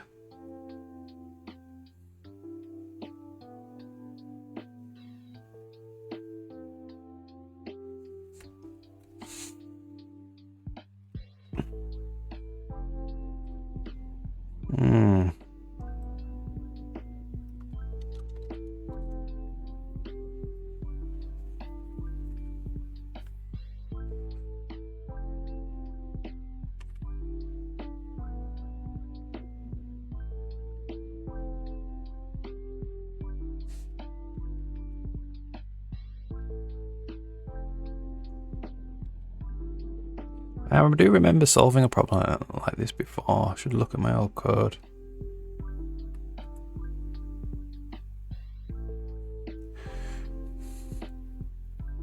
Probably being when this transition happens, the camera stops and then starts again.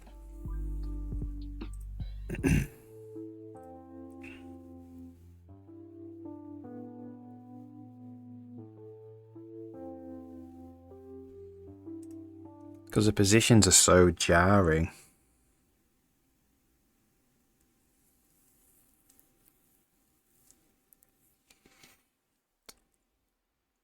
Like the camera all of a sudden like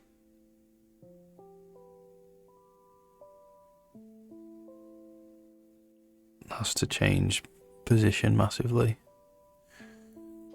Is that what's happening though? No, it's because the equilibrium position and the position are being the same.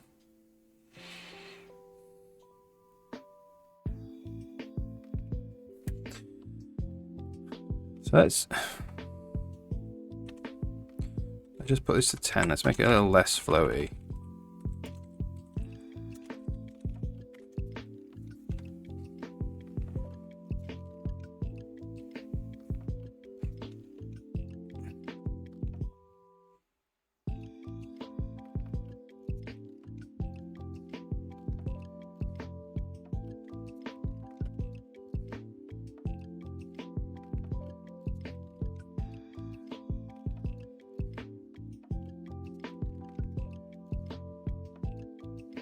It's nowhere near as nice though, that transition.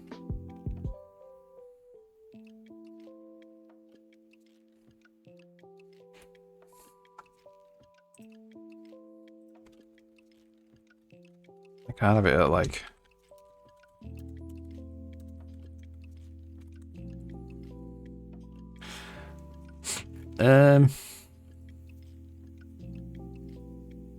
so we do want to keep the velocities the same.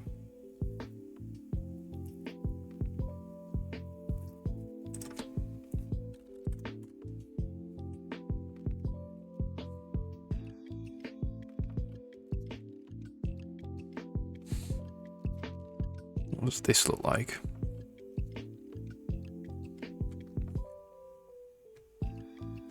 This will probably spring back a lot. Actually. Look how nice that is.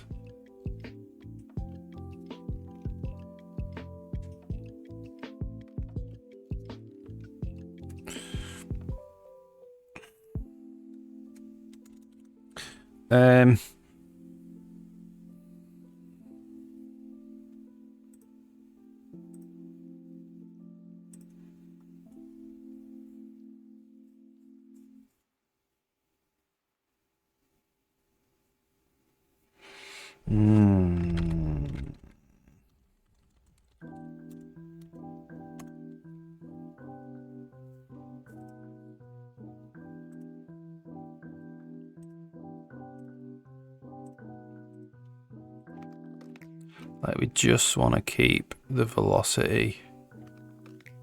We do keep the velocity the same.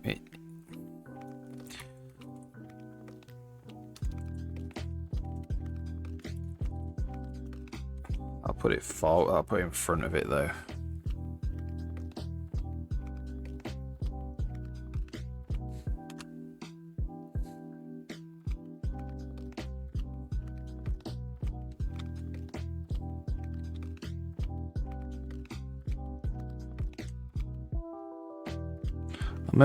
Maybe we set it to be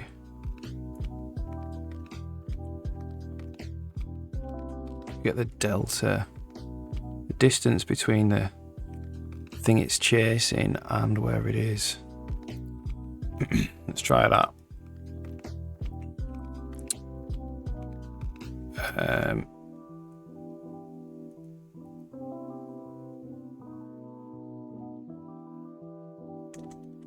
So we're going to go auto rev P equals car location dot position. So the camera's going to be like lagging behind, right? So P delta. So we want the vector from the camera to the car, camera spring position. So that's the delta. And then the camera spring position is equal to car location position. So that goes from the camera spring to the car. So we probably want it the other way around. From the car back to the camera.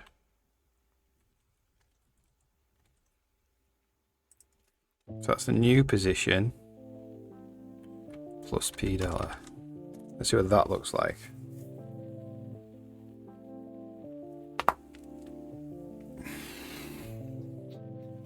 Trying to hide this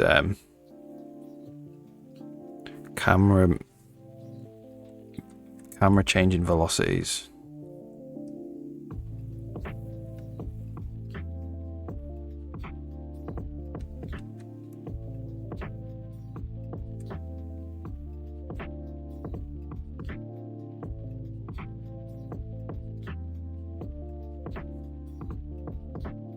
Oh look, it hit it entirely there.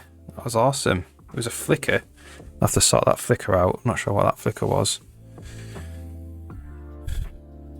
But you couldn't tell at the camera. The camera looked like it didn't even stop.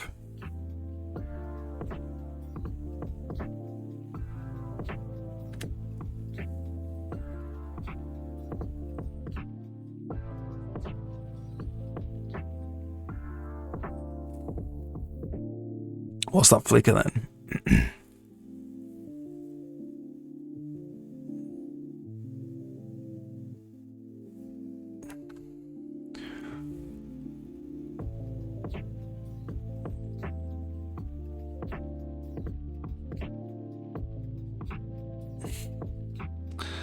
Okay, so something's causing a flicker.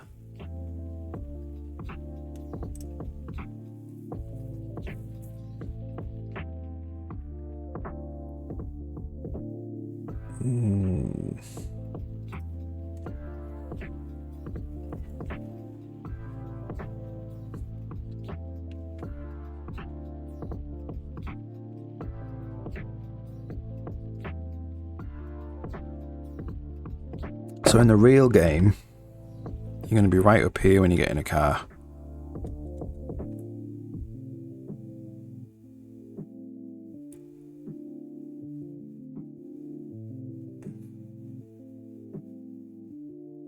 Is it just the text that's flickering, or is it just because the thing's blue and I can't see it?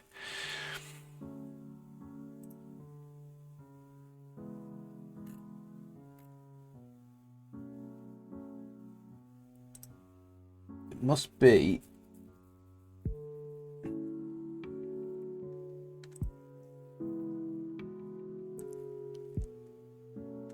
Alright, well let's just have a see if we can catch it in the state where it's just flickered.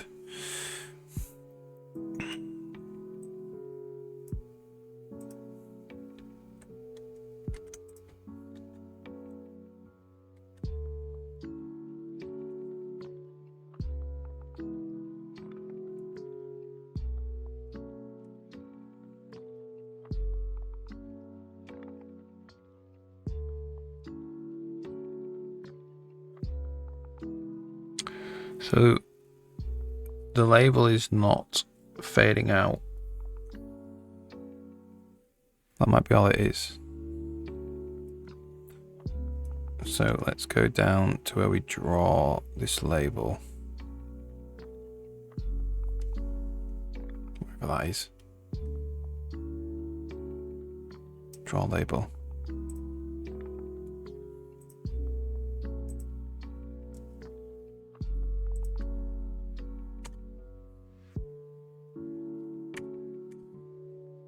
So just because the label's not fading out, I think.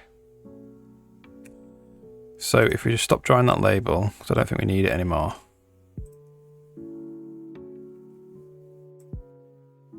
That was just so we could see what state the cars were in.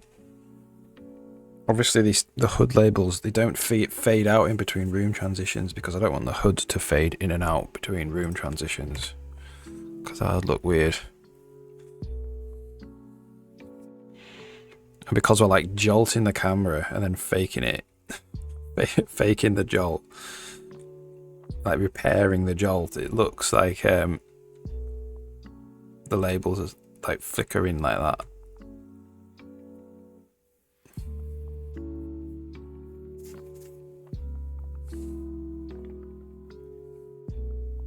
Oops.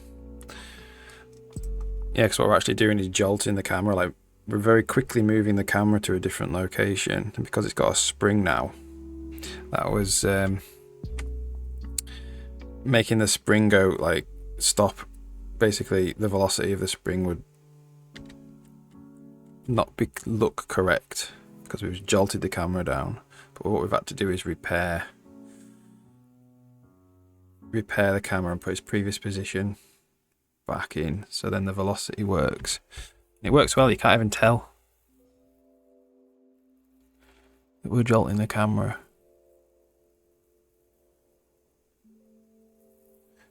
That's awesome.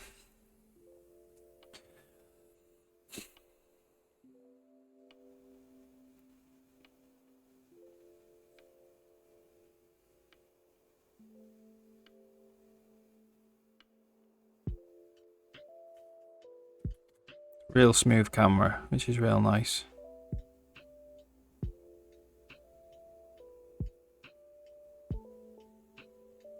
Even when it transitions rooms, the camera's really smooth, doesn't jolt.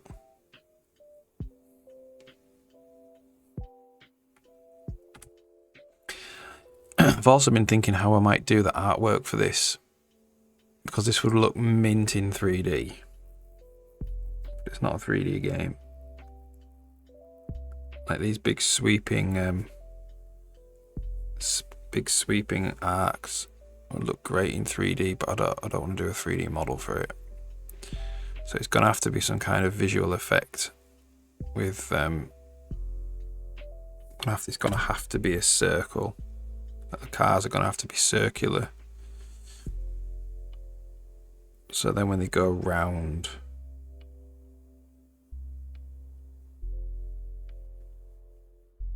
because you know, like if it's a spherical car, it will work in 2D.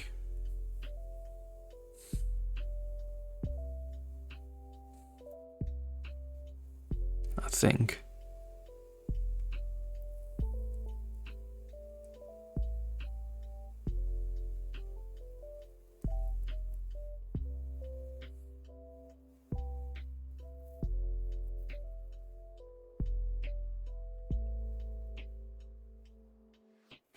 Cool.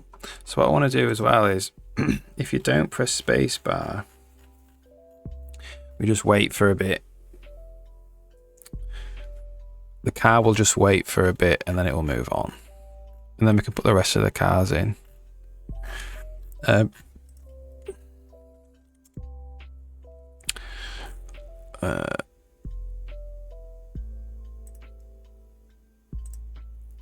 So where do we set it to be at station? Here. So what we want is we've got this thing called collision T, which I don't think we even use now. So we'll rename this weight T. I'm just going to say car.weight T. Wait for 3 seconds. And then we're going to say, if we're at the station, just do car.weight T minus equals dt. If car.weight T is less than or equal to 0, car.weight T is 0. And then we're going to go car.state equals monorail car state leaving station.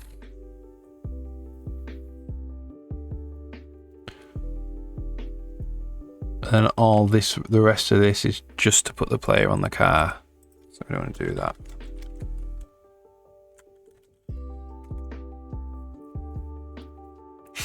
So that means that each car will stay in the monorail station for 3 seconds.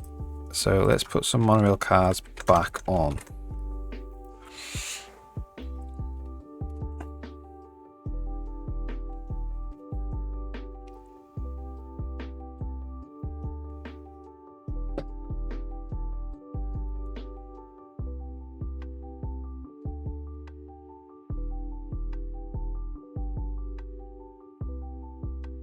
Let's just see if it waits for 3 seconds.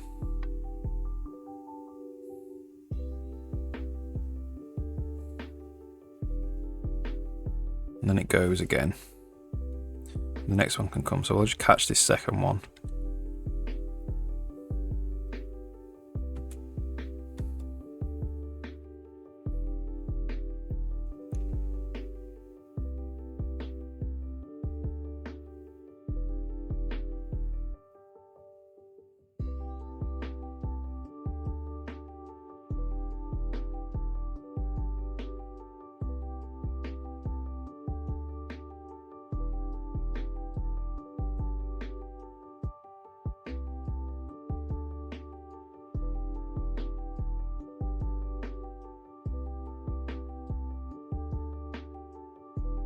They're waiting a long way away. At least they spread themselves out.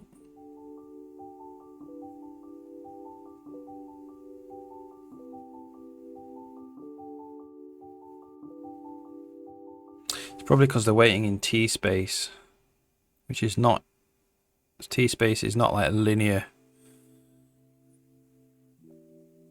distance or anything.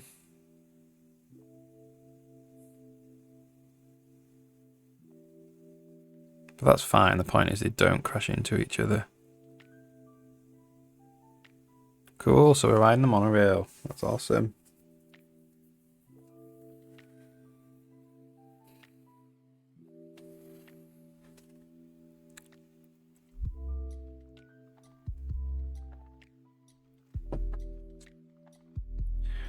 No way to get off the monorail yet, though. All right.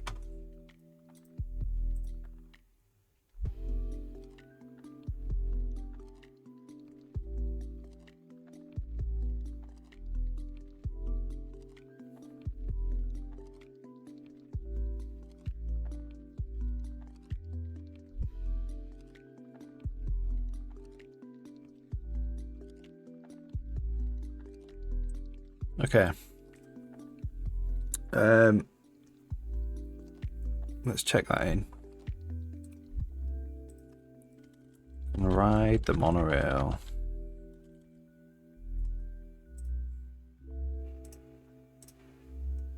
Right, I'm gonna go for a 2-minute break. That's a good place to have a little break.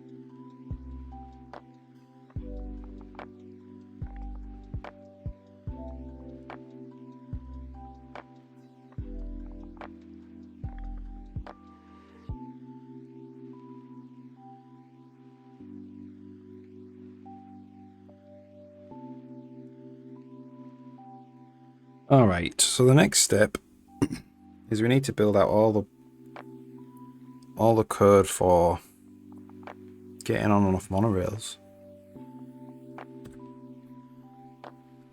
So right now, just assume we jump on the monorail by pressing the spacebar key.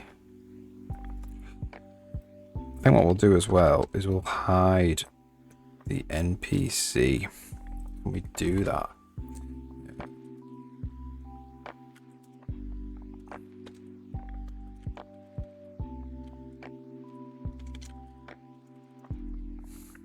Okay, so it's the animation controller.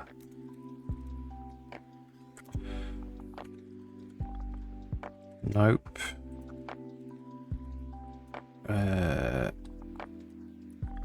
Tick programming. So where do we draw?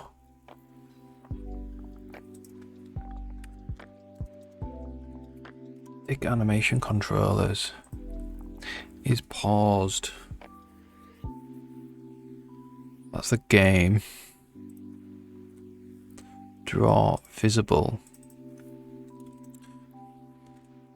Set visible. Okay. So all we would do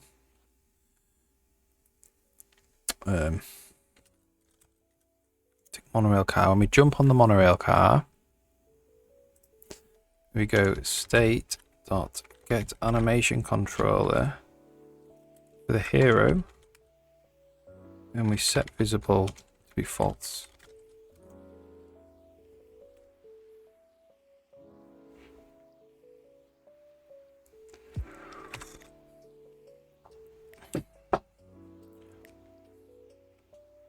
So we'll just do that for now. So I think when we come into this circle here,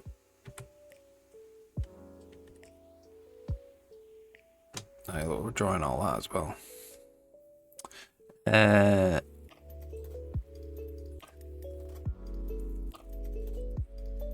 So how do we do that with the, we do have an effect where we set it to be invisible.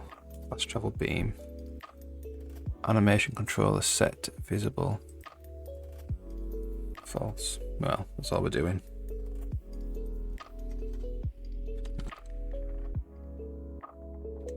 Alright.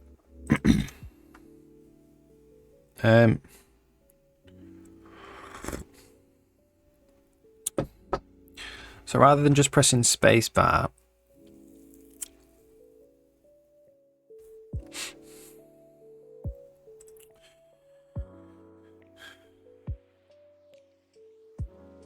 how do we want players to get on and off the monorail?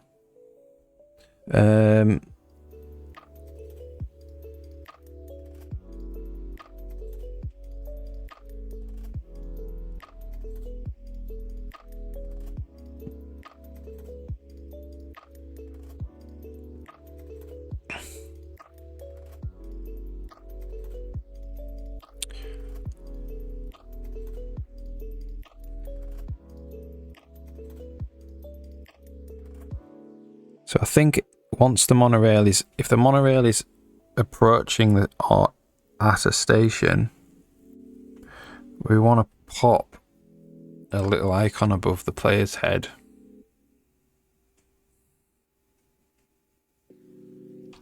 The hero's head, which says, oh, this is interactable.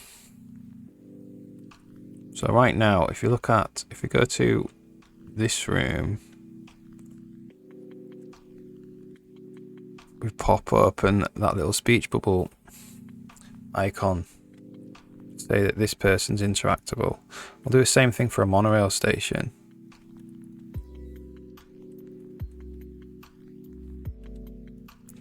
Okay, so game state, tick dialogue, what is it? Dialogue, NPC dialogue. So we get the icon target and we draw a glyph dialogue icon.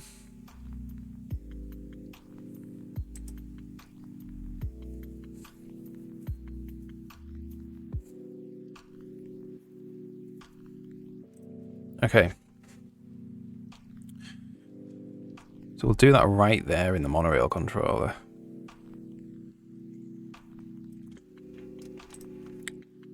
Right there in the monorail controller, wherever it is. Oops.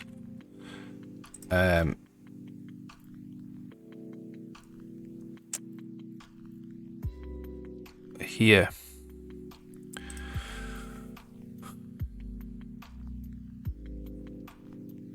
This is if they're at the station.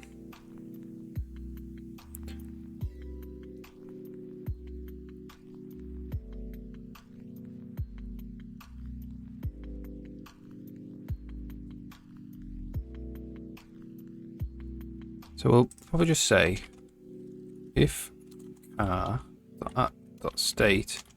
equals monorail car state approaching station or car state is at station.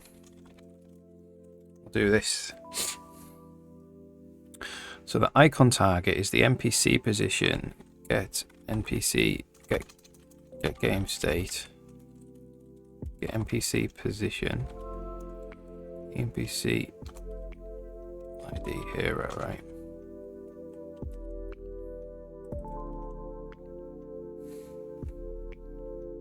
So we're going to get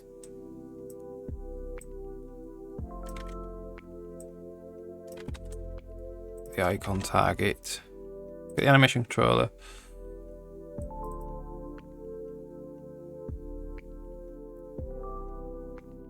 value what NPC position, value what icon target.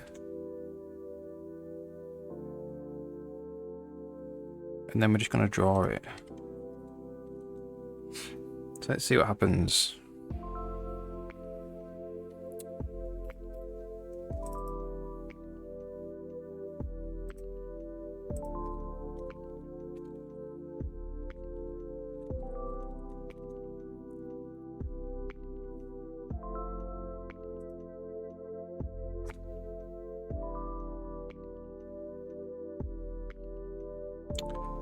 Animation controller not found.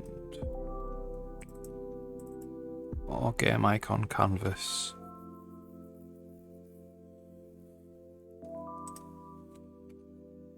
That's in game state.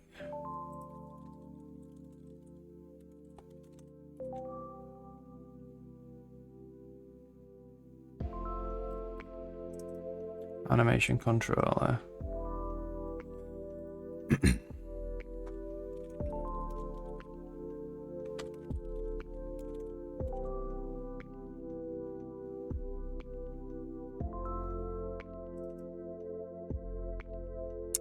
Also get game state.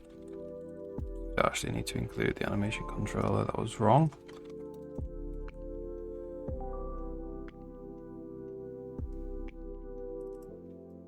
So that's private. Why is that private? Make that public.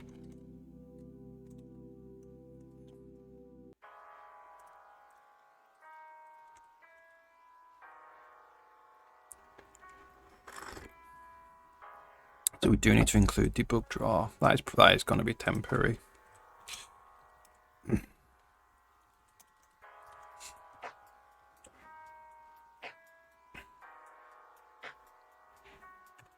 So let's just see. Oh yeah, and the player also needs to be within the monorail station. Let's just see if we just get these icons first.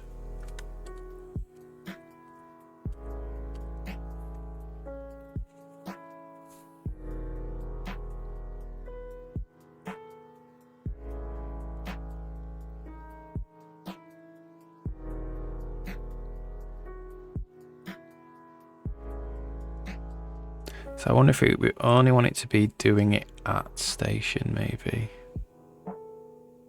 If we do approaching station, they're going to have to wait for the monorail to get to the station before they can enter it.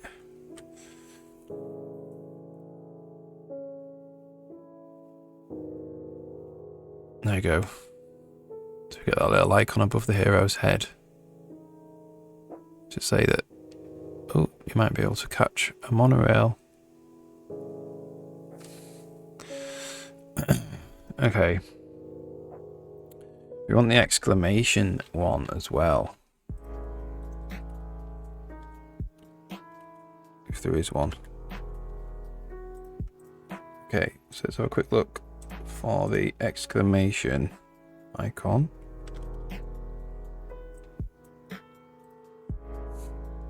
If there is one. Should be, it's very common. It's that one.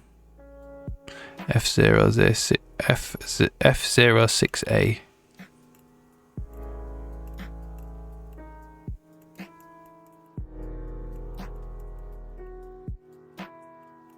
Oh, that one. Probably that one's best. F12A. F12A.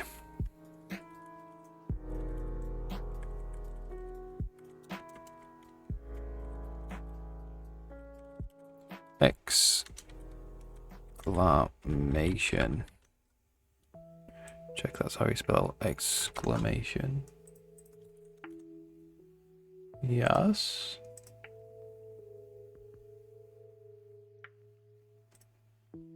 Alright, so it's going to be the exclamation icon that we show. So we don't want to show it all the time. We only want to show it when we're actually within range of the station. So get next station path ID car.current path ID. So if auto station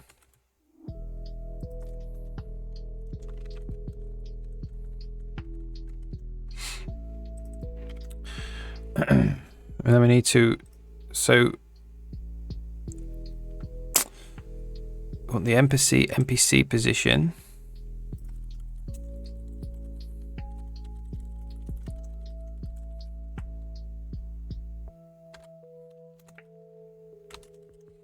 Then we want to say if the NPC position, if NPC position distance squared station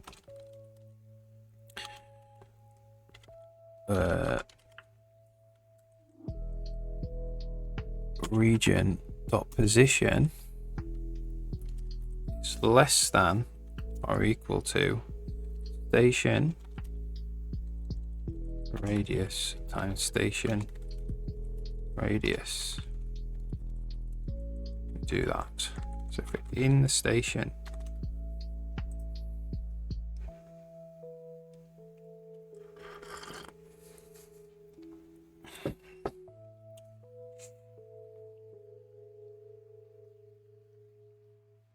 then we show the exclamation point.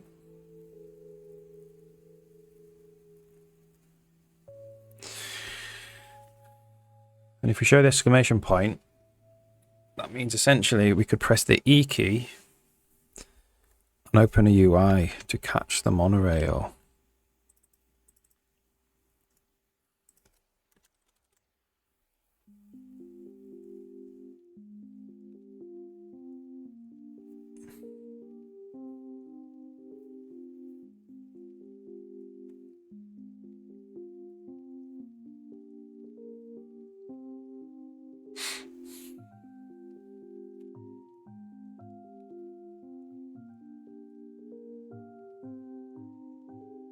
Okay, so let's go. So I'll stand outside this circle and we'll see. So we're coming in, if we do that. Oh, there we go. So it did it for a bit and then it didn't.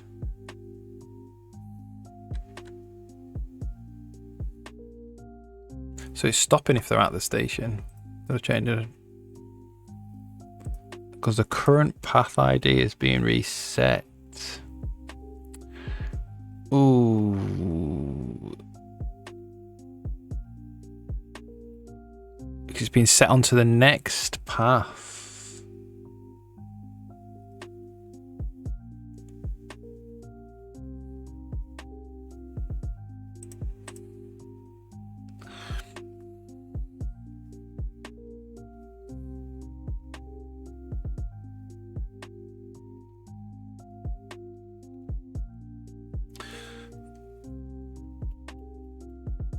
So I wonder...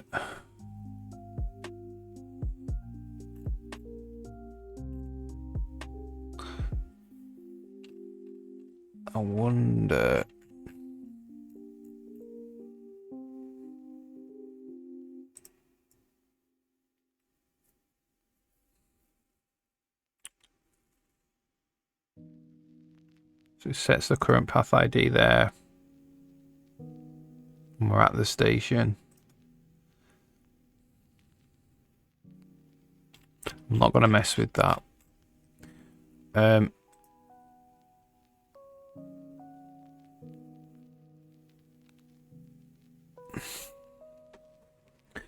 So if the car state's approaching the station,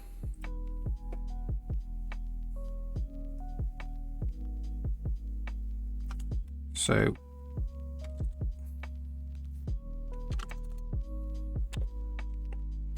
let's say opt_ref monorail station. And we're going to say if car.state equals approaching the station equals get next station, car.current path ID. Else if car.state equals at station get previous station, car.current path ID. And then this is just if a station. Alright, let's try that.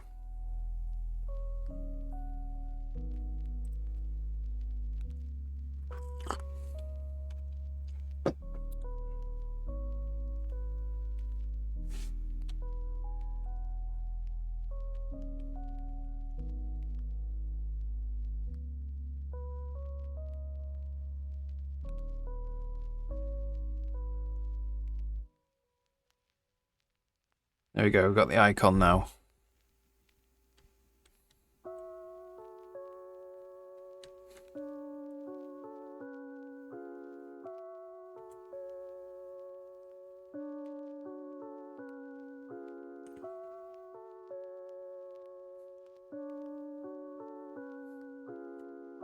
Brilliant.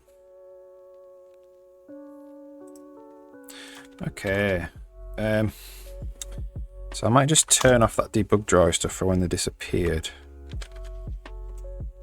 So what? Tick roaming. Where would this be? Tick NPCs probably.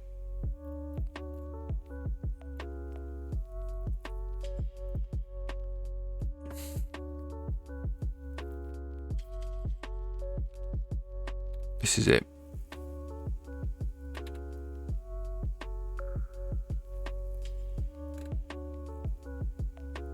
So we go auto AC equals get animation controller for NPC get ID. If not AC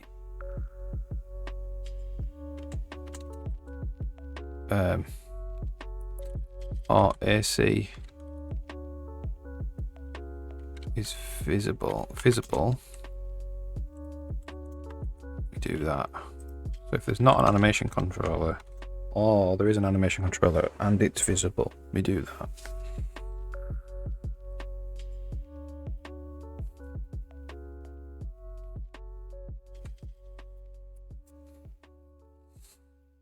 So we'll just try and get to the point where we're going to spawn a UI, and then we'll have to stop.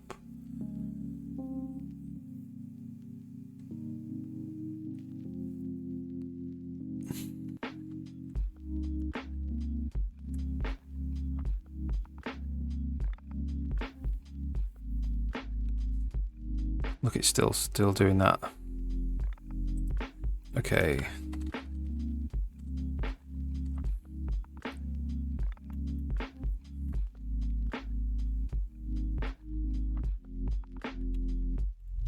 So this if not current car ID and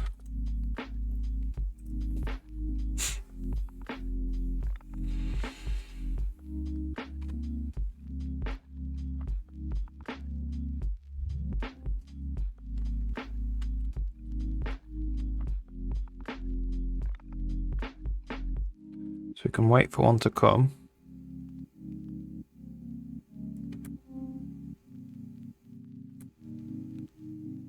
We jump on it and it goes.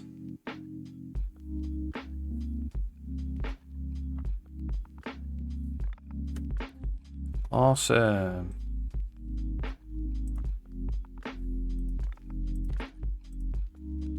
Right, so to the point now where we need to spawn. I'm just going to say auto input equals get game state, get roaming input. If input dot key button is pressed, e-game input action OK. The OK button is pressed. Spawn a menu.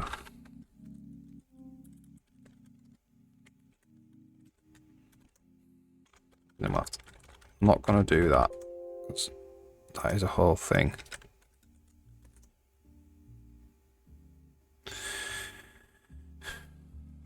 Okay, so what's the problem here? There's no member OK. It's big OK. Use of undefined input action group. So include game input.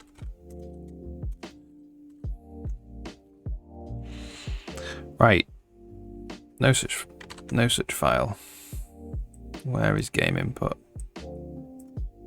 Include libbm engine game input.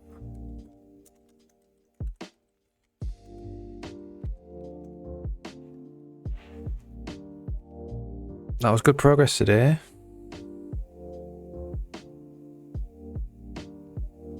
There's no member. Okay, what's going on here? Okay.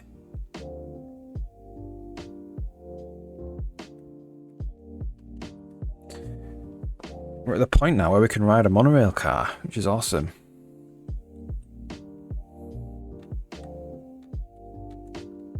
I mean, there's no graphics other than the vector graphics.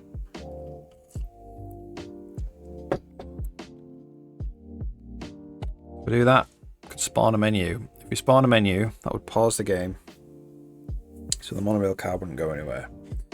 And the idea is we just select whether we want to ride it or we want to go to a location. There's another form of fast travel, but that's going to have to wait. I'm going to head off now. It was a really good stream. I'm pleased with the progress. So yeah, I'll see you in a couple of weeks. I'm off now for 2 weeks because it's the Easter holiday.